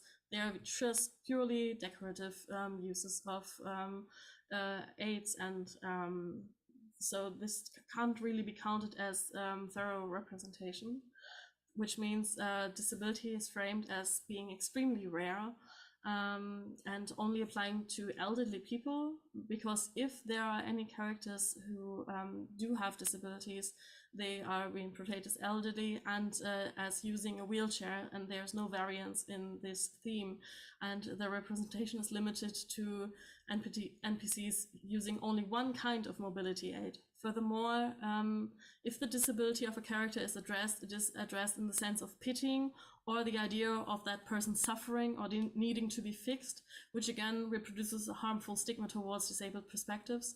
And returning to the example of the story of Seasons game with where also the person having a substance abuse disorder was shown.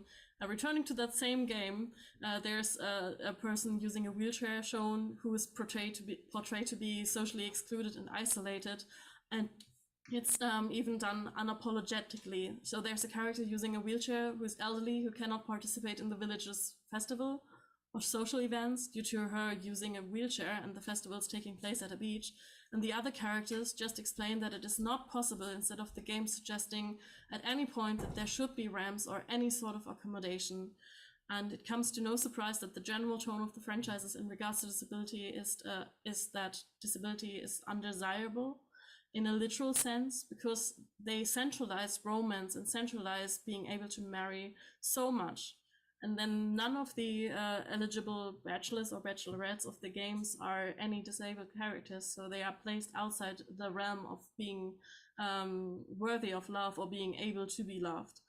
And if anything, the disabled characters exist in the narratives to just further the plots of different third parties or the playable character, which means the character narratives create inaccessibilities. So we heard a lot about the hardware components of inaccessibility today, and I'd like to add to this that the imaginary creates such a narrow world where immersion and escapism isn't accessible anymore. So the function of the game is on an emotional and psychological level not available anymore. So the people who are playing this game do not profit in the same sense as other people who can replenish their resources by playing this game and having a good time, and not even on an interface level. And this makes interface and design choices and ludonarrative components together an important key of creating accessibilities or inaccessibilities. So this is a little bit sad, right? So I try to end it on a positive note by showing you examples of counter narratives, by moving beyond the realm of mainstream titles. So there are two paths we could take. The first one is taking a look at the modding community. There are people who are modding the leading franchise games, for example, Stardew Valley, and adding the possibility of having your avatar being a person who uses a wheelchair, which you can see in the top right example, or listen to the top right example of the image. And there are also people trying to express themselves by using visual markers of invisible disabilities. For example, the autistic community has the infinity rainbow sign as a marker of identification. And then there are people who are trying to implement it in the game, which you can see or listen to on the bottom right image. And on the other hand, there are titles who are not being modded, but who are developed that try to introduce better representation, but also better immersion for people who are disabled. And examples for that are Summer and Mara, Coral Island, and My Time at Portia. And I'd like to only highlight one of those examples. On the bottom left there, you can see like a ginger woman who is standing there, and she's a very unassuming person, because you would think, oh, now tell me the story maybe, and I will, because it's maybe a wholehearted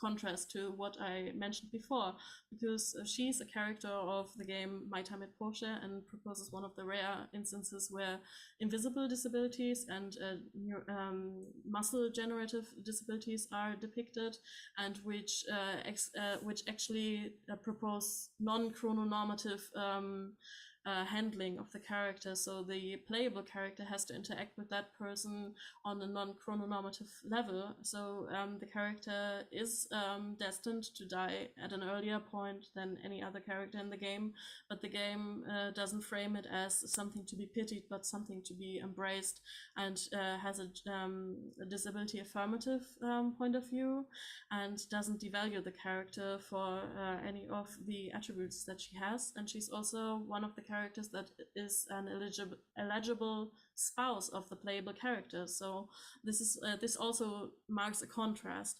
And to conclude, the rule utopias in farming role-playing games are interlinked with normative ideas of health, body, mind, and socializing, and affect disabling content on many levels. And the majority of farming role-playing games function as a medium for hegemonial ableist norms by this. So they reflect underlying biases that we as a society have. But there's also, on a silver lining, the change of the genre landscape, because there's a polyvalence of disability included, combined with, interestingly enough, a techno-utopism that you find in all of the counter-narrative examples that I mentioned, that do not place the story that is told in a rural narrative, but in a, oh, well, we have this techno-utopism narrative now. And thank you very much for your time. That's it.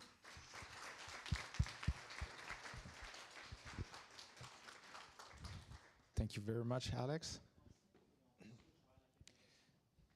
So there will be the next presentation, and then Alex, I can unmute you back for the discussion, right?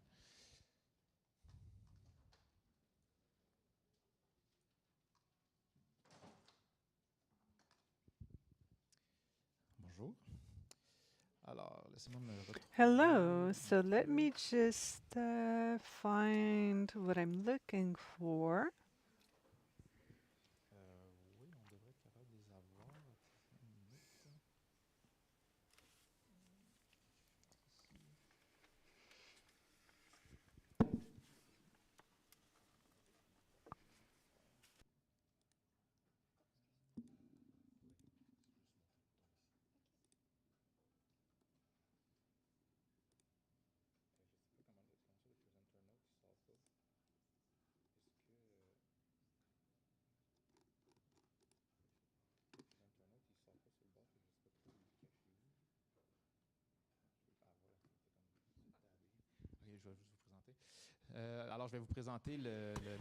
So I will present to you the last segment of our second last blog. So beside me here is Maude Bonenfant. She is a full professor in the Department of Social and Public Communication at the University of Quebec in Montreal, and she holds a PhD in semiotics.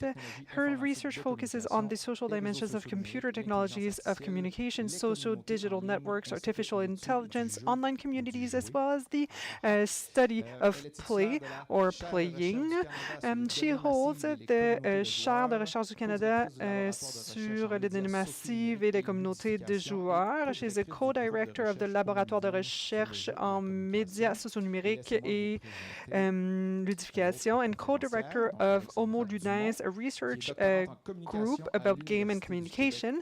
Alexandra Dumont is a PhD candidate in communication at the Université du Québec à Montréal. She is currently a research assistant for the chaire de recherche sur les données massives et les communautés de joueurs à l'UQAM. Her research focuses on the social dimensions of video games, such as player communities, power relationships, representation and disability, and she is also interested in mobile games, monetization and appropriation processes. And she focuses on accessibility measures and adaptation. Super, merci.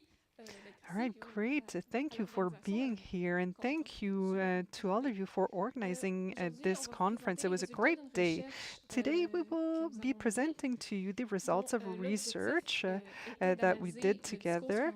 And the objective was to analyze the discourse on disability that is generated in games, from their promotional material, from the games themselves, etc., the narrative aspect. And our question was, how do those responsible for the development of popular video games conceive inclusion, diversity and practices and cultural equity, diversity of practice and cultural equity through the design of game mechanics and accessibility measures? And what do these games tell us about the discursive and social context from which they come? So for this research, we identify three main selection criteria that were basically that titles had to have been published between 2017 and 2020. Productions were from AAA studios and independent developers, so they were just across this whole selection.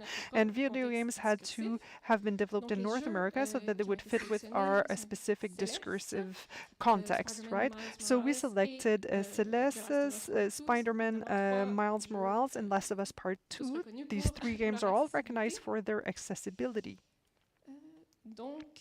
So here, the theoretical framework. This is what we use in order to bring you this discursive analysis. So we analyzed the discursive context at the origin of the selected productions, and we carried out a socio-semiotic analysis of these titles and their paratexts, as well as a discourse analysis. So through this approach, we can infer the discursive and social context in which the selected games take place and how they reproduce this discourse. So one of the concepts that was at the center of our research was cultural equity. It has different definitions, so there's not just one for the gaming context. So we formulated the following one, that it would be to offer or to provide to all players,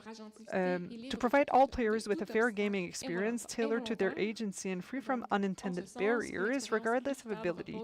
In this sense, a fair experience is based on the game system's flexibility to adapt to different styles of play in order to promote a state of flow. So the first game, being Celeste, that doesn't require a very long presentation, right? An indie Canadian game producer, recognized for its level of difficulty and the flexibility of its assist mode. This game demonstrates that it is possible for independent studios to create accessible and innovative game, or innovative games. And what we're able to notice from our analysis is that Celeste offers a generally contrasting gaming environment, or contrasted gaming environment, with well-defined dialogue boxes, and the text that is conveyed carries little judgment regarding actions or challenges experienced by the players, so whether they succeed or not carries very little judgment regarding that. Observing the main game settings reveals the possibility of to reconfigure input methods as well as certain visual elements. And it is possible to adapt the game speed, the number of lives, invisibility, etc. However, these options can be described as granular. They offer a great flexibility to the player. They're accessible only when you choose when you save the file, right? So if you already start playing, if you're in the middle of a game and you want to modify options, you need to stop your game and then go back to the parameters, and this is an additional obstacle or an additional barrier that could discourage people from using these options. And so this does create a clear distinction in terms of its use. And so this division is underscored by the preamble that so when it offers you to activate, this is present every time. So when you activate the game, the preamble focuses on the difficulty as a source of the game's inaccessibility. So you need, so the option is to reduce the difficulty, which so like the difficulty is different depending on each person, right? So these particularities were raised by Clinton,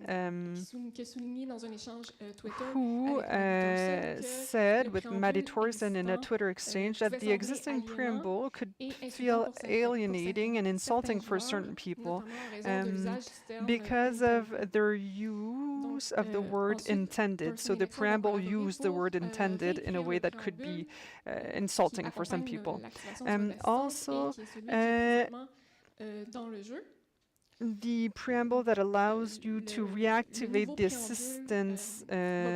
assisted mode in the game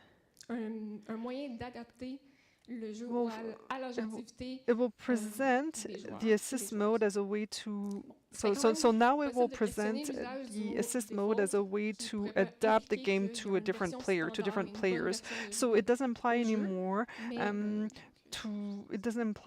that there is a standard way and a non-standard way of playing the game. Or that's what we would wish that's how we would wish it to be. But regarding the paratext, the website, the official website of the game doesn't have any indications regarding the game's accessibility, so it's hard for people who are looking for information to know if it's difficult for people looking for accessibility to know if the game is good for them.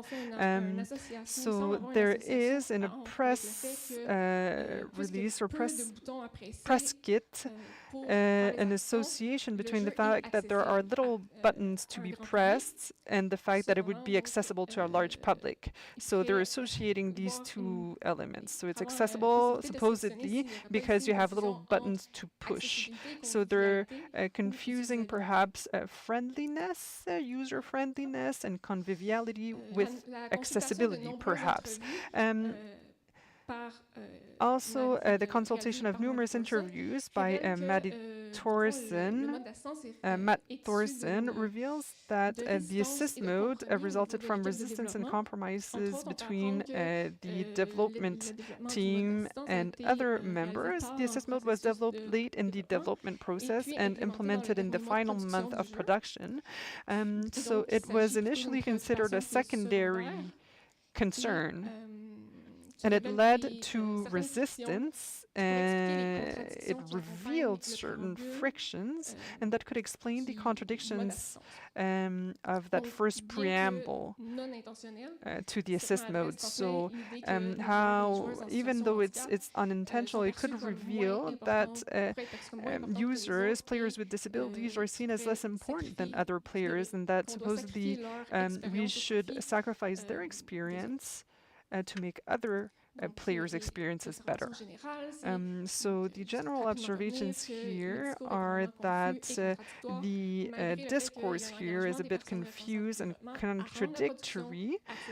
So although unintentional, this clumsiness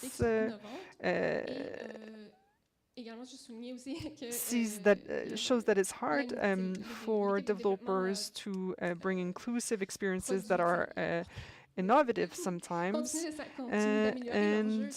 but they keep improving their games after receiving criticism from the players and from the community. So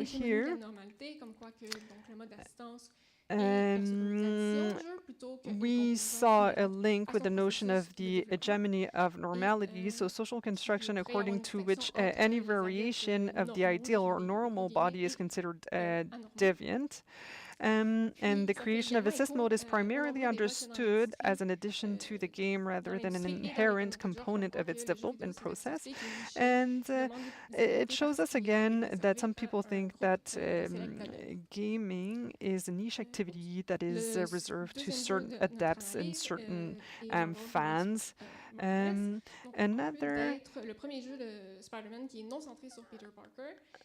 So the other game, Miles Morales, has an impressive number of accessibility designs and measures that comes with the first gaming session with the menu, the Learn Before You Start menu, with the sound elements and accessibility measures in this pre-menu.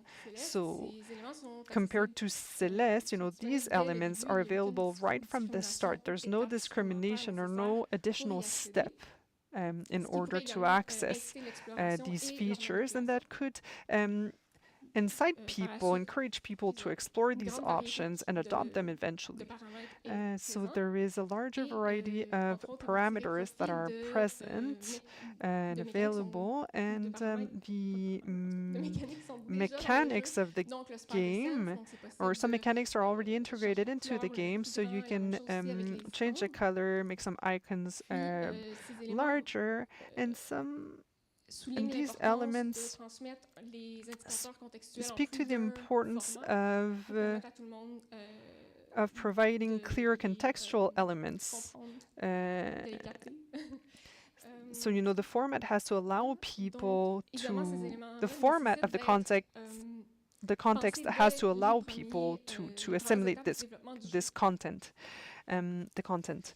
So accessibility in the game is fundamental, but also access to information is important because it is an important financial risk, right? If you're going to spend $90 on a game that is not accessible to you, it is a risk. So PlayStation, none of the two systems that we talked about presents Insomniac or PlayStation. None of them present the accessibility features of their games.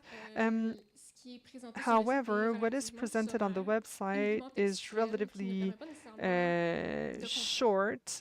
The context that is provided doesn't really help people understand how the elements that are named are actually implemented in the game. However, each and also each element comes with an emoji that doesn't really help people understand, and the illustrations doesn't help understand, is not necessarily related to the text in the posts, in the publications, so it's hard to understand. And what we need to take into account is that the information that is conveyed by the official websites of these companies, you know, it's important for it to be clear because it's going to be taken after that by the press, by media, talking about their games. And for example, we see here where this media outlet used word for word the content that was on the company's website. Also, there is a certain understanding of the accessibility issues, adoption of good practices for accessibility and inclusivity in design. We see that there are multi-interaction modes, there is flexible design, but also cultural equity and representation are central, you know, to inclusivity in gaming. And so there are cultural and social aspects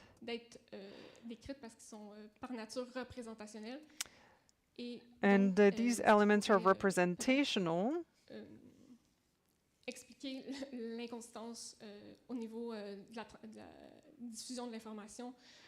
And that could explain why the information provided on the websites is inconsistent.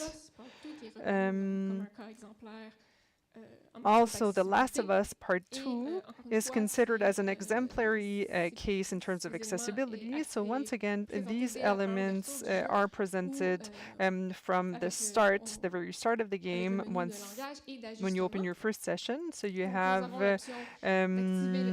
the option of activating text-to-speech, and then in the adjustments section, you have the accessibility option, the accessibility tab, and then it tells you, these are some features that you might want to adjust before playing, and then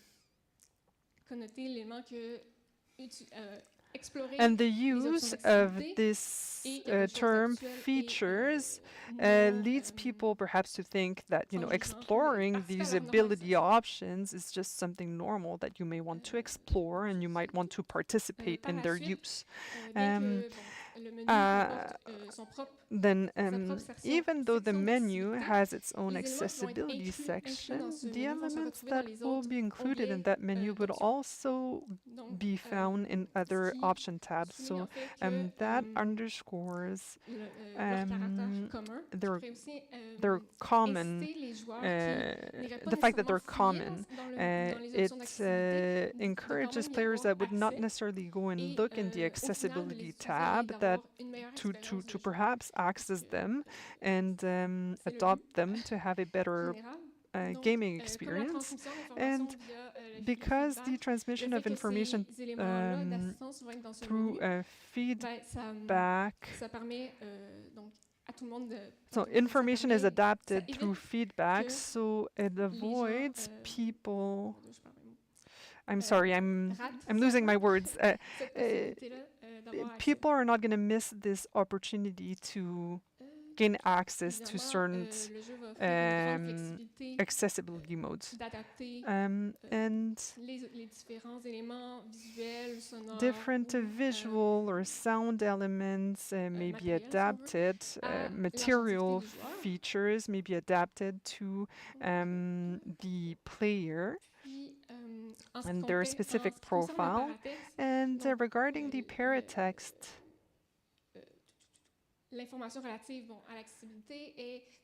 the information regarding accessibility is officially described, or is described on the official website of PlayStation and also of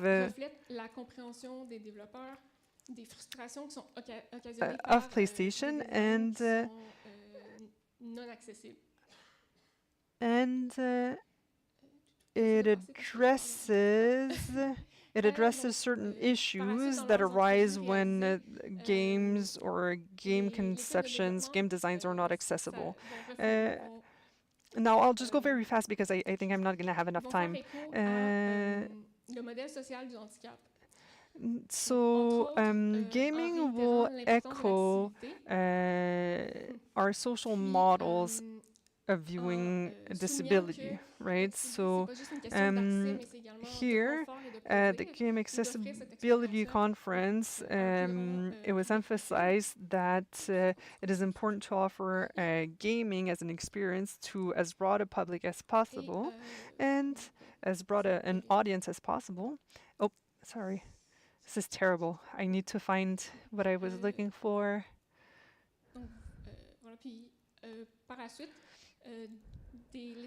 And after that, the main observations and findings that we came to is that Last of Us makes the game accessible, but it also helps. It allows for adapting the game to each profile, to each person, and it contributes to normalizing accessibility for players, but also for the industries. So it can inspire other industries, other companies, and it can inspire other companies by demonstrating that it's enriching to allow more players to experience our product.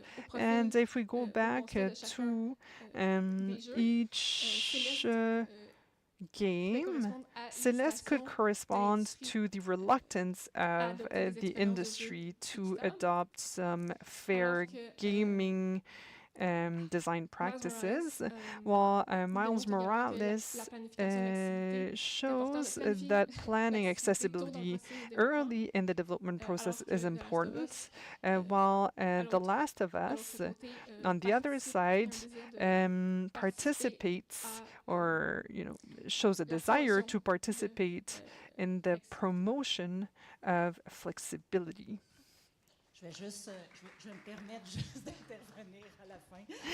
So I'll just allow myself to help with the conclusion, just so that the main ideas are summarized in another way, but this really echoes several elements that were mentioned before today. Accessibility is not just adapting a game, right? When you say that you do accessibility, it's as if you were saying that there's the right game, the good game, and then you adapt it for other players, and there you're just always referring to a norm, right? And so we want to make sure that everybody understands that there's not just, the norm and the rest. We don't adapt a game. We make a game for everyone. And it's a different way of seeing things. And this different way of seeing things, you make it come true by planning from the beginning of the development of a game. You don't develop your game and then see how you can adapt it for other people. You start by designing a game that is inclusive, that may be accessed by everyone, right? But you don't just say, for example, as my coworker was saying, it's not just about having easier modes, right? Oh, you're disabled, so we'll make an easy mode for you, because the easy mode, if it's not adapted to your disability, it's not going to be easy for you. It doesn't make any sense, right? So just calling a mode easy and then telling me that it should be good for me and then I can't play it is sending me this message that I'm not good, that I'm not a gamer, right? So, it's not about it being easy, it's about it being accessible for you and enjoyable for you. We need to think about all of these things. The parameters, for example, in Celeste, you need to go look for them, right? And it's different than with Miles Morales, where they're there up front from the start, and then you need to set things up. It's not just that if you have a disability, you need to go and look for the parameters in a hidden folder somewhere. It's just that everybody needs to set up their own game, adapt their own experience, and the reason why you make everyone set up their parameters is because everybody's going to have a better experience. They're going to enjoy the game more. And that's what we see with The Last of Us 2, where we send this message that accessibility is not just for one category of people.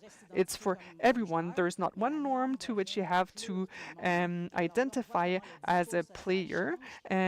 Each player is different, and it does show us that social discourse is changing, because if you're able to do this for a video game, you're going to be able to do it elsewhere as well, right? So that was the point of the research, to be able to take some little elements of games that are recognized for their accessibility and see what is the idea of accessibility that is carried, that is communicated through the development of the game.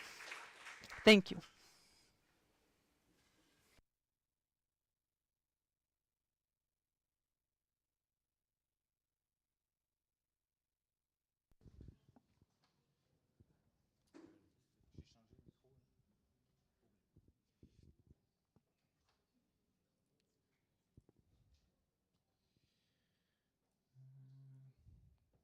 So, Alex, want to check, just to be sure that you hear us. Don't forget to open your mic when a question will be asked to you. And do you have Gabrielle also?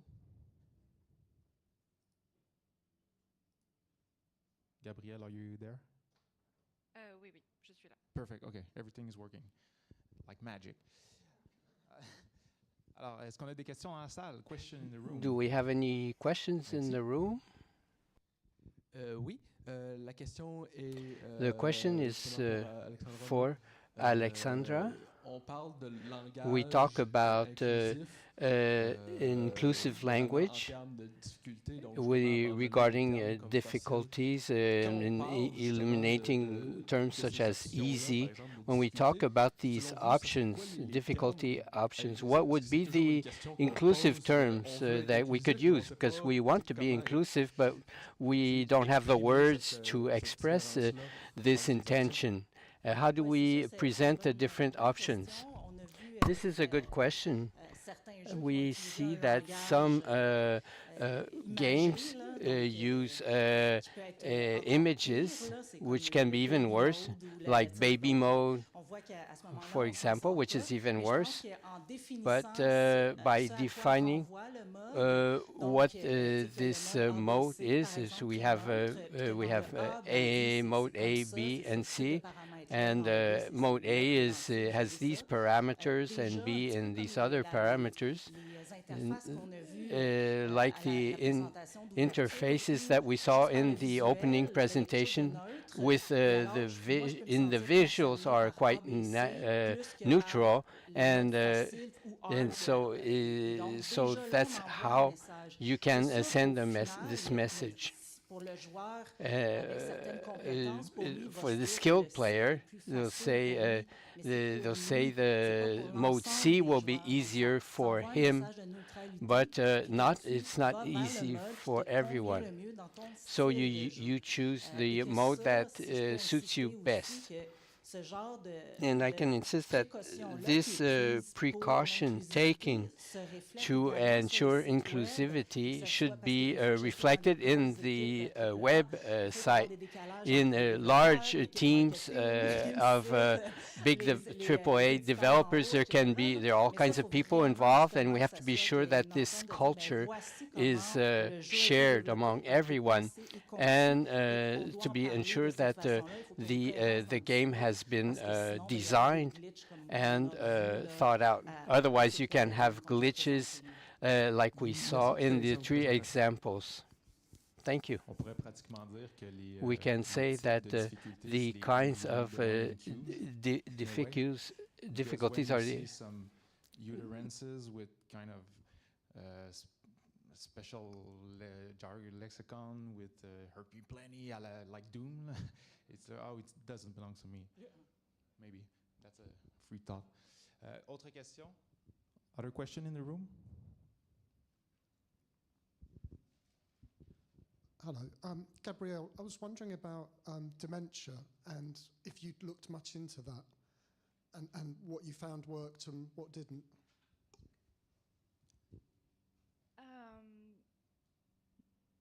I don't feel really qualified to answer this question because I am not a medical professional, so I'm a sociologist, and we're only ever good at pointing at things and saying, well, that doesn't work, does it? But I'm not really qualified to say, well, those games are good for people with dementia or not good.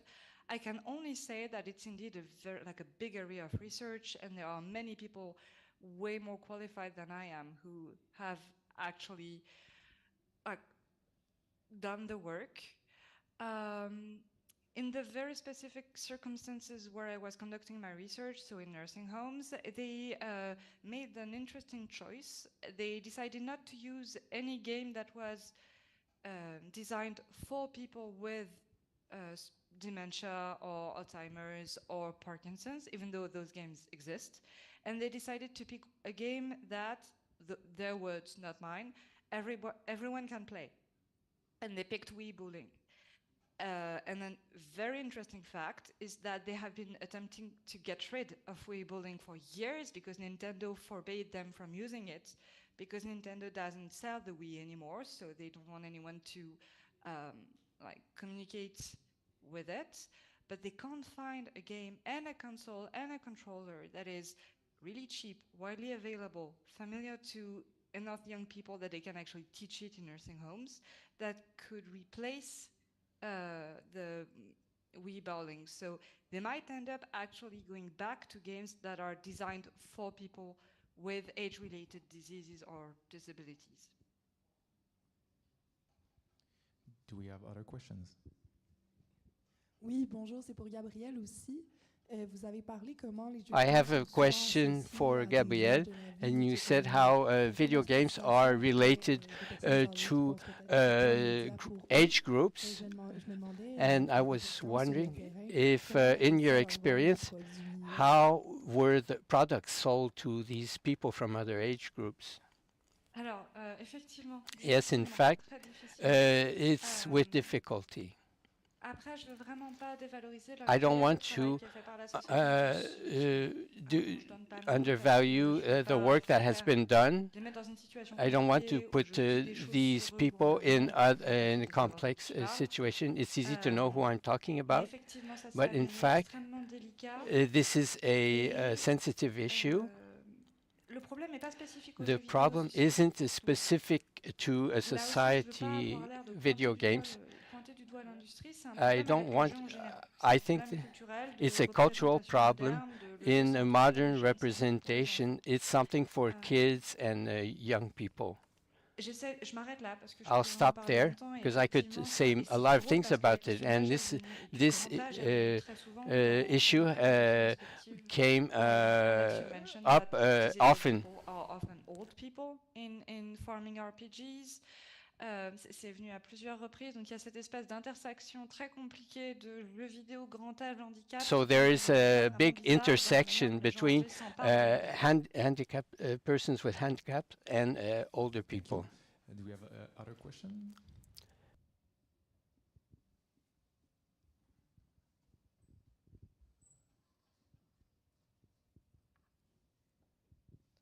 Hello.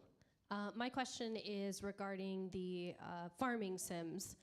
One of the things that was highlighted was a lot of the mechanics in game were based around sort of stamina and how much could be accomplished in a single day, which is not representative of real life. And my question is, are there any thoughts on how to create systems that are more representative of the human diversity that exists, but also don't create a system in which someone who is engaging in using a disabled character is, air quotes, punished for doing so around those mechanics?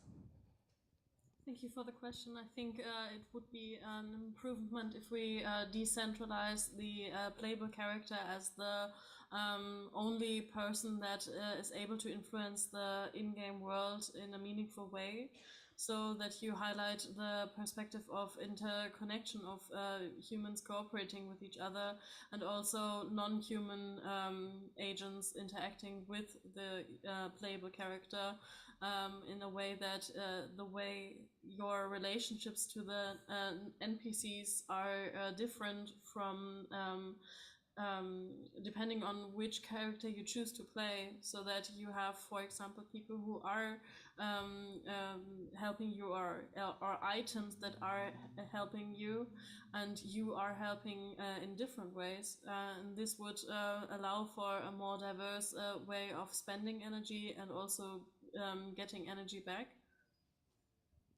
Thank you so much. Someone else? So maybe a quick one for Alex. I was just curious about the reception of the MUD or the counter narrative that you mentioned at the end of your talk. Is there in diverse communities specific feedback, or how those MUD are received by the public? So I think those mods are very niche because they are sought out by the people who it applies to and who seek out this sort of representation. So it is not a mainstream mod. But then again, on the other hand, the modding community has sparked the idea of same-sex marriages being able in that genre. And now it is a shift that has happened in the last 2 to 3 years that the mainstream titles actually also discuss in regional variants or in global variants to include this function that was only thought out and imagined via mods to be implemented in actual games. So this might be the spark of the beginning of representation as well. Thank you very much. Other question? one last call. We'll be back on track if we finish right now.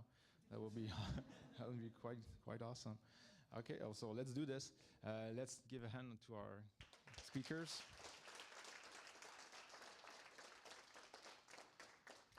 So let's take a break about 20 minutes. So now it's 3:50.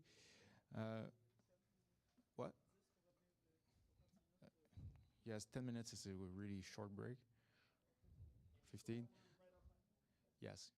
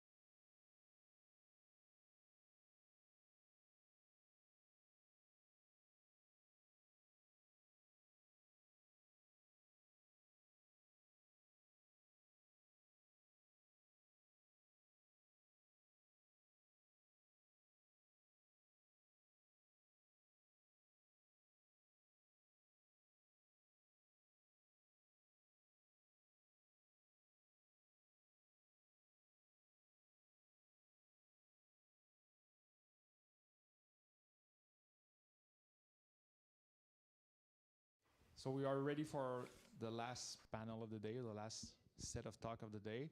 And to host this panel or set of talk, I will hand the mic to Tara Volker.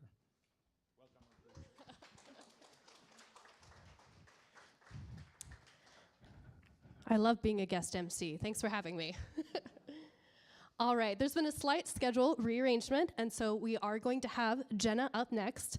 So Jenna, or as you may know her on the internet, Jennissary, is an audio describer specializing in live events, gaming, and gaming media.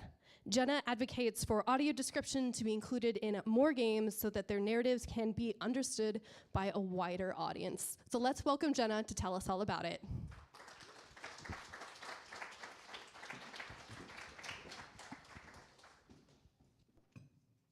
Wonderful. Thank you, Tara. So as Tara said, my name is Jenna. I'm a producer of audio description at Descriptive Video Works. I'm a slender white woman in my early 30s with curly blue hair, and today I'm wearing a full-length jumpsuit with very loud blue and pink patterns. So today I'm just going to go over an overview of what audio description is, why it's necessary in gaming, although it is still very new to the field, and then go over a basic workflow and overview of the process for how it could be incorporated into a game, along with some other observations that you might think about if you are considering audio description. So firstly, what is audio description? In short, it is an optional audio track that you can enable on most major streaming services or on DVDs. What it does is it switches out the audio to add an optional narrator, which describes on-screen visuals. Audio description has a lot of rules to ensure its quality. My apologies. I've listed just a few of those rules on screen here. You might be surprised to see that show, don't tell is one of the rules that is on screen here. Show, don't tell is a mantra that is commonly thrown around with amateur filmmakers my apologies.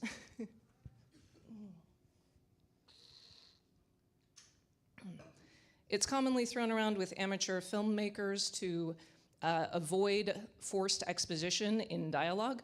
It is also a part of audio description to ensure that you give your blind audience access to exactly the same information as your sighted audience. No more, no less. We also have rigid quality standards to ensure that we are neutral and objective and very comprehensible. These quality standards include mixing and mastering, casting an effective narrator, and weirdly enough, these quality standards aren't part of any national certification process. There is no certification process to becoming an audio describer. These are just internal quality standards that are set by the individual audio description companies. So who is audio description for? Well, primarily it benefits visually and cognitively impaired viewers. If you have trouble seeing the screen or understanding visuals, if you have trouble processing visuals or remembering character names or processing facial expressions, you might benefit from audio description. But like many accessibility features, it often has benefits beyond its target audience. If you, like me, are terrible at remembering names and places, especially in TV shows where they have tons of casts of characters and locations and people that all look very similar, audio description might benefit you. If you're learning a new language and you want to hear dialogue and vocabulary choices that are not often included in character dialogue, you might turn on the audio description to hear those vocabulary choices in a clear and concise narrative manner. If you're visually occupied by another task, like driving, or knitting, or vacuuming, or something where your eyes just can't look at the screen at the moment, turn on the audio description to turn your favorite TV show into an audio-only experience. Lastly, if you are playing for the benefit of an audience which might include people who have those visual or cognitive disorders, it can be very inclusive to turn on the audio description for them. So why is audio description necessary in a medium which is inherently more interactive in games? So to demonstrate this, I'm going to give you an example. I'm about to play a clip from The Last of Us Part 1, which released just last year, and the screen is going to intentionally be blacked out. This clip does include a little bit of cursing, just as a warning, but it only includes the subtitles. This clip takes place near the very beginning of the game, where we had just been introduced to a man named Joel, who just witnessed an apocalyptic outbreak. So let's watch it first without the visuals, and then we'll take a look at it again. Oh. Wait, I think I have the wrong version of my presentation on here.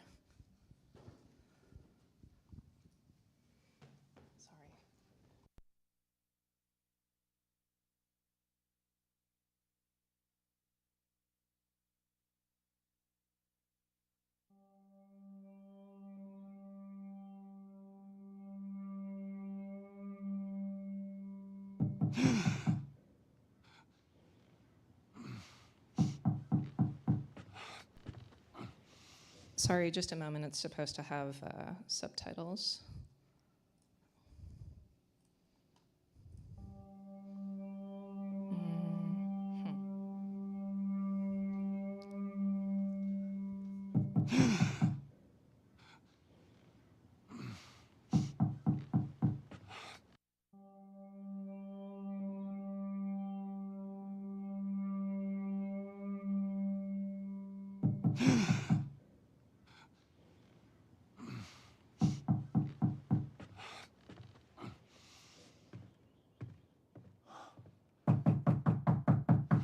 I'm coming.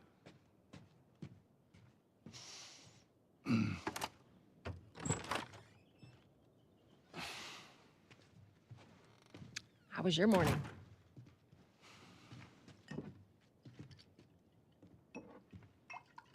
Want one? No, I don't want one. Well, I have some interesting news for you. Where were you, Tess? West End District. Hey, we had a drop to make. We had a drop to make. Well, you wanted to be left alone, remember? So I'll take one guess. The whole deal went south and the client made off with our pills. Is that about right? Deal went off without a hitch. Enough ration cards to last us a couple of months, easy. You want to explain this? I was on my way back here, and I got jumped by these two assholes, all right? And yeah, they got a few good hits in, but... Look, I managed. Give me that. Are these assholes still with us? That's funny. So that was great and all, but what just happened? Where are we? Was Tess supposed to be a character I remembered from a previous scene, or was she a new character? And what did she offer to Joel near the beginning of the scene? There's a lot missing here. So let's watch that again with the visuals enabled and with the audio description on. This is the audio description which was included with the official game release last year that DVW did for Naughty Dog. Cut to a darkened room where Joel lies asleep.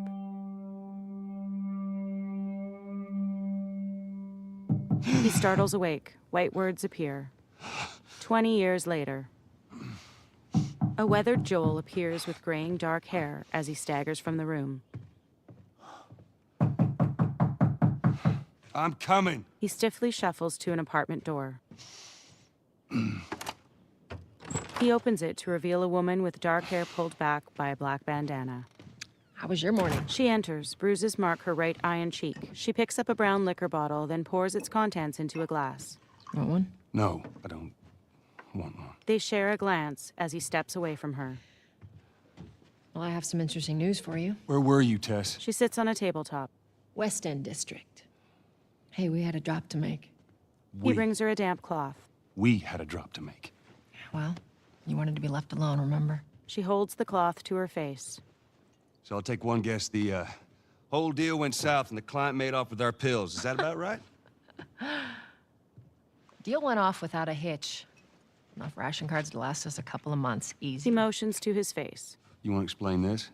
I was on my way back here, and I got jumped by these two assholes, all right? And yeah, they got a few good hits in, but... Look, I managed. Give me that. He takes the cloth, then inspects her face. Are these assholes still with us? He dabs at the... That's funny. Okay, now we've got a little more info. We know that 20 years have passed, which is a huge chunk of information that was missing previously, along with a lot of other visual storytelling elements that blind players might have otherwise missed out on. So this is a great demonstration of why it's necessary to convey visual storytelling to blind players in what is already a very exposition-heavy scene. I want to apologize to the interpreters for that last sentence. That one was a doozy. So when talking about player experiences, parity is the goal. Both your blind players and your sighted players should ideally come away from a game with as close of an experience as possible. If there is any visual storytelling in a game, audio description of some form is necessary. It's just one of several features that makes a game accessible for blind players, but it's an important one. Aside from just ensuring that a game is technically playable, that you can get from start to finish without any sight, audio description ensures that that game is also immersive and enjoyable. If your game has any immersive visual elements, such as a HUD, menus, icons, environments, characters, or anything else, ensure that your blind players aren't missing out on those elements. Think of how long it takes in terms of hundreds or thousands of hours to design and implement all of those visual elements that go into a game. And now, think of how long it would take to write and narrate a paragraph describing those elements. In comparison, that is practically no time at all. There are also some crucial gameplay information that can be conveyed by audio description that would not otherwise be conveyed in other forms. If you have an interstitial cutscene in the middle of a multi-phase boss fight, and that boss sprouts wings halfway through it, or your protagonist's weapon breaks in a spectacular fashion, for the remainder of that boss fight, the gameplay is going to be different, and your blind players aren't going to know how or why that happened.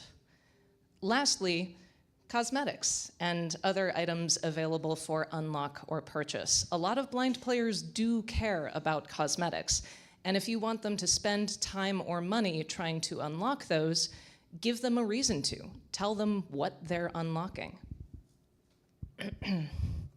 So here I have on screen 5 high-level steps for how audio description should be implemented. And unlike other accessibility features, the bulk of the work happens very late in development. The first step is the only one that happens early.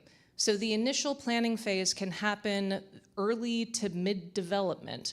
And this is where you would identify the scope of the audio description, how much of your game should be audio described, what is the most value added for player experiences. And you would also build an in-engine framework for you to later insert the narration track that is the audio description. You might also cast a narrator, but this can be left until later steps. All of the rest of these, steps 2 through 5, will happen almost at game release. The reason is we want visuals and timing to be finalized or almost finalized.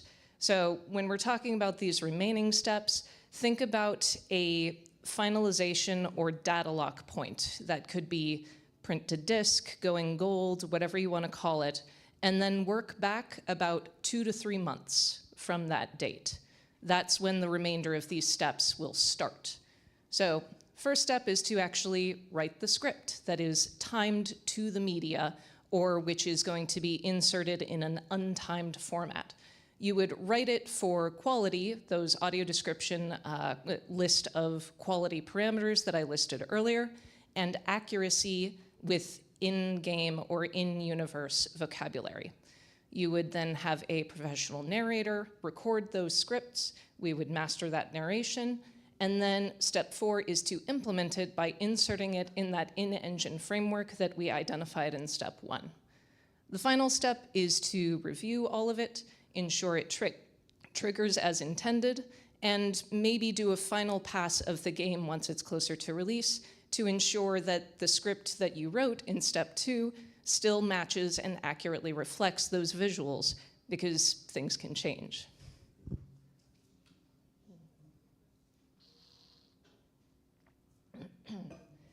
So finally, some other considerations.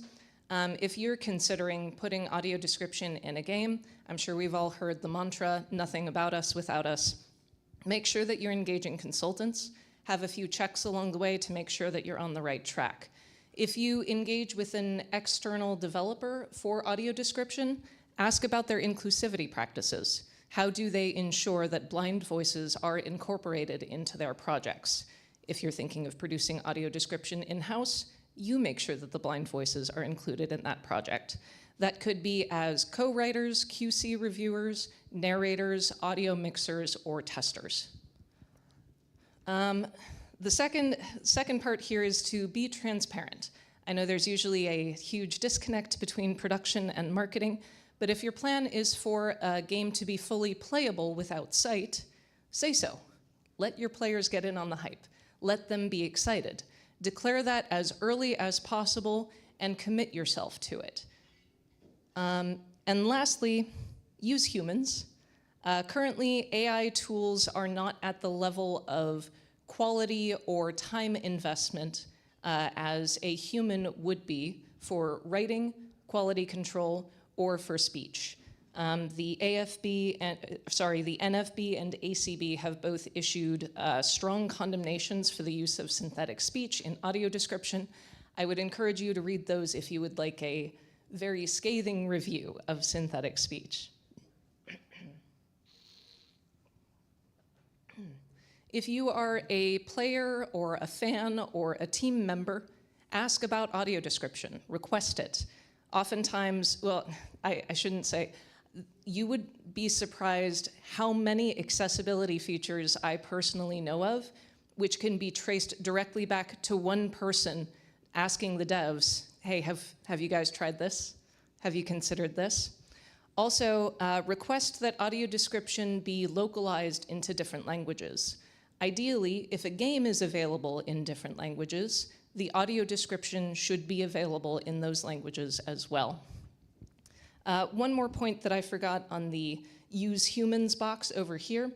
Aside from the quality being low for writing and narration, the use of AI tools currently would supplant disabled workers in an industry which is already pretty adversarial to them.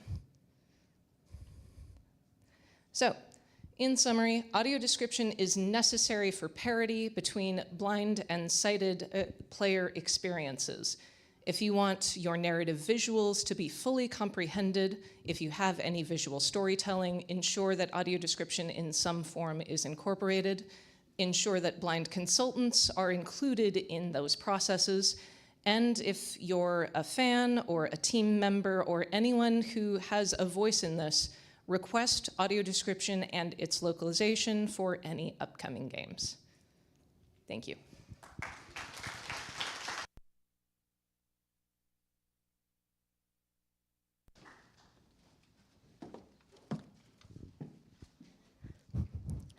Thank you so much, Jenna. And be sure to follow Jenna on social media so that you can follow all of the amazing work that she does.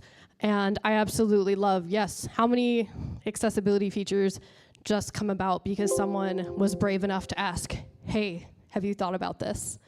But you know, sometimes people forge their own paths. And that's actually going to bring us to Tyler today. So Tyler Fenty, engineer in training, is the game accessibility lead for Neil Squire program, Makers Making Change. He has a lifelong passion for designing devices with users at the forefront. Living with type 1 diabetes since he was 7, he has relied on medical devices throughout his life. The frustrations he encountered with these medical devices, not consulting users during the design process and the featuring difficulties for users, fueled his drive to create alternative solutions. He discovered Makers Making Change while he was a student at the University of Alberta, and he transitioned to a full-time employee of the R&D team. During his time at MMC, his primary focus has been on expanding the accessible gaming program, creating devices, programs, and resources that enable individuals to play the games the way they want to. So everyone, please welcome Tyler.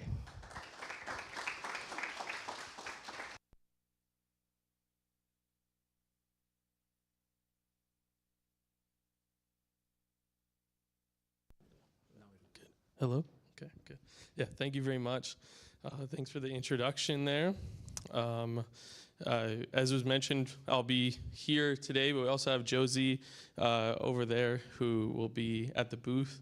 We have a booth if you keep going down that hallway to the left. So I'll probably won't be able to cover everything in this, so stop by and learn some more on that. But yeah, as was mentioned, I live with type 1 diabetes. That photo where I have a Game Boy, the same color as my whole jumpsuit there, matching Game Boy, was around the time I was diagnosed. And since then, I've been, modifying my devices in, my garage growing up, all the way to now using 3D printing. And that's how I got my insulin on the plane here yesterday. So yeah, located in Calgary right now and working with Makers Making Change. And my background is in mechanical engineering at the University of Alberta. So I'm going to give a little overview on Neil Squire and Makers Making Change and what that looks like in relation to gaming. And then the main portion is going to be around accessible gaming spaces and how to start one of those and some of the best practices, plus a little sneak peek at the end. So Neil Squire is a national nonprofit in Canada. I'm located in Calgary, but it's all over Canada. It started with Neil himself, who was in a car accident and was paralyzed from the neck down. Since then, he was unable to speak independently. His relative, Bill Cameron, worked with him to create one of the first ever sip and puff devices in Canada. So there's a photo there of Neil using the sip and puff device, using his breath blasts in Morse code to type out and communicate. Neil used that till the end of his life, and after he passed, the Neil Squire Society was established in his memory, and we have a bunch of different programs which I won't get into for time, but around employment, we have occupational therapists to get Canadians assistive technology that they need, digital literacy, and our innovation wheel, which is where me and Josie work in the Makers Making Change department. So our mission is to use technology, knowledge, and passion to empower Canadians with disabilities. So going in a little bit deeper into what Makers Making Change does is we host an online library of assistive technology devices that can be requested, and then they get the users will get connected to a volunteer who will build that device for them. And then at the end of the day, after customizations were made and the device fits for the user will reimburse the maker the material costs of those devices. And that's the process of Makers Making Change. We do detailed instructions on building those devices and user guides for the folks that will be using them.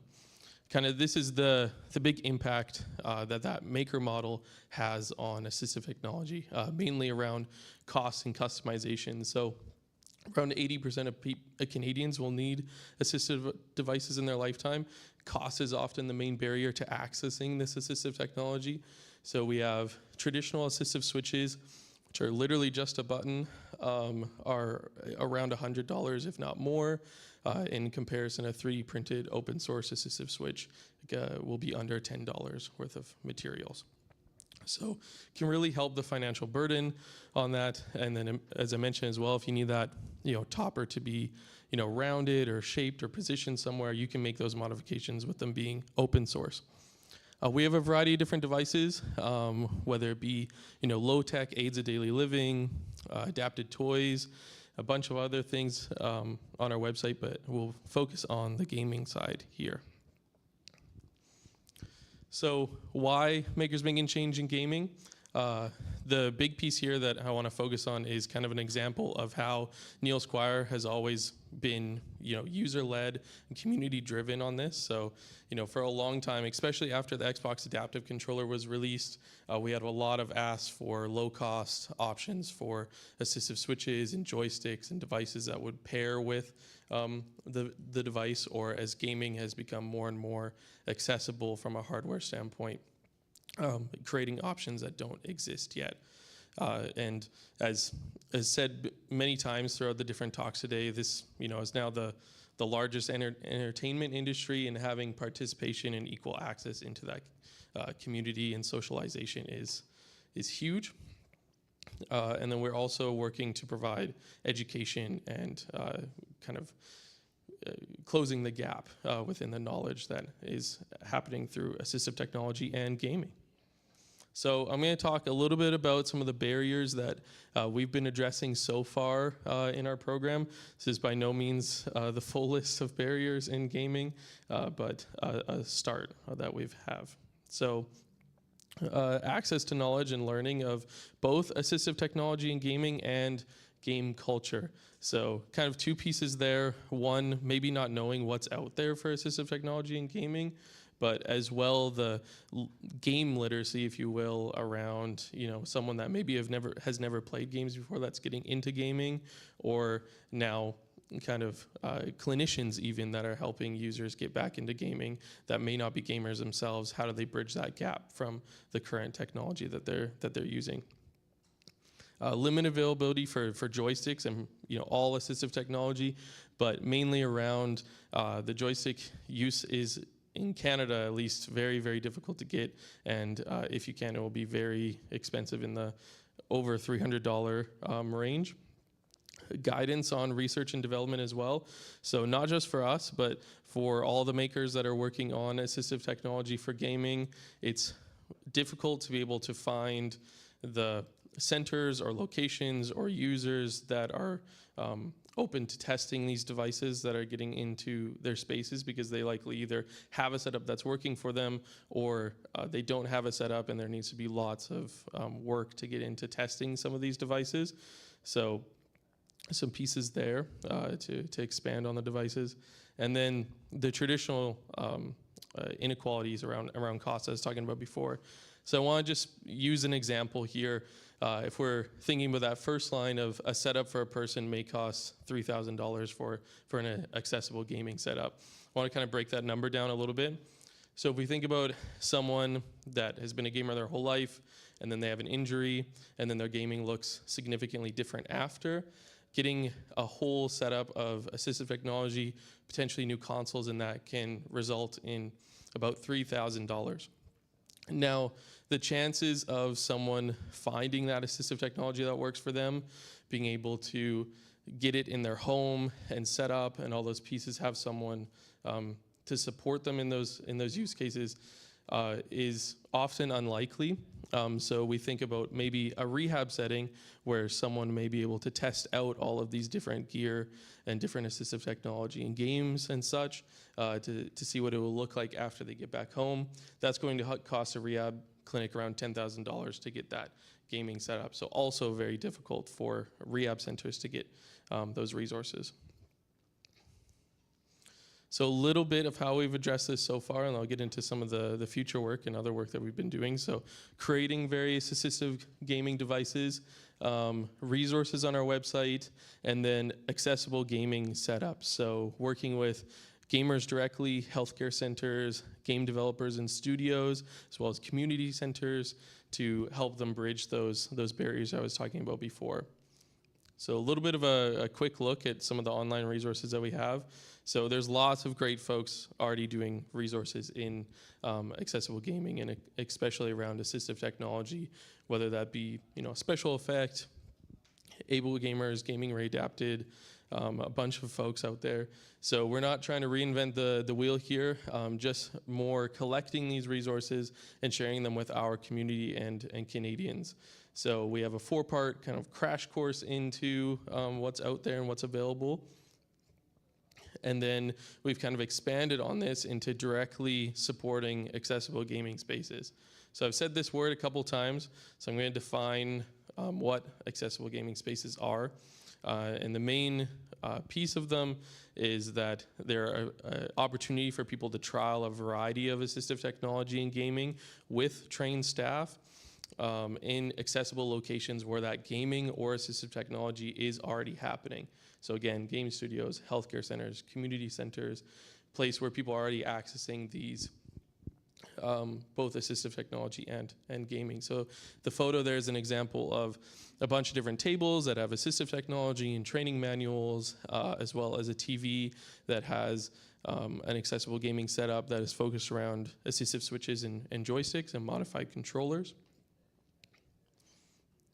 So a couple things around the accessible gaming spaces. Again, a place for to trial these options out there, but also on that R&D front that I was talking about, to test and develop new devices. So to further the technology that's out there, to further what's available for folks, that can be a place for that. And as well, in Canada and all across the world, there's lots of rehab centers that have heard from their clients that, I want to get into gaming, I want to start gaming, and they don't have the resources to help them.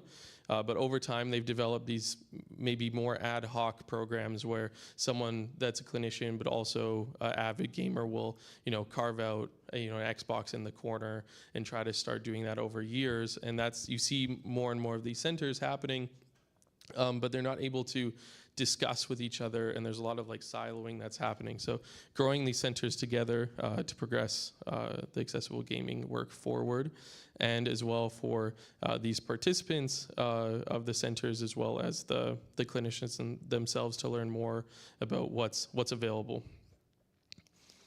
And a little bit of a different model here when we talk about game studios. So working with game studios, it's a little bit of a flip where maybe in clinical settings, they know assistive technology really well. They may not know the gaming really well, but it's completely reverse in a game studio setting where you know gaming really well, maybe don't know as much about the assistive technology. So thinking about how do we bridge that gap to allow more players in playtesting scenarios that are using not just traditional controllers, whether that be modified controllers, various assistive technology devices that can playtest these games with educated staff in the game studios who can support them in that playtesting scenario. Really, the biggest question that we want to answer with these centers is, where do I start? We want to be able to promote and support these centers in creating and doing this work, but oftentimes we're hearing, where do I start? Nearly on a daily basis now, and being able to provide options for folks. So this is kind of where we started in creating these accessible gaming spaces. So we started our Game Checkpoints program, stands for Gaming Accessibility Made for Everyone. We established 4 external centers and 2 internal centers. The 4 external centers are in Vancouver, Toronto, Fredericton, and then here in Montreal.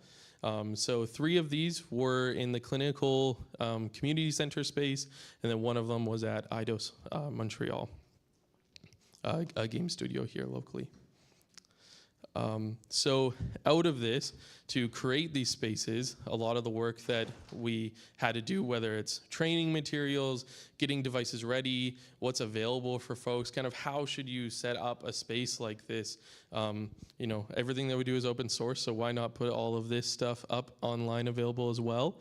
So these are an example of this. We have a bunch of other stuff I'll talk about, but the reference guides. So these are kind of the upgrade from those resources I was talking about that are online, but more thinking about in a setting when you're maybe not as knowledgeable on any of these pieces, whether it's gaming gear, gaming itself, the accessibility settings in games, or the best practices around working with gamers in those accessible spaces.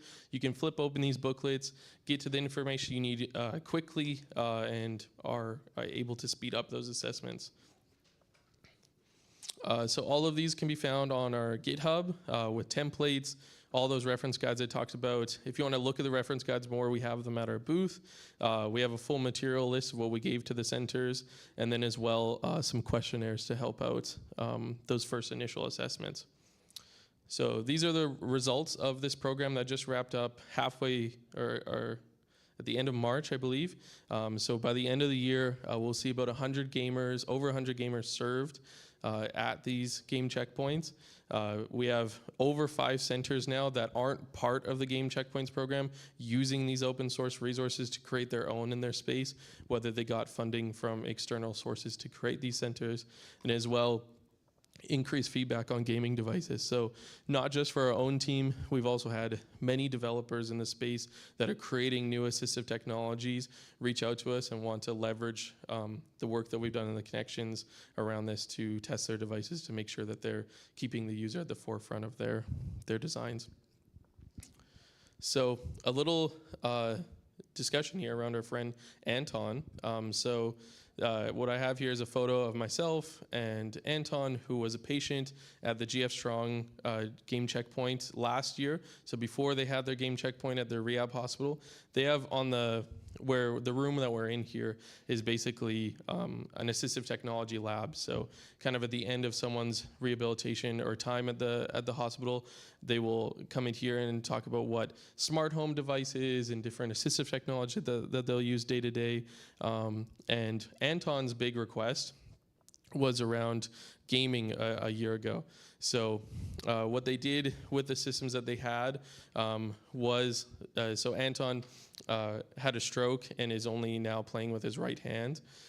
So that's a photo of Anton, how he's currently playing, holding the controller in one hand and balancing, and that's how he's activating all the buttons, and then using his left hand for balance.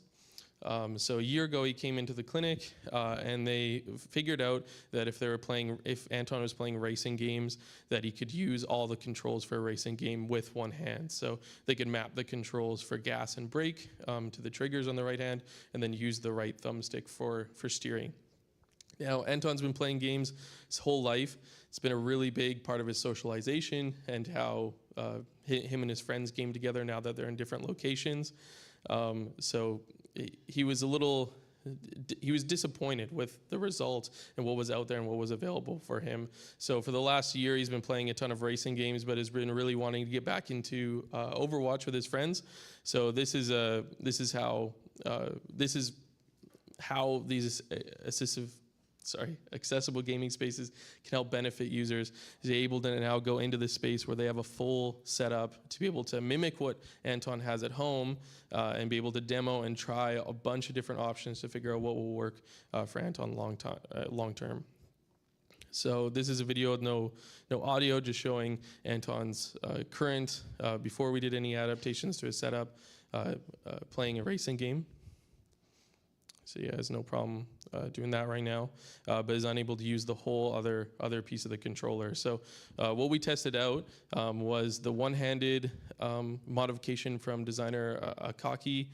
So it's a 3D printed modification you can put on the controller to use the whole left side, only using your right hand, and then also a mount for fatigue. So Anton talked about how he could only play the racing games for up to an hour before both his left side and right side of his body would fatigue. So after these modifications, he's able to play for longer term. He can access both joysticks and can use his one hand. So video of him playing the racing game again, now with the modification, so you can see the 3D printed piece he can press, and then it's pressing the other side of the controller, and then we can snap on more 3D printed modifications for games that would require maybe both thumbsticks. We ended up getting Portal working that day, but I didn't get a video of it. A little sneak peek here at the end is our new assistive technology around joysticks. So we have 4 new assistive joysticks coming out that are both able to be used as computer mice as well as joysticks and gamepads and gaming. So we have them all at the booth. They're all prototypes and demos right now, so we'd love your feedback. Come and try and break them and let us know what you think of it. We have a couple different models and love your thoughts on that. So that's it for me. That's my contact and then the centers.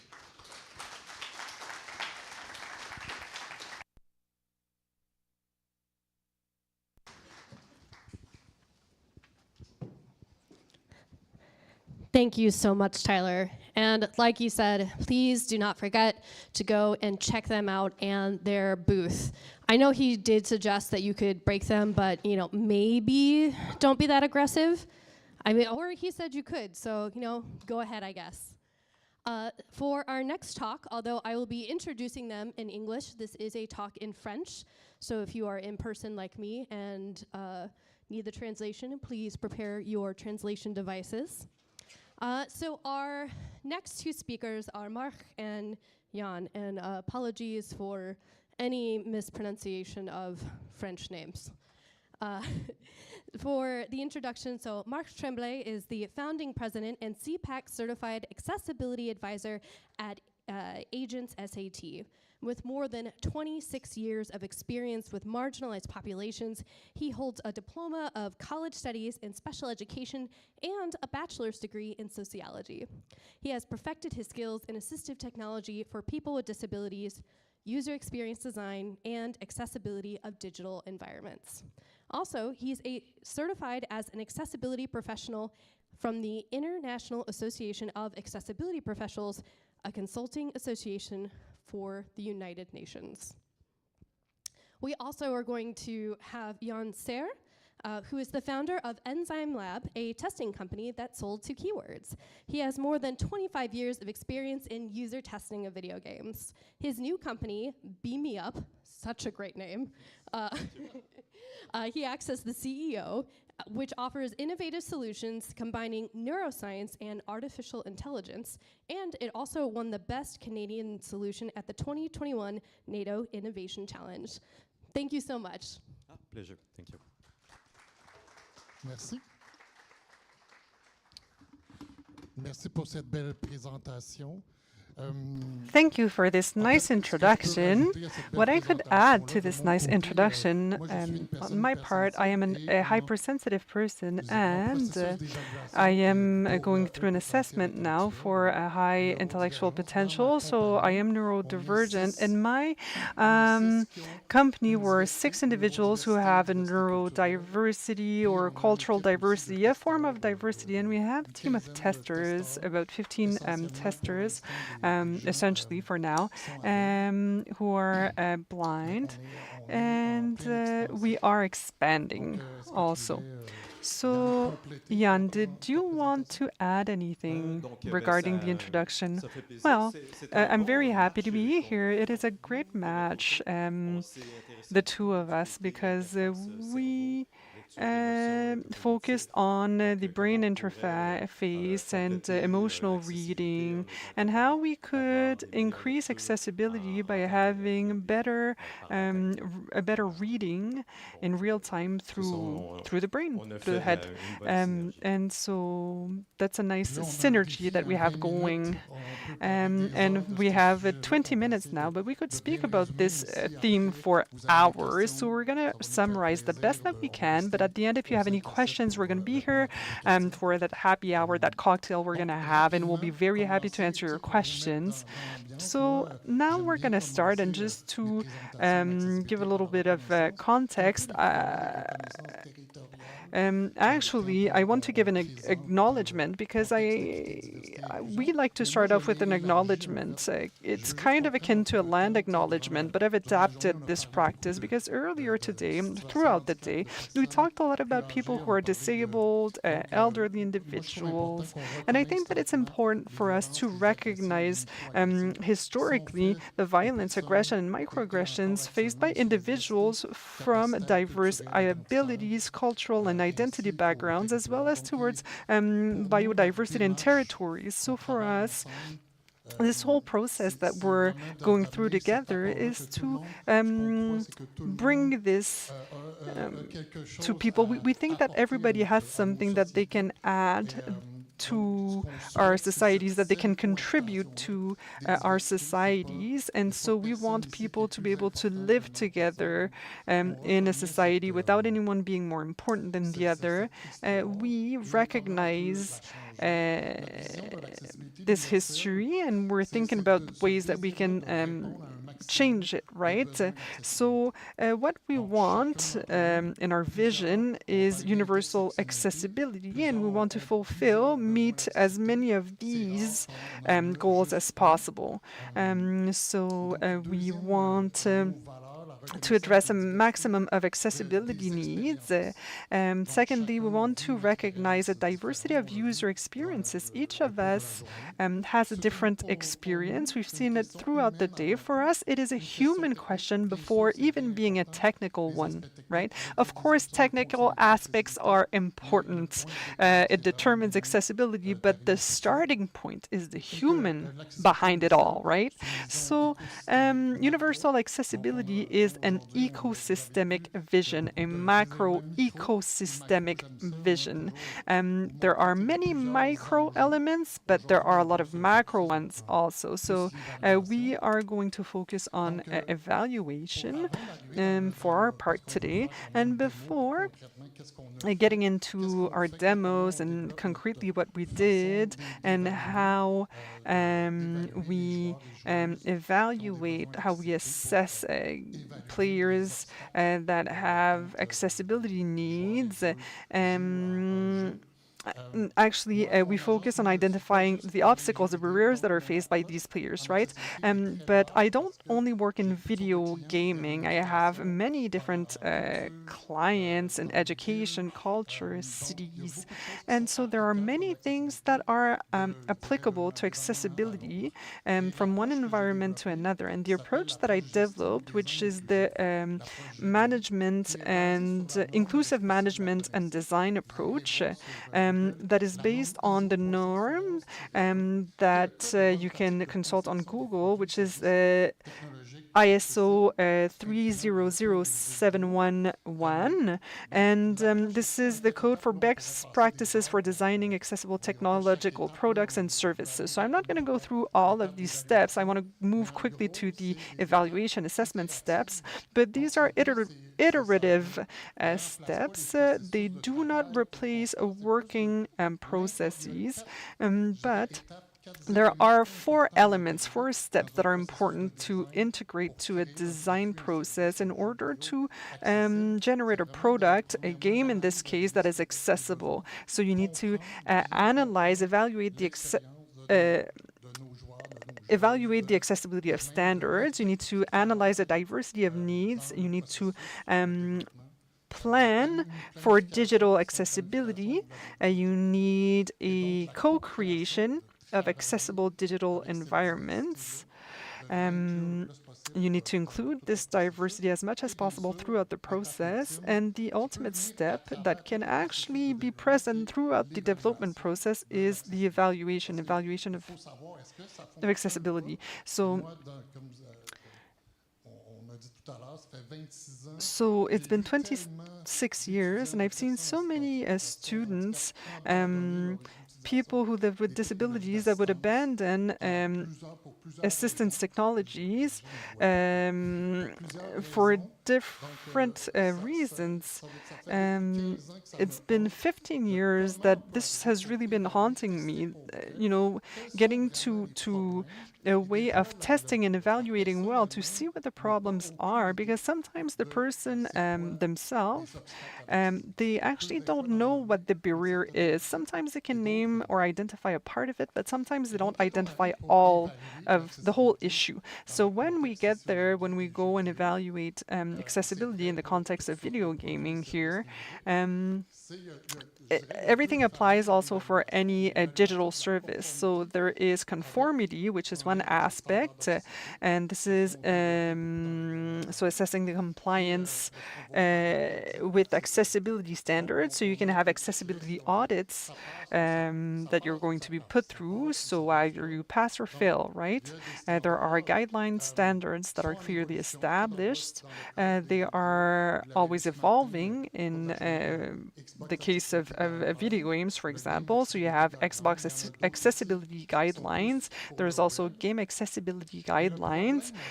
They're always updated. There are also some guidelines for the web, for the internet, but also you need to assess the real player experience, because it's not because you check all of the boxes in guidelines that your product is accessible in terms of real experience. So you can evaluate accessibility, assess it to a minimum, but if you want to go further and actually improve it, that's where you need to go further and actually assess the real player's experience. So in the gaming industry, I think that this is the industry that is the most that has the most integrated the question of the user testing. For example, one of my clients used to work with a public library, and to get to the point where you do the user testing, you have a certain number of basic principles that have to be present. But for video gaming, criteria, there are already some classic criteria that are, or classic tests that are observed, right? So you'll always start with a feedback, feedback from users, get players' comments, and if you can get a lot of people who have a variety of abilities, disabilities, you're going to get many comments, many different feedbacks, but just getting this feedback, you still have your bias. You're not going to have you're not going to grasp the whole reality of the barriers faced by the players that were involved in the testing. So that's when Jan comes in with his team, and so we approached them to see how we could make our process more efficient with the players who have accessibility needs, and that's where we get to the idea of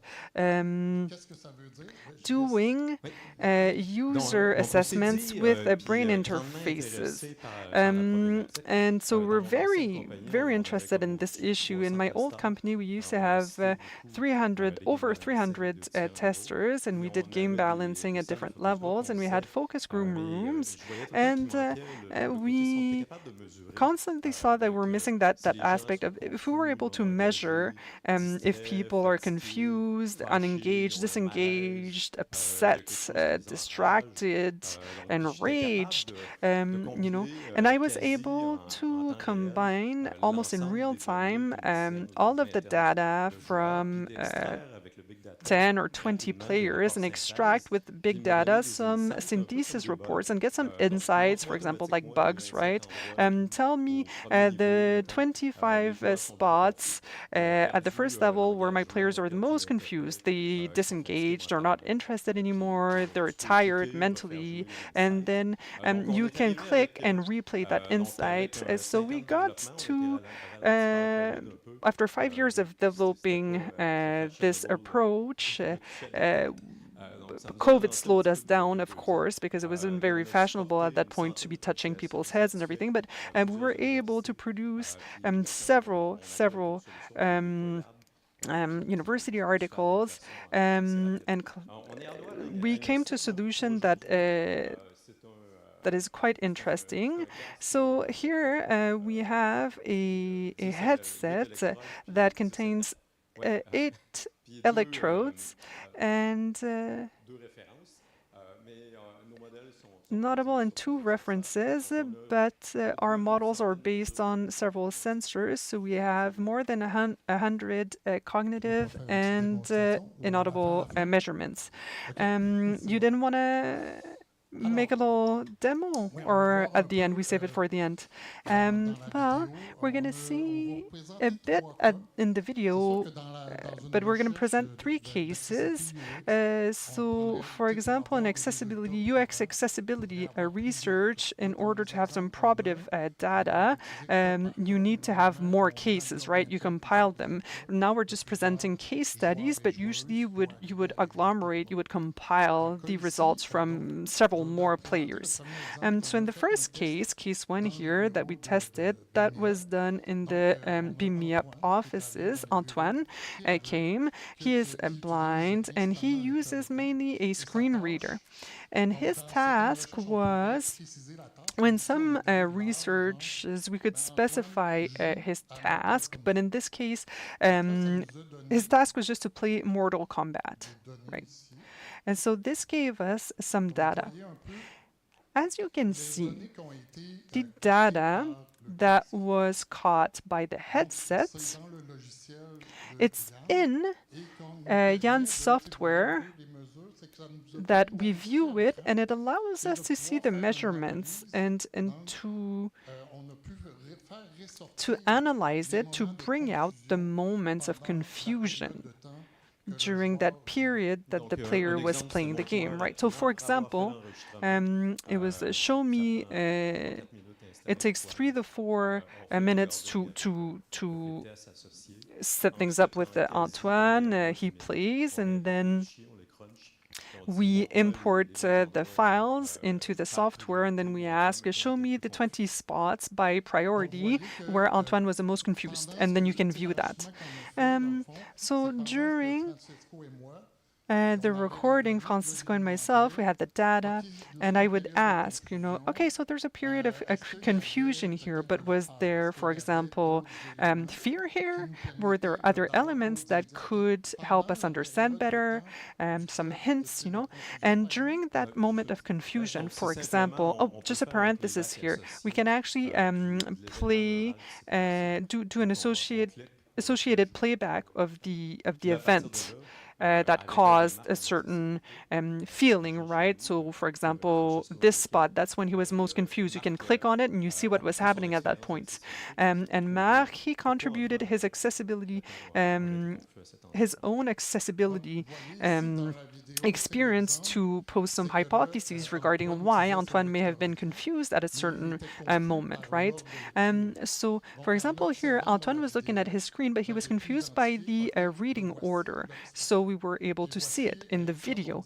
And that's when we're able to target, to spot that obstacle, that barrier, what the problem was, and what recommendation we could contribute. So we thought instead of going over, because usually in user tests, you record the task for an hour, and then the interview that you do with the person, and then a technician will code each of the elements that is problematic.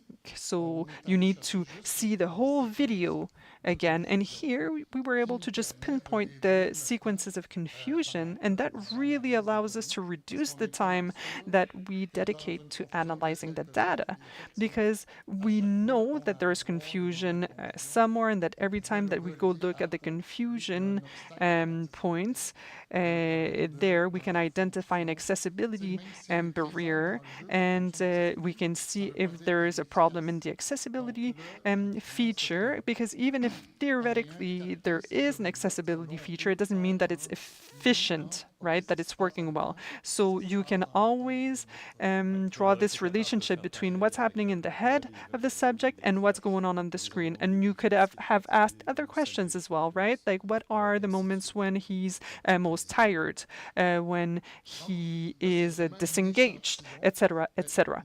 And it would have been the same process. So here it is a sample, but usually in my user testing sample, I end up with a report that identifies a series of barriers, and then you identify some criteria to establish action priorities, right? Because of course you can't always do everything. There is some budget restrictions. There is some time restrictions. So sometimes you can identify up to 80 accessibility obstacles, barriers to accessibility. But at some point you need to be able to determine which are priorities among all of these barriers that are identified. So once you've tested with several players, you can see which barrier occurs most often. So the most significant barriers maybe the ones that you target, or perhaps the ones that are easiest to tackle. You can also emit some recommendations not only in correcting the game, but also in the process, in the development process, so that you avoid some biases. So, for example, when Antoine came to the offices, perhaps at the beginning he was confused because when they put the helmet on his head, what was seen on the screen by the software, well, there was a time that nothing was going on, right? And the player didn't get any audio description, and the technician didn't explain to him what was happening on the screen. So there was a bit of this confusion on his part because at that point he was left in the dark. And so in our protocol, we could, for example, or we could have a note here that says the protocol should be accessible so that the tester can understand it without relying on visual cues. Because if you introduce the player, the tester, into the process, and there's already confusion there at the moment of the introduction, the whole test may be a bit biased, right? May be impacted. And in this example as well, there was difficulty deactivating the screen reader. The player must return to the main menu. And so a recommendation that could be given is to add shortcuts during the game to quickly enable or disable the screen reader and adjust settings without interrupting gameplay.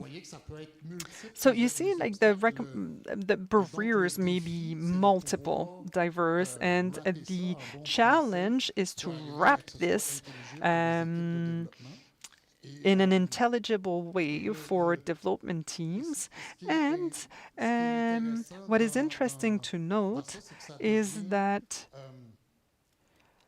this becomes concrete for the development team if they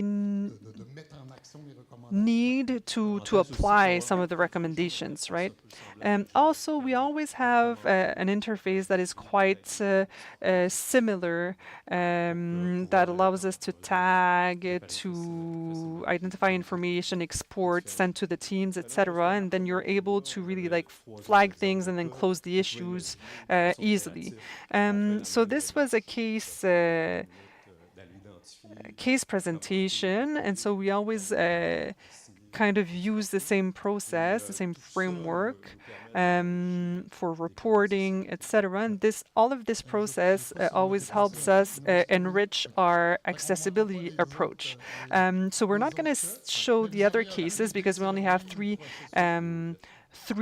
minutes left, but it's always the same process basically. Or maybe I could show the last one just to show you the difference actually. So here we have a player who has ADHD and who is autistic and who has a tendency to be anxious. So we made him play a Resident Evil, which is a horror game, right? So it's quite a good test for someone who's anxious. So you can see that we're able to bring out some elements from the game. In 12 minutes, our player had a level of anxiety and of fear that was quite high, and the metrics clearly showed that to us. So that really generated a disengagement in the game. After 12 minutes, you can see here actually it didn't give us any answers, but it did give us some questions, right? Because we were asking ourselves, was this the intent of the game? Like, is it good or is it okay? Is it okay for the player to be in a stress or anxious state for 12 minutes if he keeps playing? And so at this point, little parenthesis, right? We asked, what are the moments where he disengages? And after seeing this time code, we were able to go and filter the data. So the spots where he would disengage, we would ask where his fear was highest, and then we wanted to see these moments so that we could tune things better and find a balance, the right balance, right? So we would try to go from, okay, he was disengaged, but then we would try to associate this to other emotions or other feelings to fine-tune our interpretation, is what I'm getting at. So from disengagement to fear, to anxiety, etc. And as I told you, we could spend hours here, right? But just to conclude, the work that we're doing now, and which is based on experimentation, we keep experimenting, we're trying to look for ways to do things, but we already bring an added value of accessibility with the methodology that we're developing, because we're able to identify more clearly accessibility barriers more quickly and more efficiently, right? I see it as a professional, it is easier for me to sift through or to complete different steps in my tasks.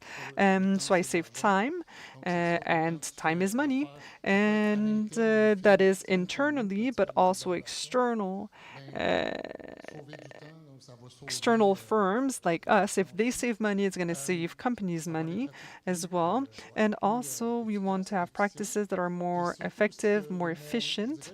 And I think that here, perhaps the warning that I would give is that for now, this analysis, the metrics, etc., it requires the analysis to be done by an accessibility professional, someone who is actually able to interpret the data, so someone certified in accessibility matters. It can't be someone who's never heard about disability situations, who has never studied this fine knowledge of the impacts of disability, etc.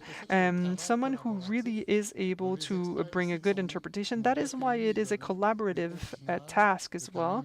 The professionals are using data, firm data, solid data, but in the end, it's still someone who needs to interpret the data, because it can really go one way or another, and you want to make sure that it's the right person who gives the conclusions. Also, there are neuroadaptive cases and APIs that sense data in real time, and so at some point, if players would agree to connect these devices to their games, we would be able to measure, to get metrics real time from different players, and this would enrich the data that we can analyze as well.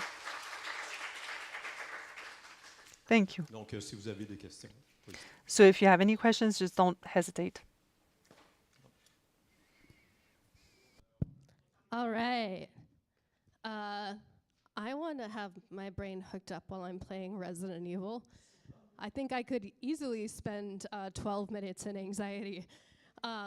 So I believe we have some time for questions. So if we could have our speakers return up to the front. And if there are questions in the room, show your hand. And of course, I will be flagged down when there are questions in chat. All right. I'm going to hit you, and then I'll hit you. Okay, so my question is for Jenna for audio description. When we come to video game interactive medium, we can talk about situation where there might be a lot of variables that change from one player to the other. Sometimes for choice, but sometimes it can be a lot of different things that can be even randomized. So how do you even approach, or are you able to approach these kind of situations? Yeah, so there's a lot that can change between one player's experience to another, like you said. There is still a lot that is yet to be explored in the world of audio description in games. It is still very new. I have already, I can't say exactly which scenarios for, but I've already had some experiences where you can take a couple different approaches.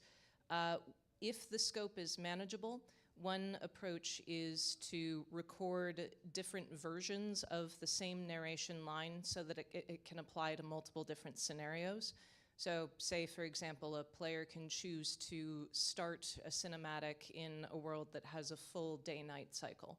you might choose to record 4 different versions of a line of audio description at the beginning of a larger block, which is just dawn, dusk, day, or night. And then it continues into a paragraph from there.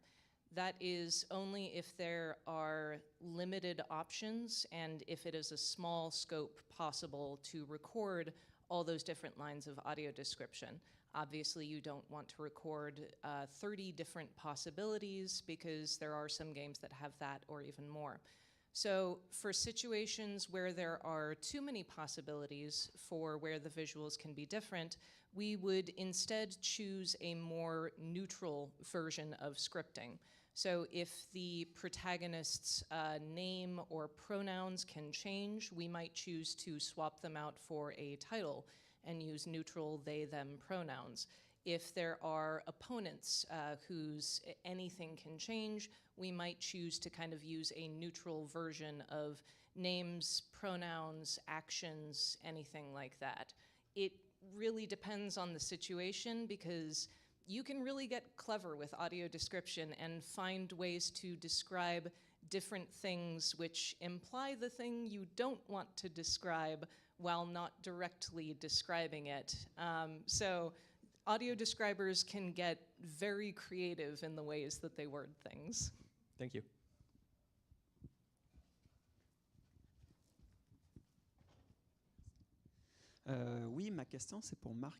I have a question for Mark and Jan. Thank you for your presentation. You're doing very interesting work. You have shown to what extent the interpretation of confusion can be. Why can you ask the user who has a device? If you could have a mixed method where when there's confusion, can you ask the user to tell why they are confused? And what is the advantage of this tool with respect to other tools? Yes. Yeah, in real life situations, we go, we have mixed methods. With a short presentation of 20 minutes, we couldn't get into all the details. But to be used in the process, it has to be useful. And as I said at the beginning, an experienced user who has accessibility needs, they don't necessarily they aren't necessarily aware of their need. In my career, I've seen this in some cases, and it depends on the acceptance that the person has with respect to their handicap. There are some people that can explain their situation easily and they understand what is happening, but often some people have a difficulty in explaining their situation. So it could be a feedback afterwards with the user. And in real life, this is how I would do it. It wouldn't be one or the other. It would be both, using the tool and then having also interaction with the user. And we have to see what the user is willing to pay also, for what services they are willing to pay for. Yes, also, it can be faster. Some people are less verbal.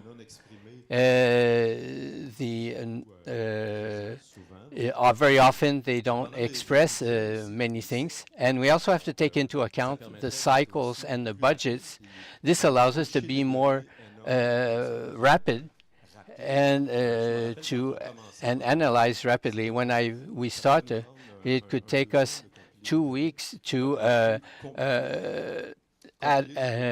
analyze the data, but with the metadata, we can have almost results in real time. You reduce your development budget, and you can also have cycles. What I've seen with my clients when we had large focus groups, we would have hundreds of pages. It would cost them a lot. But in addition to this, the analysis and then the production of the report was long, and they didn't have the time to follow the recommendations and the iterations of the game. They had to launch the game too early. So this is something that can be used with a few users among, and the objective is to see how we can do something that would cost $35,000 in 2 months and do it in a very short period of time, maybe not go into so much in depth. We can do both, but this gives an option to smaller developers or to big players to have several iterations of their game, and by implementing the recommendations that come out of the study. It's in your research, the definition that everything is done. You have to determine what you want to look at and what kind of a sample you want also in your research.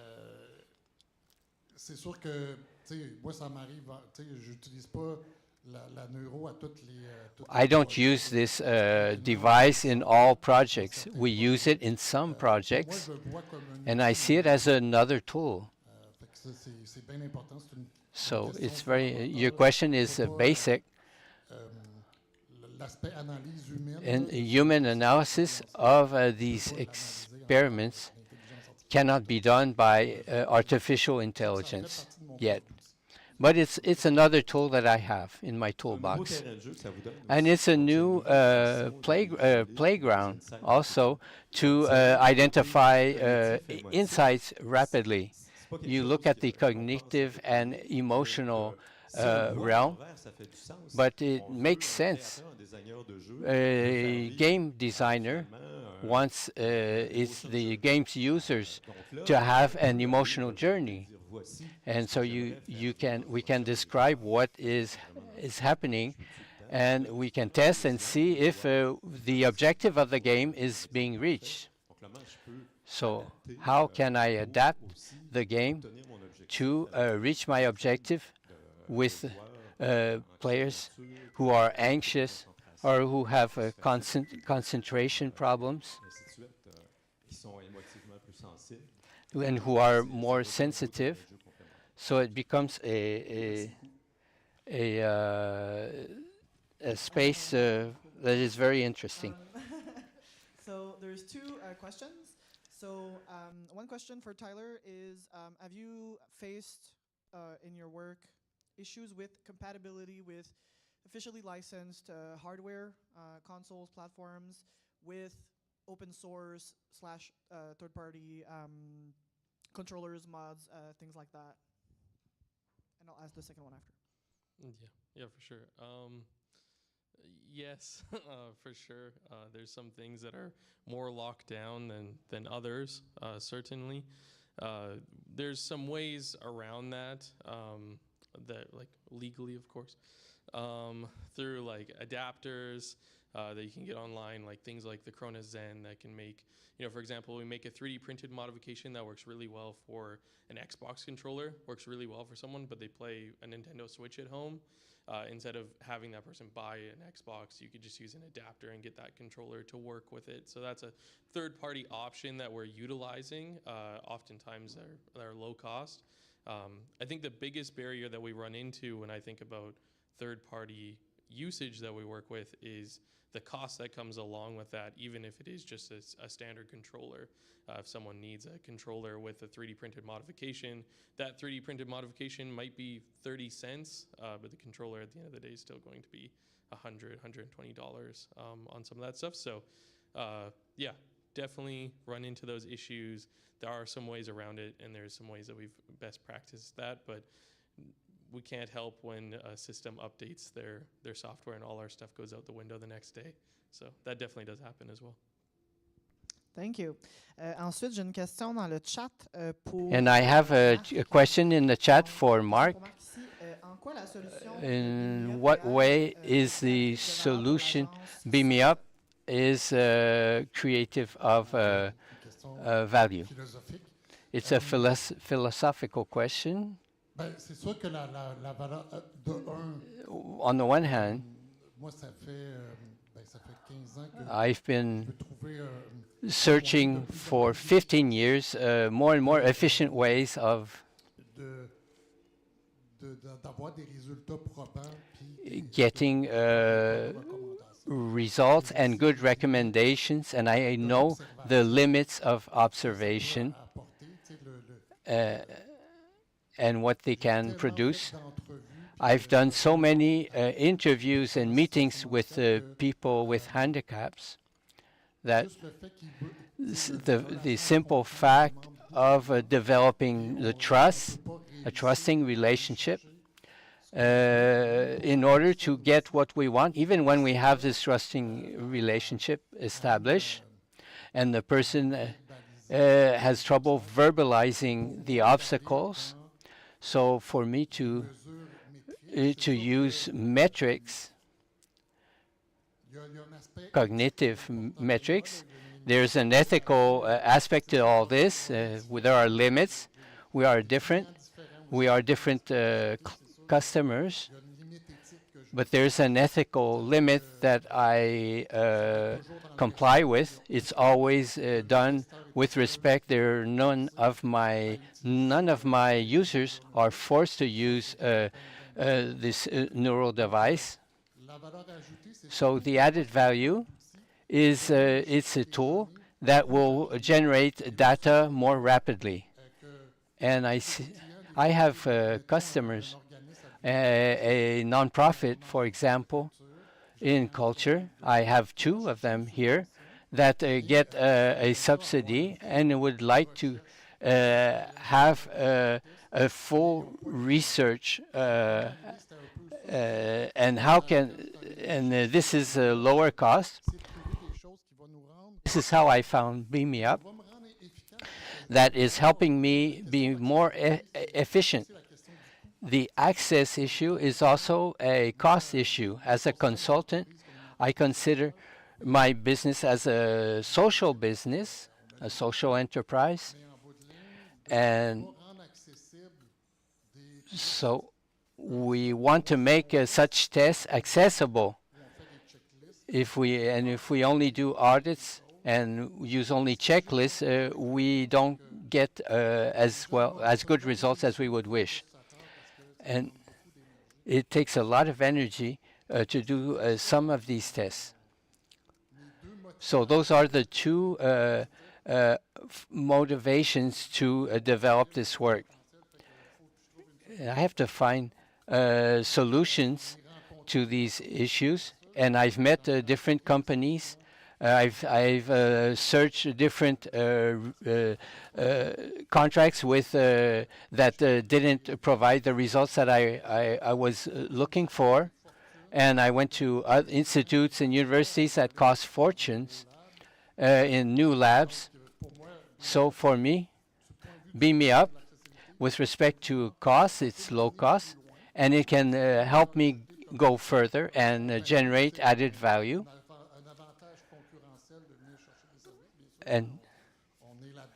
And we also have something that's different that can provide an extra arguments to my recommendations. I have good observations, but if I can validate them with more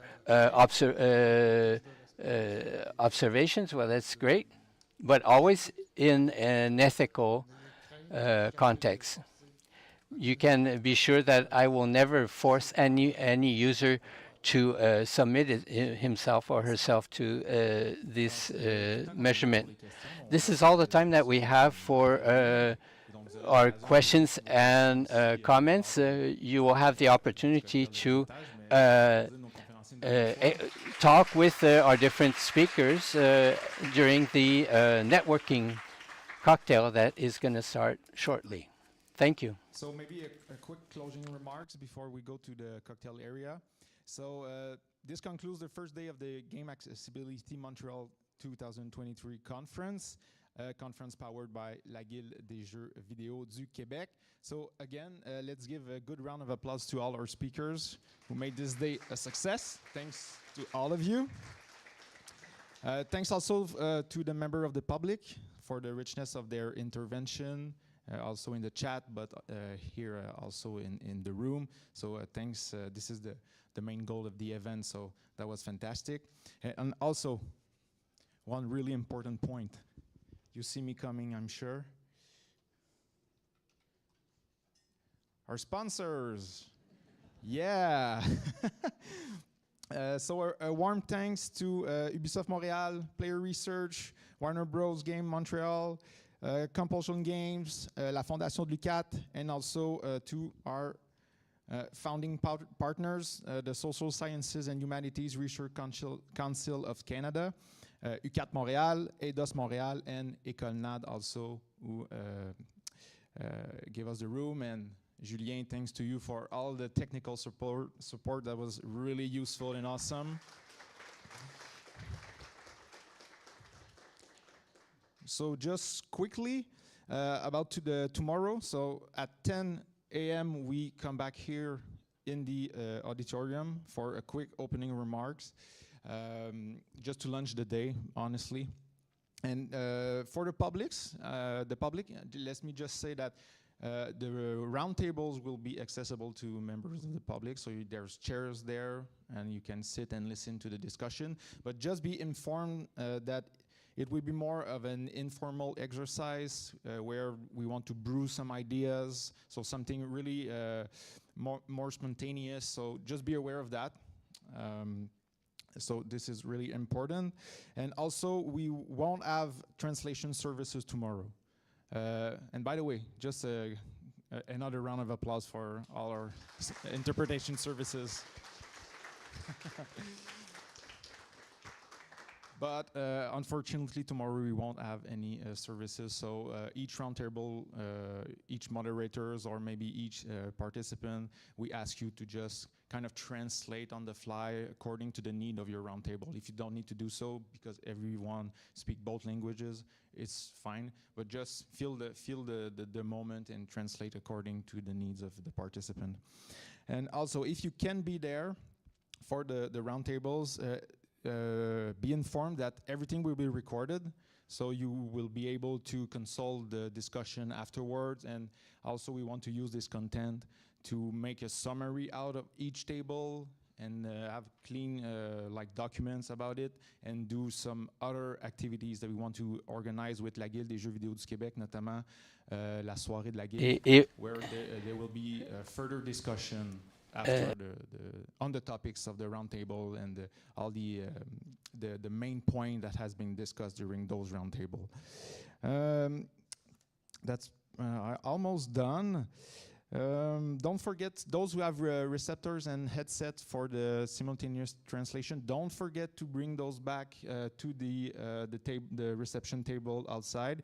If you forget to do this, we will have to track you down, and it might cost you $1, so be aware of that. And then for the cocktails, all of you have a wristband, and you have this band allowed you to have 2 beverage. So let our team serve you. They will make a marks on your wristband, and then we will be able to manage the bar this way. I think the booth makers making change and player research are still up there. Yes, so if you haven't have the time to visit those booths, it's now or never. Maybe tomorrow, I'm not sure. Yes, tomorrow also. Okay, that's good. Note also that the area is reserved until 7:30 p.m. And afterward, you will be invited to follow some of us that will go to Resto Bar near here, about 10-minute walks. It's called Benelux on Sherbrooke, 245 Sherbrooke Street. There will be members of our team that will go there, so you can just follow the wave, let's say. And if you are smokers, note that at 7 p.m. you can go out of the building, but you can come back in. the door will be closed. So if you have to smoke, just bear this in mind if you don't want to lock yourself outside. Otherwise, it's a good opportunity to join the Discord and call us, and we will go down and open the door for you. So that's about it. Have a good networking cocktail.